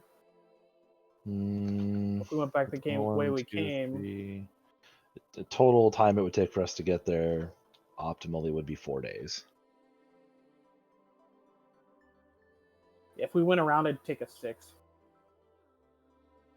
Even with Safina, let's see, 1, 2, 3. If 4, I 5, lead, it'll 6, take 4 9. days to get there. So it's the same. It's about Oh. the same. All right. Do we want to go through the mountains or do we want to go around it? If we go through it on the last hex of the mountains, whenever we would, go for the point of interest, if Zeph leads, then we can get there in the 4 days. Yeah, but if we go over the mountains, then it's also 4 days, isn't it? Well, that's what I'm saying. Like, if we Oh, go yeah. through the mountains on that last mountain hex, like, before we, move on for the next day, Mm-hmm. like, if Zeph leads, it would then take 4 days, because she can move 3. Yeah, I Yeah. think that's my original math. But that's Yeah. okay. 1, 2, 3, and then bop, bop, bop, 4.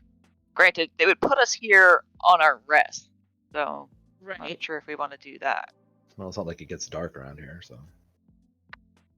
We will be Man. exhausted, though. No, we would be arriving there. It's only if we moved another hex that we would have to roll for exhaustion. Okay, well, whichever way. We have climbing gear for this. Well, I would say, for shits and giggles, for RP flavor, Talanos not liking the way that thing was mean mugging him, might be good to get off what might be considered the beaten path. So, into the mountains? That would be my vote. Interesting. Well, if you're traveling on foot, most likely would go along the grasslands and the plains where there's fresh water and all this other crap that you can find easy. Going off the beaten path, though, maybe it's more difficult to find. What about We'll find out. shelter? Well, we have tents and magic and food, so we'll have to make do. These don't look to be like the nastiest portion of the mountains either, thankfully. So I would hope we could find some clear spots to camp. You're still rolling on the mountain encounter table, so we'll see what you find. Yep, there you go.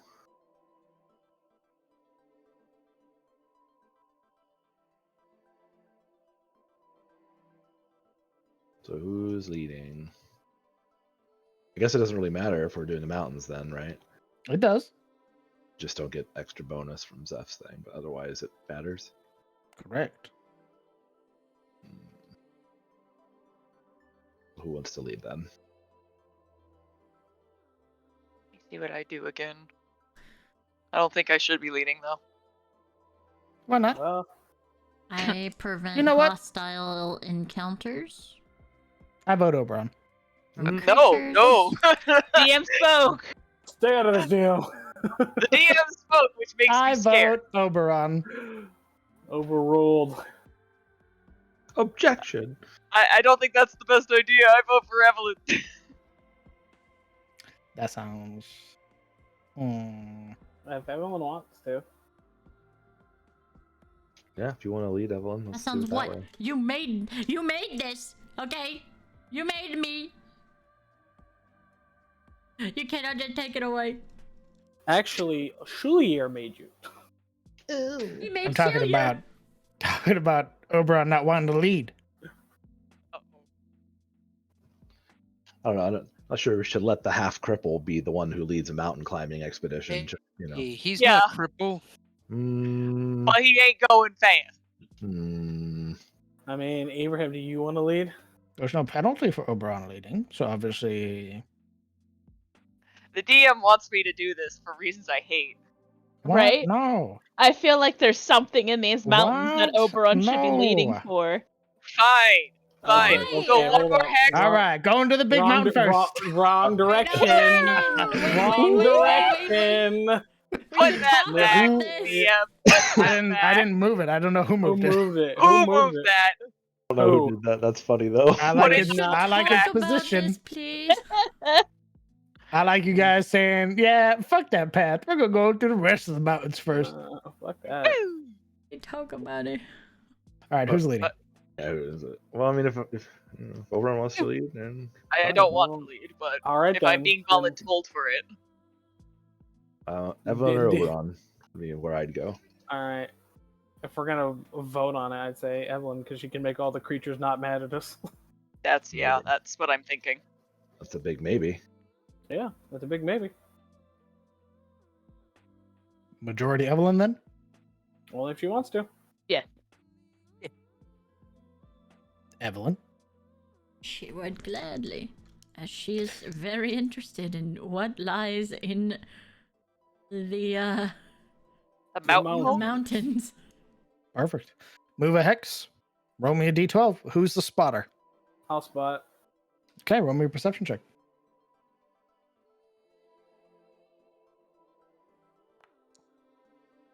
Yikes. Bro, what the fuck?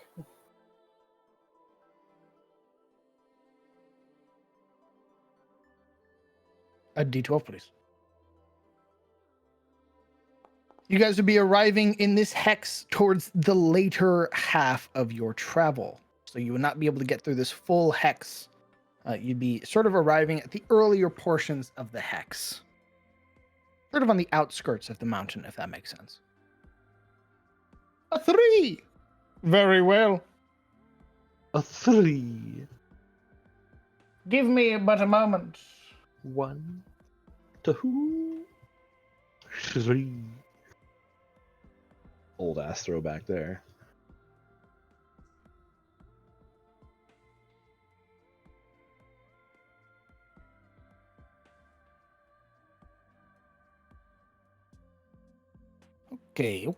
Okay. A 3! And a 15. 1, a 2. Oh, baby! Ugh, I don't feel I very hate that. good, guys. Why? What's up? It's always roll What's for the playing. matter? I hate that. Okay. All right. Pog. Very cool. Is it? I need to roll on another table. Hold on. Oh god, fuck how bad is it? me. Fuck me. You know what? Actually, give me just a moment. I'll be right back. Oh god, we're boned. We're boned. God, I hope it's 3 puppies. I didn't want to play Elden Ring. I hope. I hope it's 3 I know puppies. it got Game of the Year, but come on. I'm fine. I'm glad Dark Souls 4 won Game of the Year.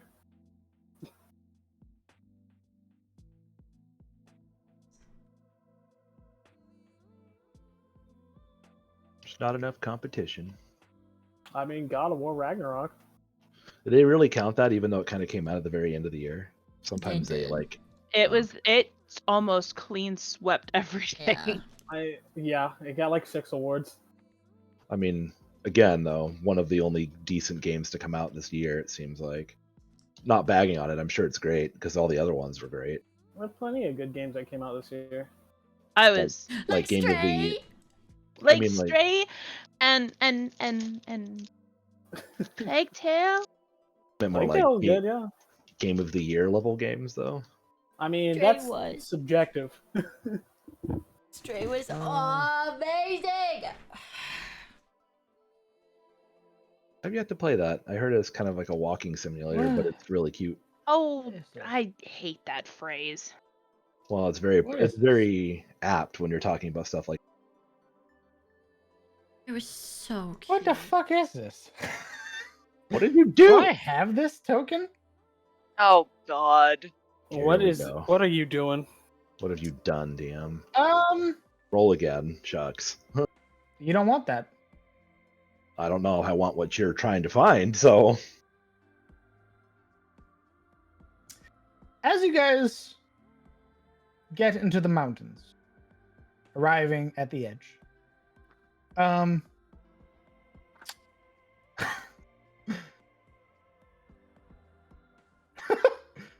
I need everybody to roll me strength saving throws.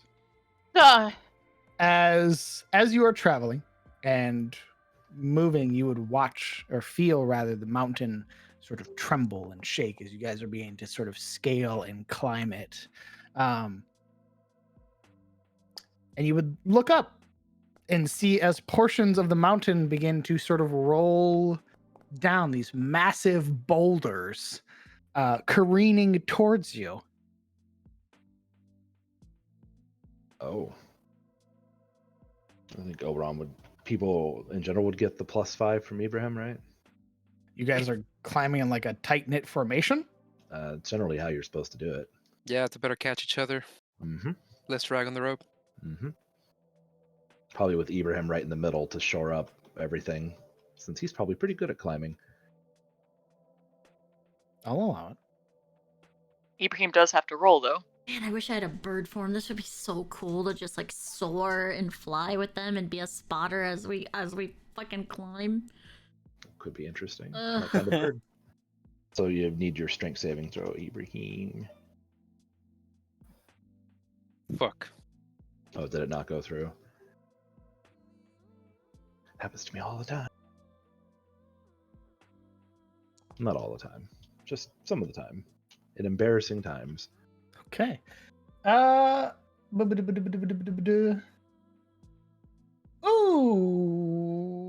buddy. Okay, give me a second.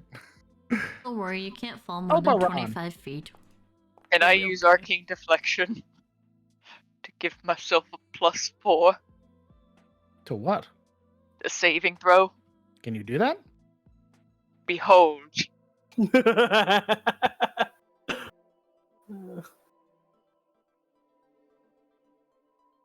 Huh. That's nasty. Well, if you hit by an attack or fail a saving throw. Or fail a saving throw, yeah. So, failing a saving throw does proc that. Guess you just magic yourself a bubble that knocks away a rock, apparently. Pretty much. Neat. Indeed. Flashing that arcane barrier, causing this massive boulder that was going to careen against you and send you plummeting to your death, instead bounces off of you. I also need to roll for the lad. Oh. He's a strong boy. It's okay. We're all using our climbing gear, so we can't fall more than 25 feet. He'll be fine. I imagine him falling and then smashing against the wall and just... That would be terrible. He does not get your bonus.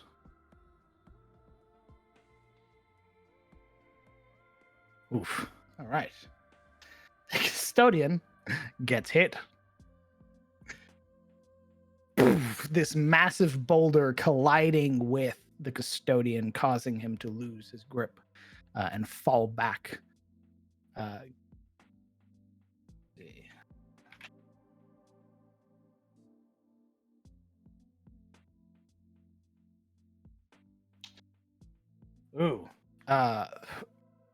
getting caught, thankfully, on the climber's kit, but taking 7 points of bludgeoning damage as Oof. these massive entities slam past. And then you would watch as the boulders stop rolling at the base of the mountain. Like physically stop with no forward momentum anymore. Just And then they stand up. Oh,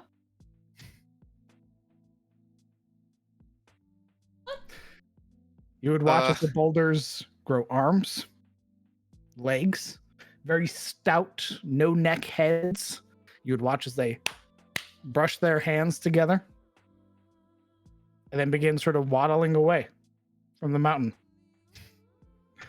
What As the these fuck? earth elementals just sort of go about their business. Oh, Sorry, we almost murdered you. Bye. Nope, you don't even get an apology. They don't even acknowledge your existence. Okay then. well, that were something that happened. Can we please get to flat ground? Evelyn thinks to herself, is that what I do? What I do? Gonna do a no neck rock person. And these things are like stout. They're not massive or tall or anything. They're like the size of a human. God. Okay. They just sort of waddle off, going wherever they're going. And you guys eventually would find this sort of clearing along the edge of one of the mountains here, on the precipice, this pseudo sort of very rough terrain that will be sort of brutal to sleep on. But it will suffice.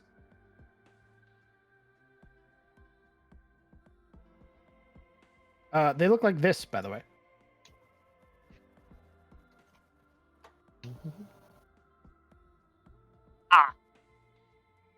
Okay. Those stout boys. I was like, I literally never have heard of these things before. I love him. I love him so much. He looks so gooby. So I think He looks. we put up the defenses for tonight, Zafina. Yeah. Tiny hut it is. A little hut on top of a mountain, like Niagara Falls.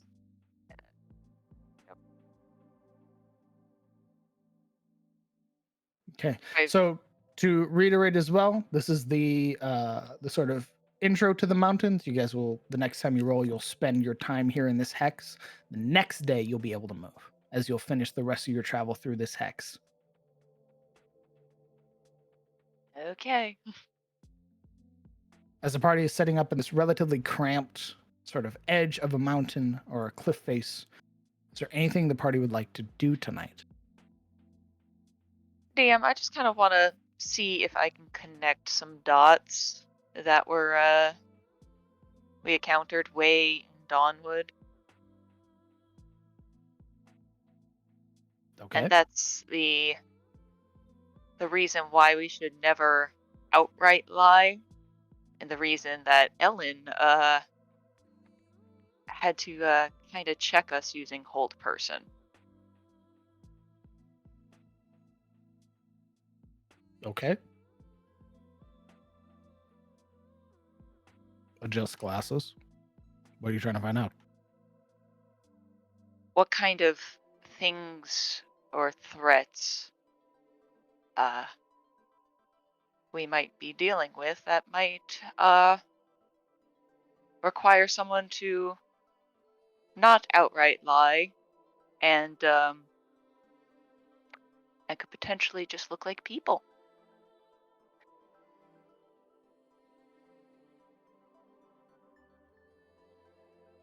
Elaborate a little more.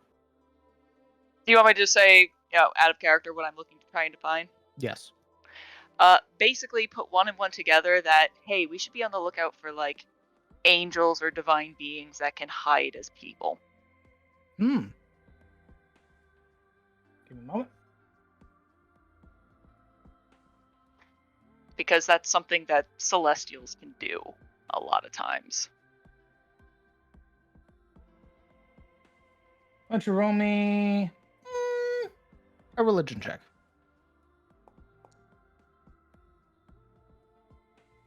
Okay, give me just a moment.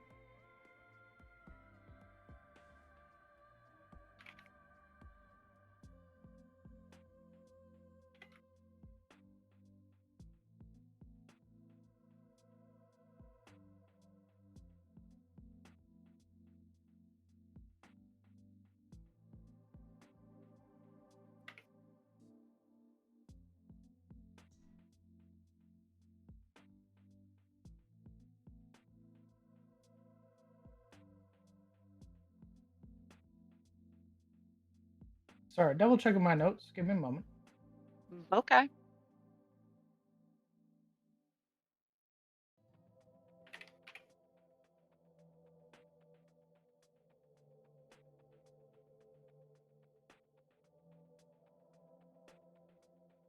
But yeah, just seeing if Oberon is smart enough to connect the dots that I think I have.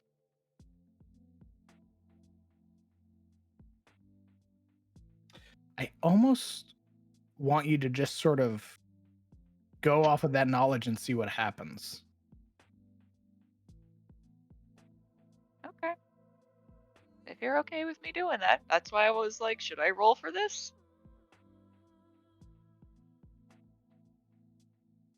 I say, we'll see what happens. We'll see what happens.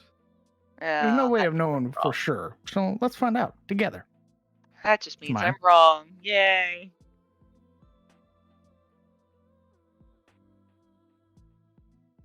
Nothing wrong with a little theory, a game theory. That just means I'm wrong. Alright, whatever. Gross. Not what that means. It basically does. True. Okay, well, he'll make that theory to himself then.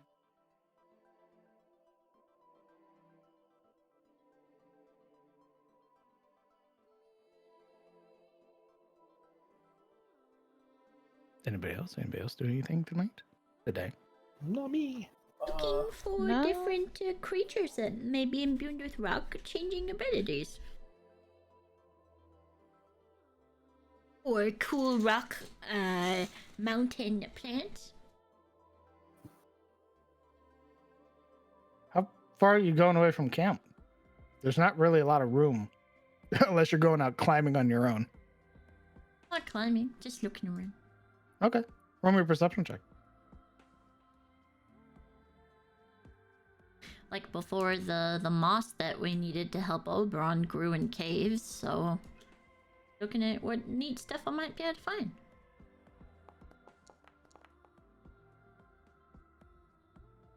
Peering around, you would see that distant almost, there are some sort of like roots that look like they've sort of burst through the sides of the mountains. It's hard to tell from what, though. What they are. They're very far away from you. It looks like something's growing up here.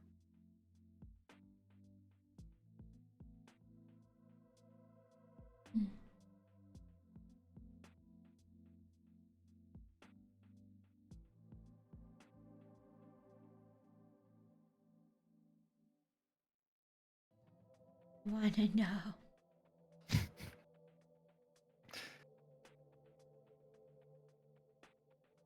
With all of these layers of protection, there's no need for a watch.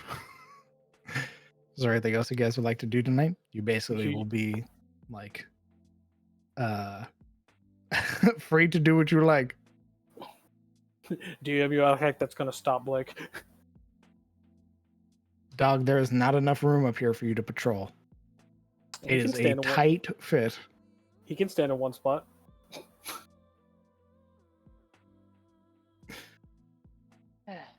I'd like to introduce you to a phrase that I found very useful. I am called. Then you pick whatever name you want to be called by, and we'll call you it.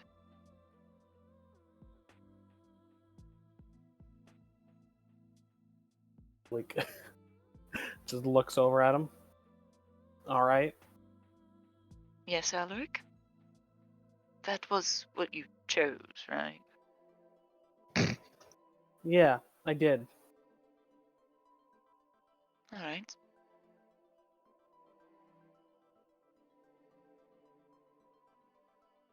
Sounds a bit pretentious for you, but And Oberon isn't pretentious. oh, I never said it wasn't. I come from a mage family, of course it's going to be pretentious. Like, just like looks him over, saying, "Yeah, sounds about right for a mage."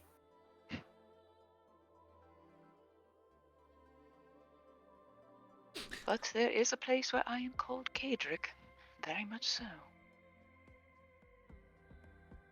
Well,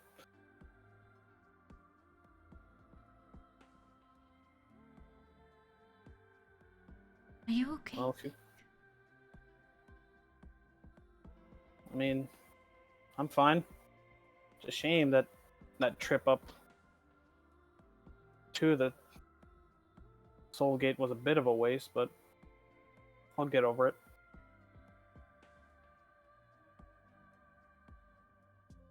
Like, Yeah, that's unfortunate.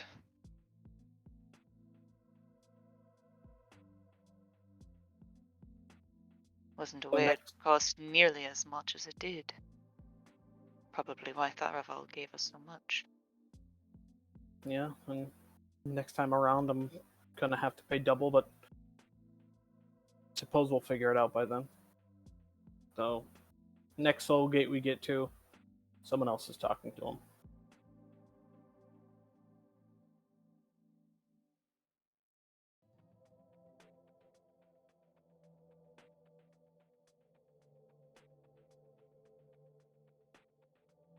All right.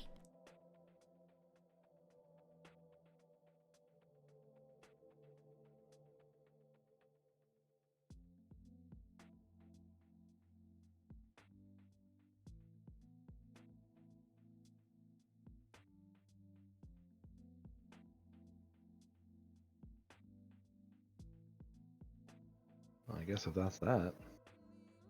Yeah. Anything from anybody else? Nope, not me. A rock, DM. A big, heavy rock. Here we go. Oh God. Hopefully one that's inanimate. And, You're picking Yeah. up rocks? absolutely. Okay.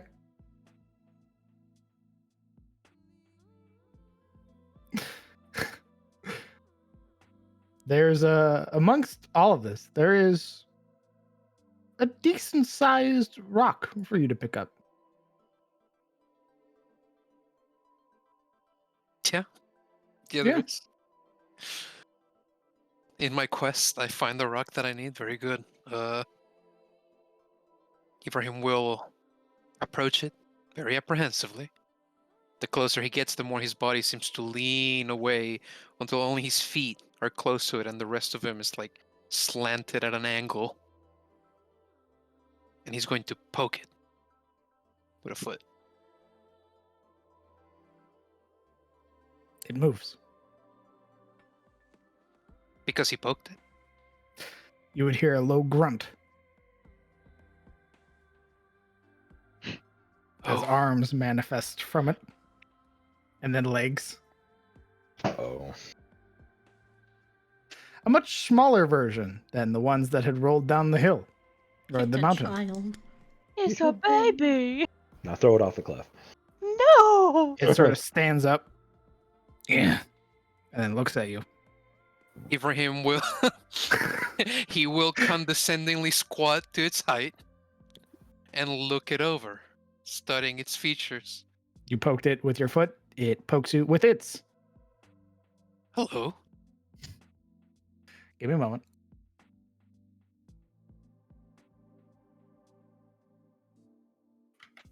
So we're keeping them, right?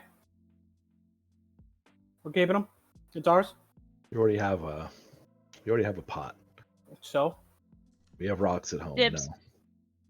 Fuck. Rocks at home. Roll me a deck save. Me? Yeah. Me roll a deck save? Mhm. Right now? It's trying to tap you with its foot like you did to it. All right. Okay. Wait, You pull away just in time, not suffering the 12 points of bludgeoning damage. Oh, I didn't just poke him. It like walloped. It didn't my wallop. God. It was like going to step on his foot because it doesn't know really flesh, right? Yeah. So it's sort of like as you step away, its foot comes down and it goes, ugh. Ooh, ooh, ooh. Sorry, I thought you were mere stone. Ugh, and then turns. What is everybody's languages? Probably not that. Druidic, common, primordial. Here, I think we can just post them, right? Oh no, we can't. That's a Common and Ooh. Elvish. Celestial, primordial. common, draconic, dwarvish, elvish. Druidic, common, primordial, celestial, deep speech, elven.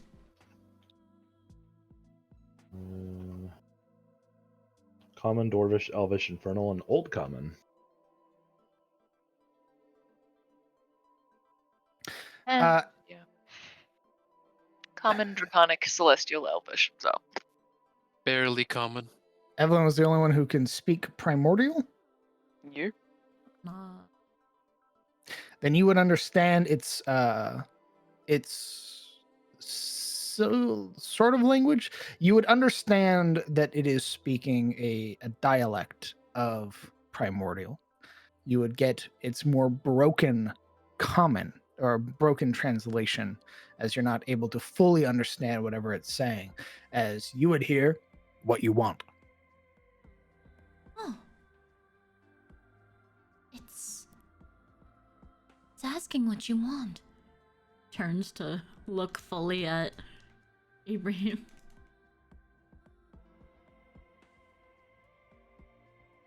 Ibrahim looks still towards the little rock thing.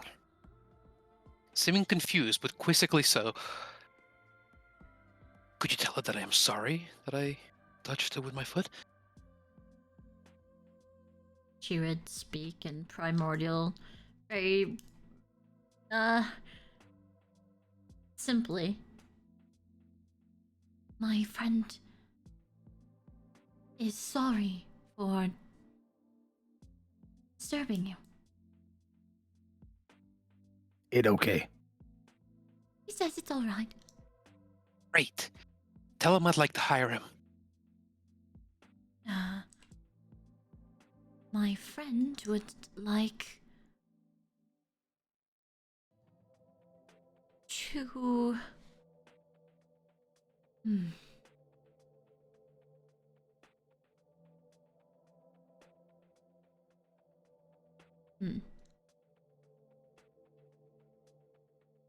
like to pay you to work for him. To what? Help him in some way. What pay? What are you going to pay him? Hey, him. No. What pay? Oh, Oh,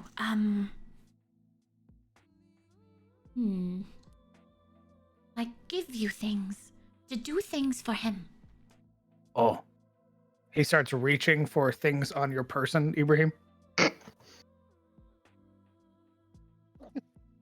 Ibrahim sort of pulls aside his elbows, freeing out his cloak, and just showing what he has available. And on a surface level, he has that small harness of knives. He has the lightning blade sheathed on his right. And on his left, in that same sword belt, is his curved dagger. He's going to take one of your normal daggers. And if not stopped, he's going to eat it. Oh no! Well, when he takes the throwing dagger, he more or less watches it eat it. You would watch as he goes, Thanks. And then just the breaking of metal, iron and steel destroyed instantly, ground between rock. And then it pats its own abdomen. Thanks. And turns as if it's going to leave. Evelyn? Evelyn, he's leaving. Oh, he would like something in return. It sort of stops. What?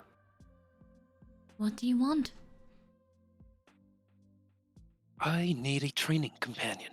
Need its help. But hold on. Evelyn stops before she speaks. Be complimentary. Tell him he looks very sturdy, right? Right,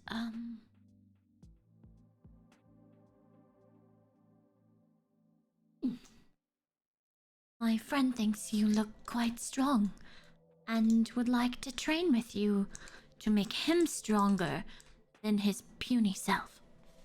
As Evelyn talks, Ibrahim is sort of like theatrically embellishing her words by motioning at her, smiling, making faces. Small. He is, yes. Wants to be big. Thinks you can help him. Also small. Gesturing at himself. You could be big together. Like others of you we saw before. Strong. Elders.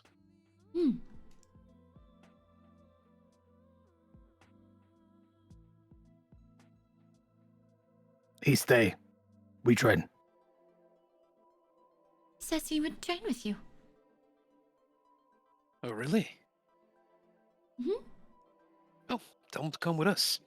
And let him know I just need to pick him up. It's easy. Reaching out as you're talking, the rock hand takes your wrist. Oh. Oh no. And you would watch as it begins to walk towards the cliff face. Evelyn. And you would watch as it begins to meld into stone, pulling you along. Evelyn? What? So, meld into pulling me along. What does that mean? What does that mean for him? There is the side of the mountain currently. Yeah. The sheer side of the mountain. He is leading you to it and is beginning to meld into the earth and is attempting to take you along.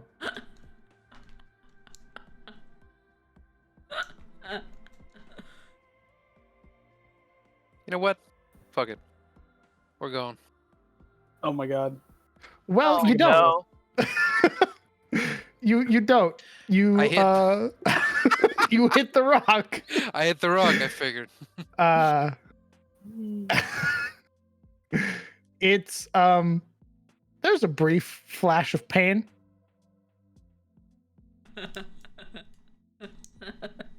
And once it's realized that there's resistance, almost like threatening to break your wrist, you would see the head slowly emerge back out of the rock. What do?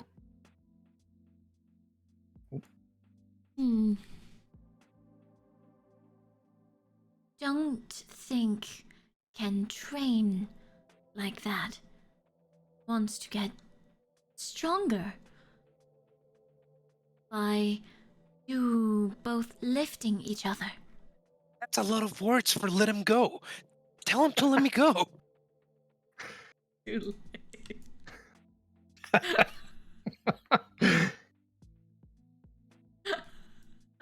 We train bottom of mountain. Oh, he Near wants to take you down. magma. Near the magma. Evelyn? No, say no. We refuse. Get strong.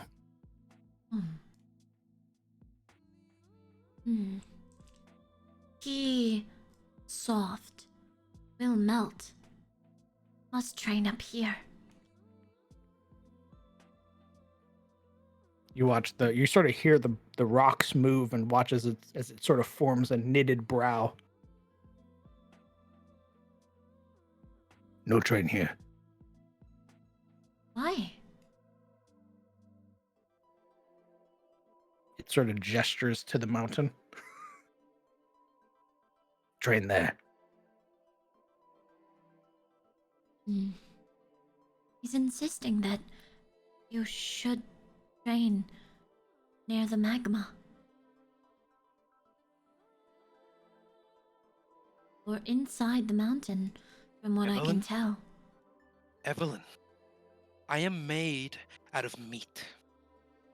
If I go down there, I will melt. I will die. He just tried to take me through the ground. Tell him to let me go. Can you not go through the earth? No, I can't, actually.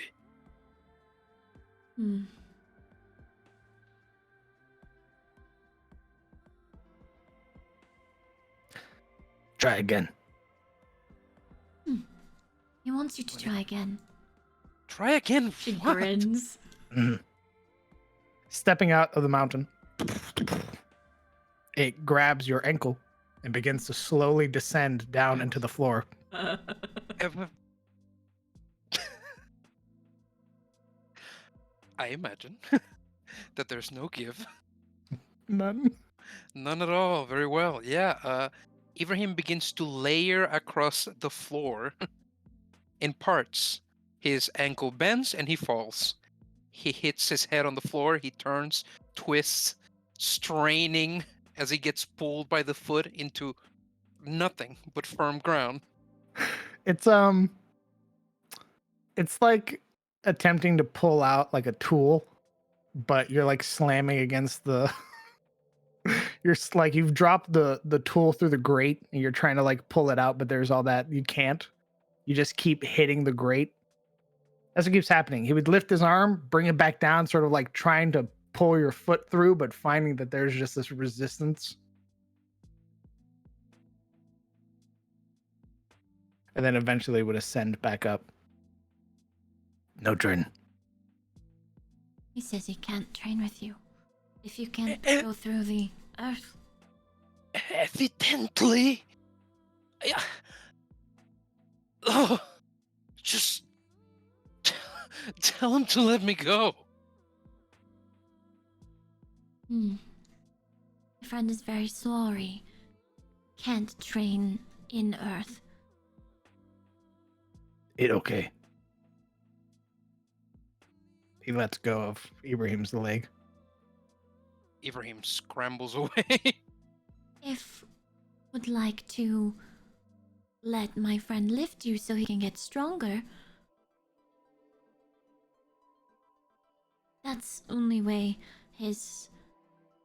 him soft, weak man can train. She nods assuringly. Okay.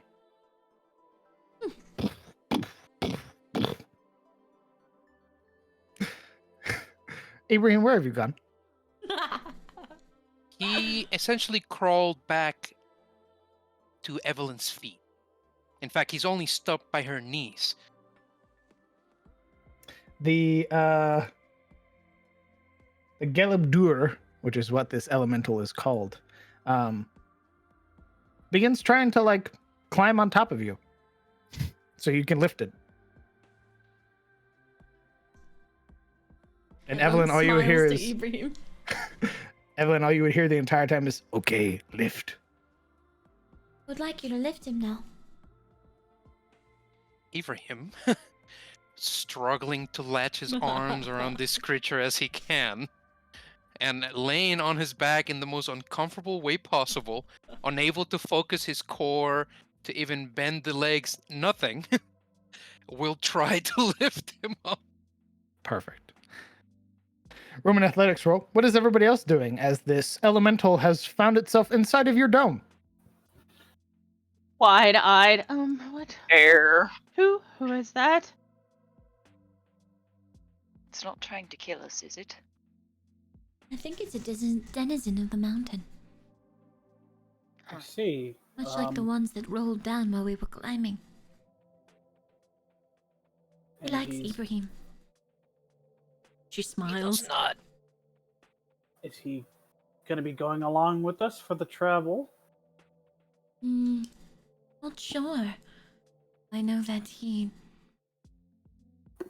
seemed at least interested in getting stronger. Not sure what that means. Him coming with us. Well, lift. Go, lift. Doing my best. well, what's their name? What name do they call you? She asks in Primordial. How does Primordial sound, by the way?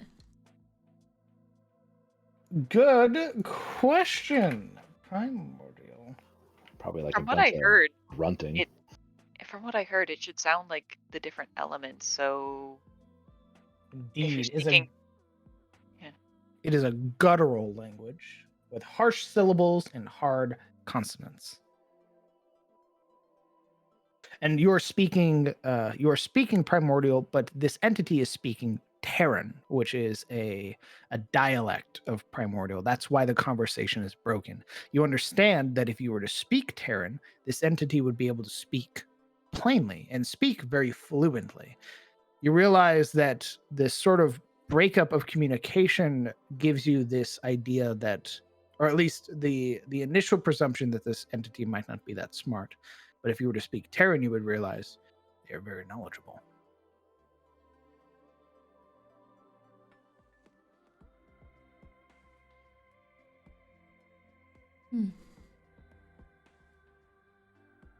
I think they speak. Would I know the language named Terran?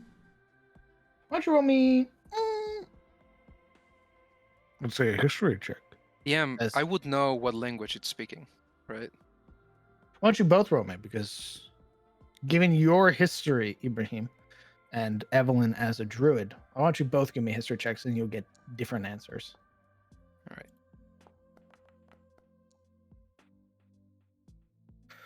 Okay. Evelyn, you would know of Terran.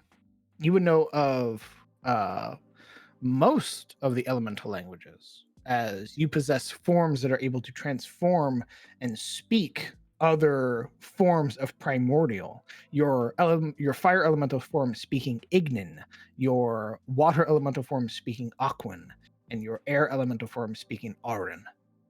Those are the three other languages of the elements. Terran being the earth elemental, coming from the plane of earth. It is your experience with elementals, perhaps not as vast as your experience with animals and other entities of whom you are able to transform into. But now, perhaps with your experience of being able to turn into elementals, maybe there's something more you can learn from these other primordial planes. And Ibrahim, while familiar with the sort of language of primordial, given the connection that the garden wall has with the plains there and the number of genasi that find themselves born in Zahesh, your experience with earth elementals would be a sort of interesting one, given that they are rather neutral. However, they are sort of quick to aggression if things that they are protecting are sort of threatened. So I imagine at one point in time, Ibrahim more than likely came across a very angry earth elemental for Ibrahim stealing relics. So he's probably had to outrun it. Which is very hard to do. Evelyn would continue. Speaking the elements, Karen.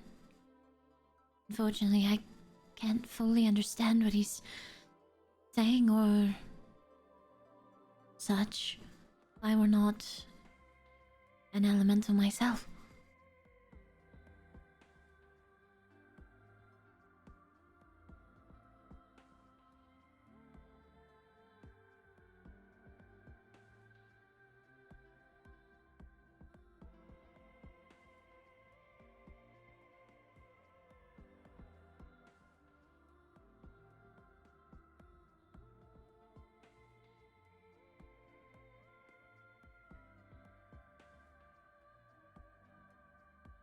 Evelyn blinks at their silence. Stuff's just kind of just staring at him like, oh god. You would hear, to your question, Ellen, you would hear, name Norin. He's talking in front of Ibrahim's face. Yep. He said his name was What? Norin. Norin. He calls Northern, is himself it? Norim.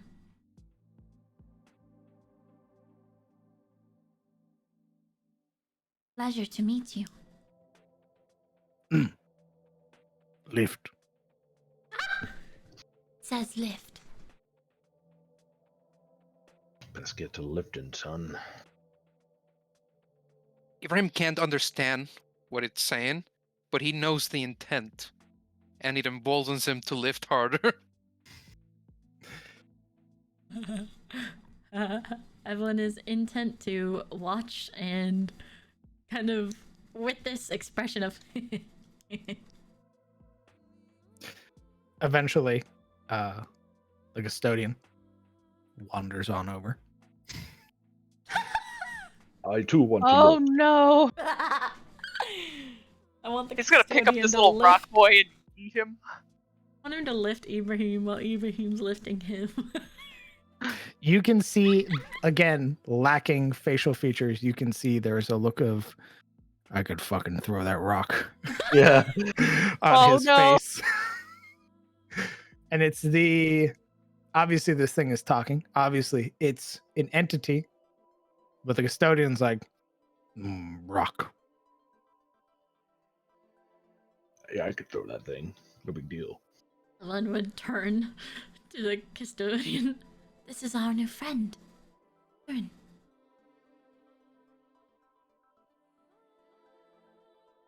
Not an enemy? Not currently.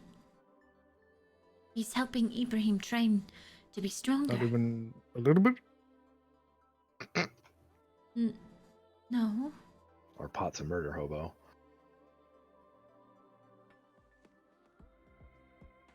There will be plenty, I'm sure, for us to fight our enemies. We have a long way to go.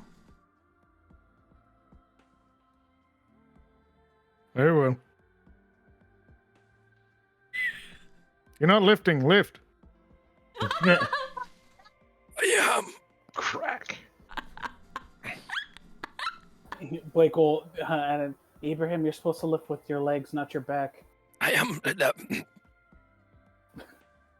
Blake shaking Lift. his head. Go. Lift. Ibrahim isn't just lifting with his legs. He's lifting in the same way like Olympians put those rocks on their shoulder to put all of their body into it because he has to, right? Oh my god. Like his whole body like primes like a spring and unfurls up, straining every inch until he can make it. As you reach the apex. Good. Again. And he does.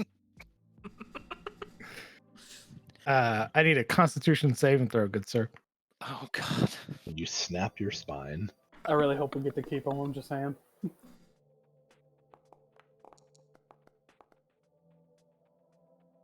Ooh. You do not take a point of exhaustion lifting this boulder.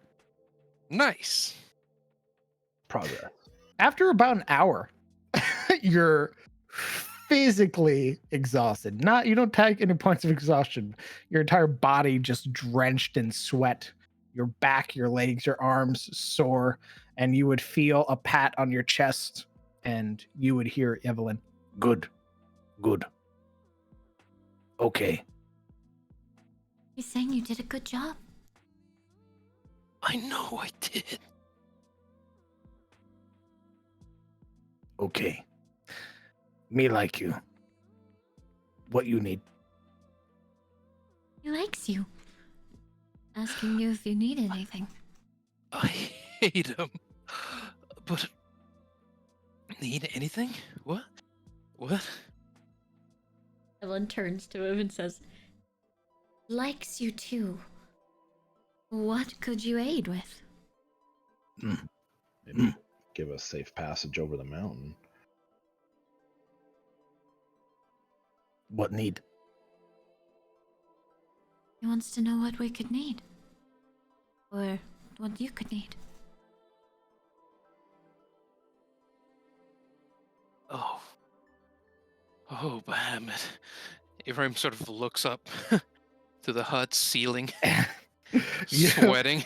As you're looking up, laying there, you would hear the as then this earth elemental just sort of looming over your head, staring down at you, waiting expectantly. What want?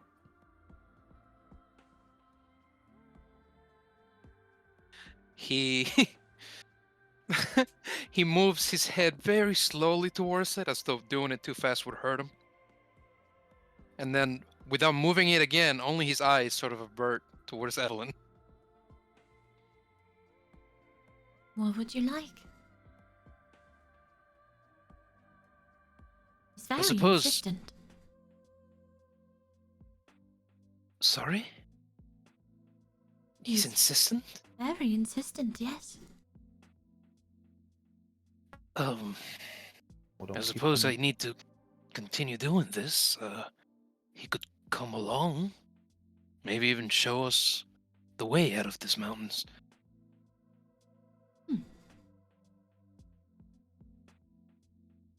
Guide. We would like you to come with us. To guide us through the mountains. Can do. We go.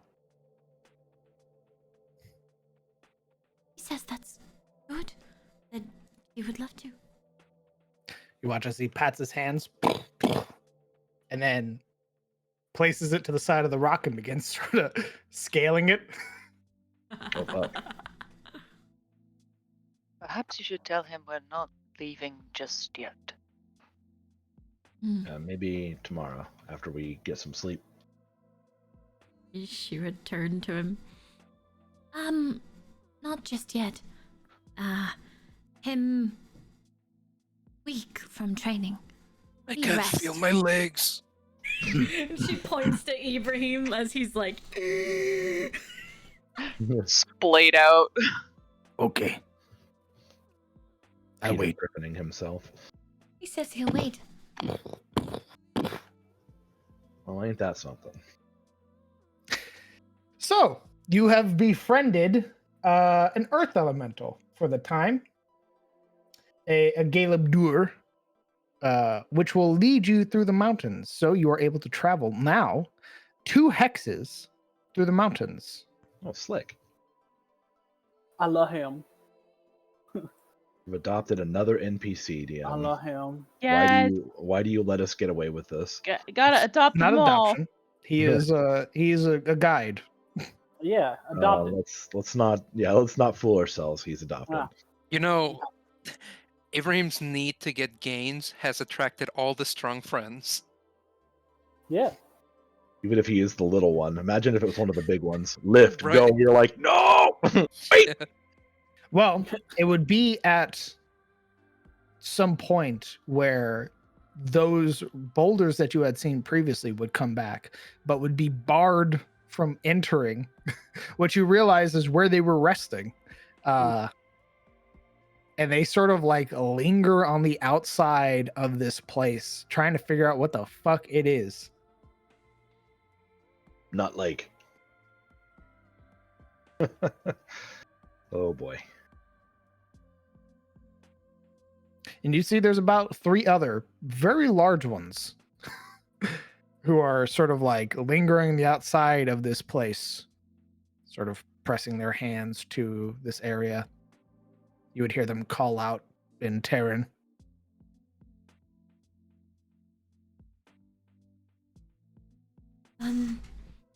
I think his friends are come back.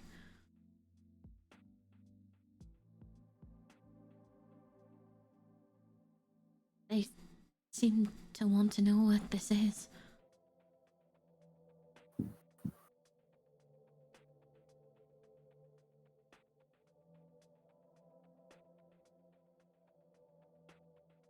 Might need to go out and explain it to them. I think that'd be wise. Otherwise, they're gonna start hitting it all night and we won't sleep. It is that where it's like 10 seconds and then you hear Hello? 10 seconds. And then you would hear from Norden, Elder's back. Yeah. What did he say? Says that its elders are back. I'm sure they just want to talk to us about our extended car warranty. It's fine, guys.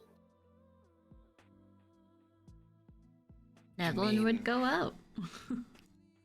I imagine Ibrahim can walk now? No. No, he's not ambulatory yet. Very well. No. Lifting a boulder like that? No. No. You're gonna need the rest of your long rest, brother.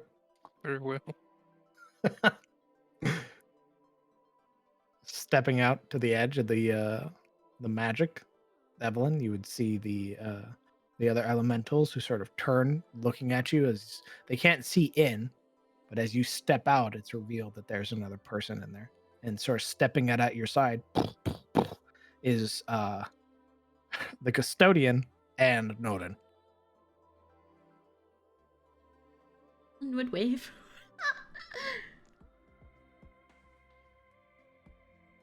And then you would hear basically this conversation of explaining what's happening, what this is, what you are, and then Norden explaining that A, he likes you, and that he's going to help you go through the mountains. And the elders seem skeptical, seeing the magic that you all are using. Evelyn would explain about the fear of things flying in the sky and just wanting to be safe.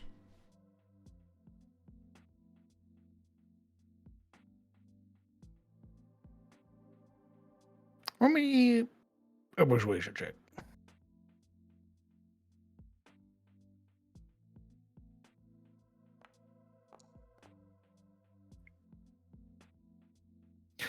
The elders look at each other for a moment, nodding, as if understanding.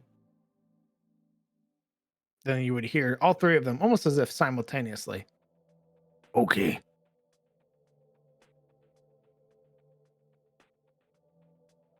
Evelyn nods, appreciative, and feeling like she accomplished something.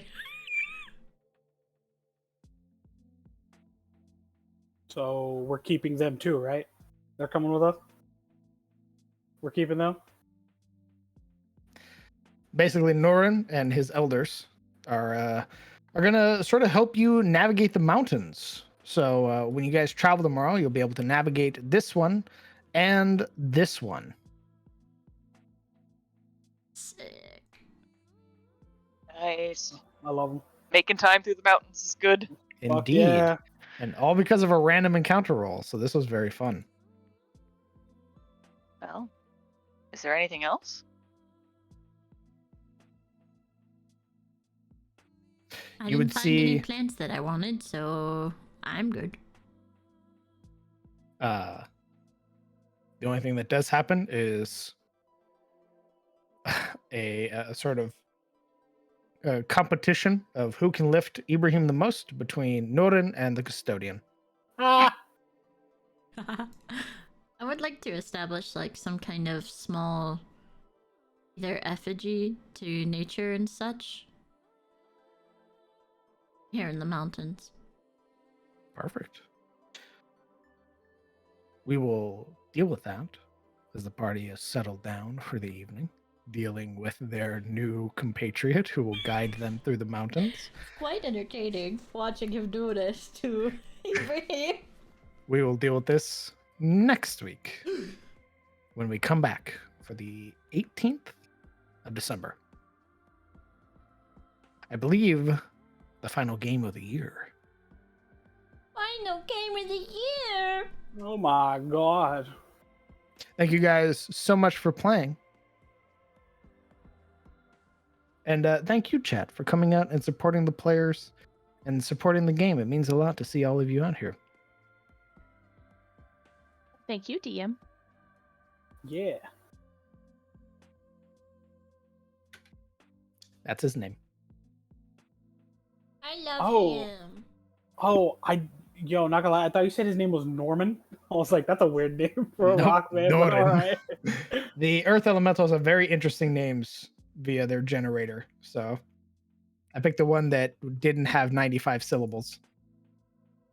I'm not gonna lie, I was expecting like my name is Shale or They do have a lot of Sediment, that. It's Yeah, I it's either figured. a legit name or it's like Boulder, but with like 2 U's and an umlaut Boulder. somewhere. I love them. I love them so much. We're friends now.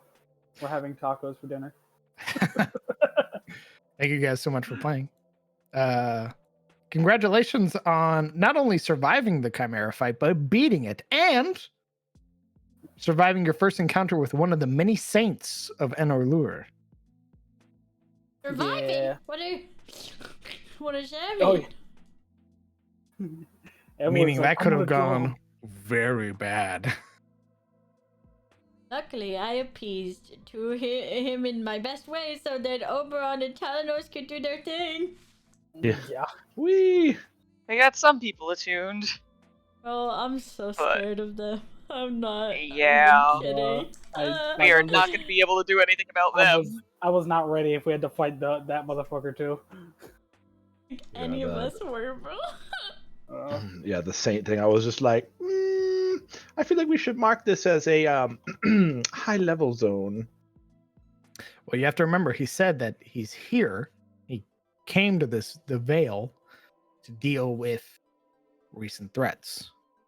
Like the chimera that we just fought, for example. Only recent knows? threats to the God King. Oh no. Nobody Come brought back it up to him, so who knows what he's Oh hunting. my god, is he back to finish the job on Waylon?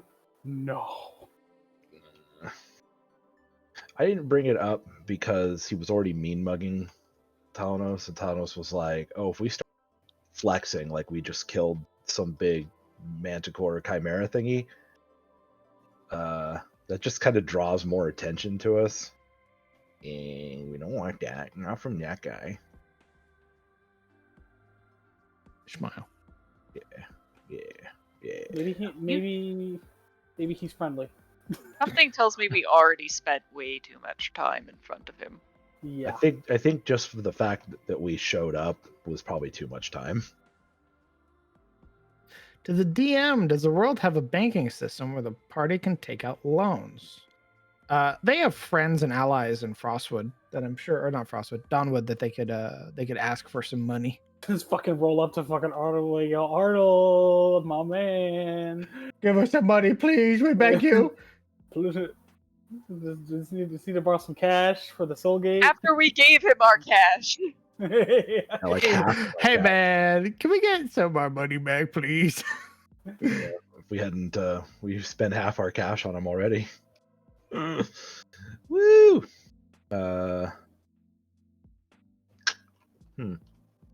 I mean, we are kind of on our way to sort of try and make some money. Like where we're headed now is sort of on an errand for Ellen. Is that right? No, we're going to go to the point of interest because it's on the way to where the werebears were sighted. Yeah, Yes. and we got that, and then the potential Remoraz heart as well. Well, I mean, the Remoraz, we don't know where it is. Yeah, but we do have a habit of just stumbling into shit sometimes. So who We do. knows? I don't know if stumbling into a Remoraz is going to be a good idea. That happened the first time. Yeah, it Yeah. almost because took we went. one of our party members. We almost went the wrong direction. We went the wrong direction. That's why. It almost bored somebody. I'm pretty sure I'm pretty sure it was Ibrahim. Yeah. Ibrahim got bored. Blake was upset because it was his turn again. No. I don't like thinking about that. I don't like talking about that Yeah. one. Yeah, it never happened. And you're projecting too hard, bro. You keep bringing it up. It's gonna seem habit forming, and I don't like that. They 'cause also it's told inviting. you that this Remoraz very different from the last time you fought a Remoraz. Everything killed here is it- different. We killed Exactly. his family. We were We killed his barely family and equipped it to handle a sounded Chimera. Yeah, we the dice were good to us with this Radiant Chimera. Oh, I will fuck say yeah. that. But the amount of Yeah. damage it was doing, I expected to turn Blake into a greasy stain, to be honest with you. Okay, Yeah, we got lucky though. Nah. I'd say We that got was lucky. mostly skill. Mostly skill. I We mean, got lucky. your Sentinel feat was fucking clutch. Like, my god, dude, I haven't Like seen. I said. I haven't seen a clutch. grounded. You got up. So I haven't seen a clutch like that since I tried to drive my dad's Mazda pickup back in the day. That thing, if you ground the gear on that, it would make your hand go numb.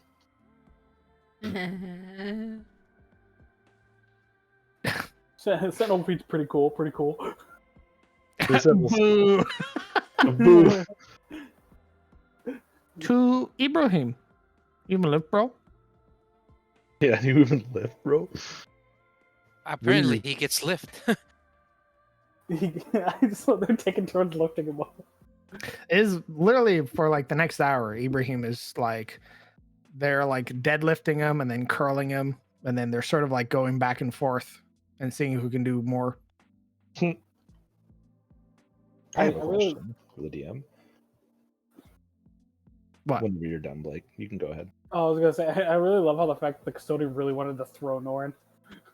Dude, the custodian's like, my job, throw a rock, and that is a rock. He's like, he's just looking at Ibrahim's like, you gonna let me throw him? You're gonna throw that? You done with that? Custodian just rolls up to Norin and just gets uncomfortably close. God damn. You look I'm mighty gonna fucking submissive. throw you now. You look so submissive and throwable right now. Damn, boy. It's that Full Metal Alchemist scene where like they're flexing at each other. It just muscles just. I think they made friends through their muscles. Oh no, he's throwing them. Never mind. What's your question, Talos? So I noticed that you have two different kind of mountain on the map. So you have your big, tall mountain thingies, and then you've kind of got these little lower mountain thingies, a little smaller. So in your mind, how would you describe the terrain? If you say mountainous, I will come into your room and assault you. Then I have no answer for you. You son of a... I'm gonna rip you in half now. Yeah, I'm gonna rip you in half now. I'm going to thrash you now. But I mean, like, are we, like rock climbing, like in the rock gym kind of rock climbing, or is this like mountain climbing where there's just lots of like upward, the Currently, you're rock diagonal climbing. slopes? When you get here, you're going to be mountain climbing, Oh yeah. as this is a 3x3 mountain. So basically, we have to scale the cliff via rock climbing, and then it's like mountain trekking at that point. Yes. I'm Okay. hoping that we can just keep going over the tiny things. We'll just go bing. Well, this isn't a tiny thing. This is part of the big one. This is a 3x3. It's basically like a range to get to the top of, so that we can kind of walk through it. Correct. Essentially, These are tiny ones. These are 2x2s. These are 3x3s. so So to you are entering a mountain range, the spine, so to speak. Does this mountain range have a name?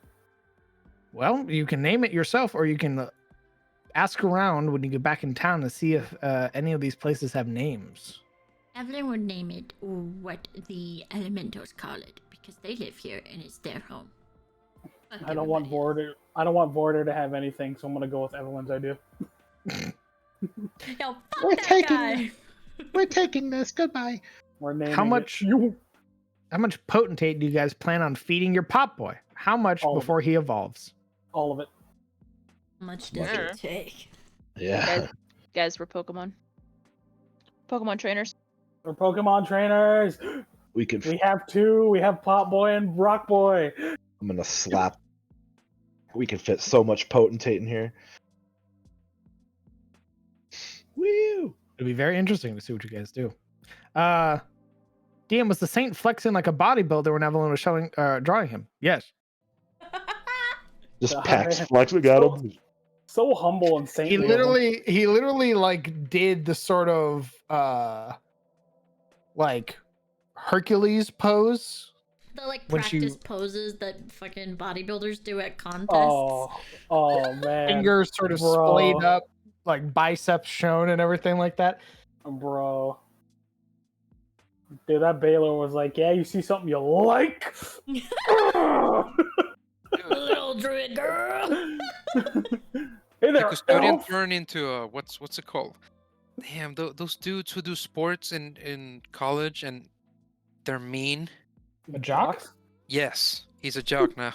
He's a jock. Funny He's a enough, jock. considering that the custodian's personality changed into something more aggressive after eating the chimera's head, does eating something docile shift their personality fully, or will it become a mix? Very good question. I'm going to say that's a spoiler, and that you'll have to wait to find out to see what they kill next and what they allow him to turn into potentate. I like how the custodian's kind of like, he's not like aggressive, he's just like a bit more bold with what he says. So here's Or how the he says thing: it. we feed the Wizard King to the custodian. Oh my god. My god. A pot god is born. Oh god. Oh my god, He's just gonna roll around in a massive form and just roll up on castles and be like, he already has a god name too, the custodian. Oh my god. he's got 420 because This is a because he's bad the pot idea. god. Hate that. Yeah, me too. I hate myself for saying it.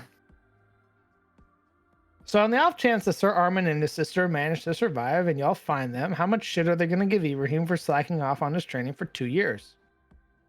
He'll never be able to walk again. I hope Armin's okay. I hope he's okay. Hope your husbando is okay. She just really cares for him. It's not anything like that. It's just Yeah, man. she hopes he's okay. You guys were married in the AU version. We saved that man's life, gave him back purpose. Like, she was very kin to him. Oh, I just hope he's okay. Yeah. I hope they're all okay. There's nothing wrong with having a husband.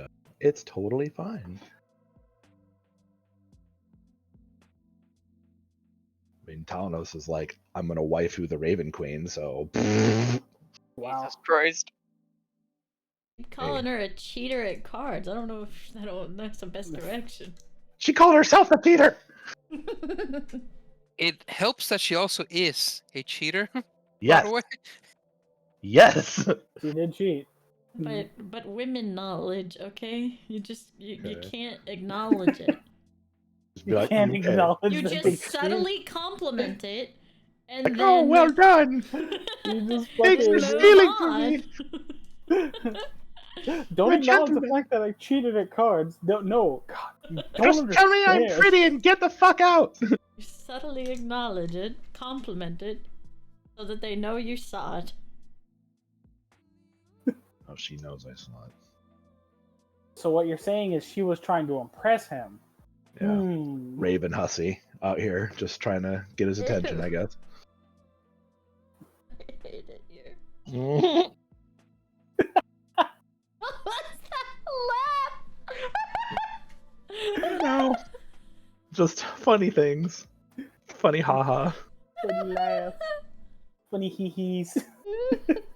we just having a giggle, mate. Simple as. It's Sunday. Come on now. I love Just how having a giggle. like his like little like the little devils that were with him just went, what the fuck? And they like turned and looked at him like, huh? Oh. How's he gonna react to that? It was Bro. literally like, did this person just ask to draw the saint looking at each other to make sure they all heard the same thing? They're just jealous. And the saint was like, fuck yeah, you can draw me.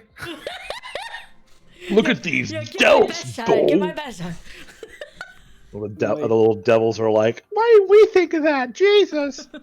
Because you aren't saints, you're bearded devils. Bearded douchebags. Bearded angels. Okay. Hmm. Bearded angels? Okay. Oh, well, then I guess they're just Chads then. They're just mad that they didn't get drawn. She's not gonna draw us. What the fuck? Fucking The saint, Baylor saying yes. Yes, FD. They met a saintly Baylor, one of the many saints here at an Anor'lur. Oh, fucky wucky here. Okay. We should have asked him his name.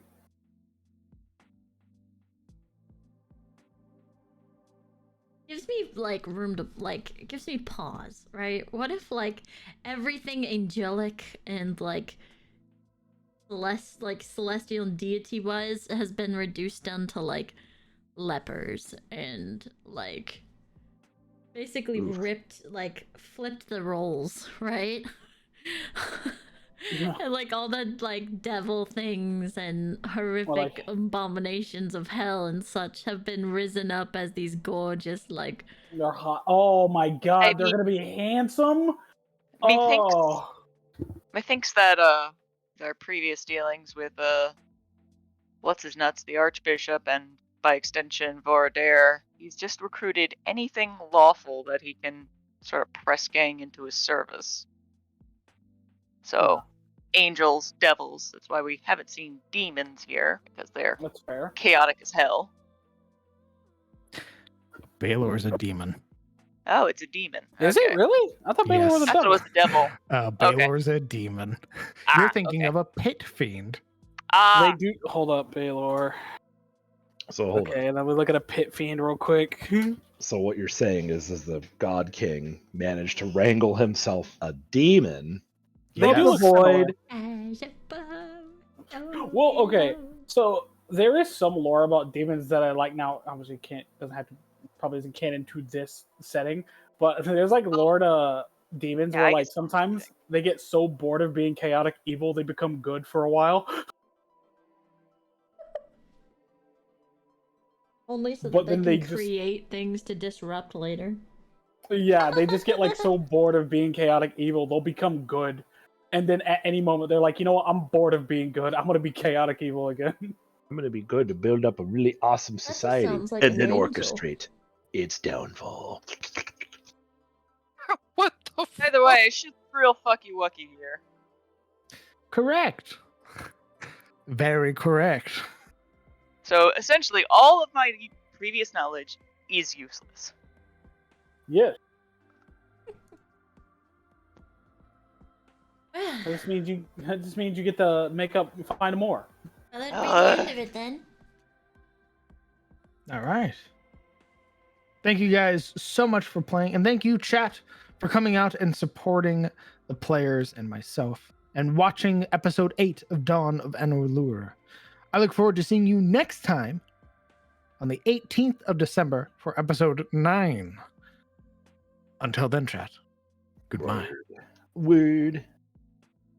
Chat. How pissed is Zariel? Holy shit. Bye, chat. Zariel's probably very pissed. Yeah. She a bit of a. All right, my beautiful chatters. Thank you so very much for joining us for the Dawn of Anor'lur, which is the D&D show we put on every Sunday. I Ooh, I know today that we have plans to do another watch party of God of War. Yes, God of War. So, that should be a great time. That depends on, honestly, if I can get this headache to stay away. Yes, essentially we are watching the entire lore, in, like, all the cinematics and videos and such of the God of War up until Ragnarok, so that we can basically catch up on everything God of War before I play Ragnarok, which is going to be fucking sick. I can tell already. I'm very excited. I'm very excited. So if we do that later today, I will be back here. I'll let you know on Discord or such if we are returning for that. I'm trying really hard to keep my headache away, so we may not. Either way, we will continue it the next stream. Very yes. Very good. Hopefully we're moving it onto the Crown DM's YouTube. So yes. Either way, it has been fantastic to enjoy the story with all of you of Dawn of Anor'lur. If I come back later this evening, we will continue that, and I'm excited. Either way, Monday there will be God of War. We'll be watching more lore probably around 3 p.m. CST, 2 p.m. CST, 3 p.m. CST, probably around there. Either way, I love you guys and thank you so much for hanging out with me on this Sunday morning, astutely.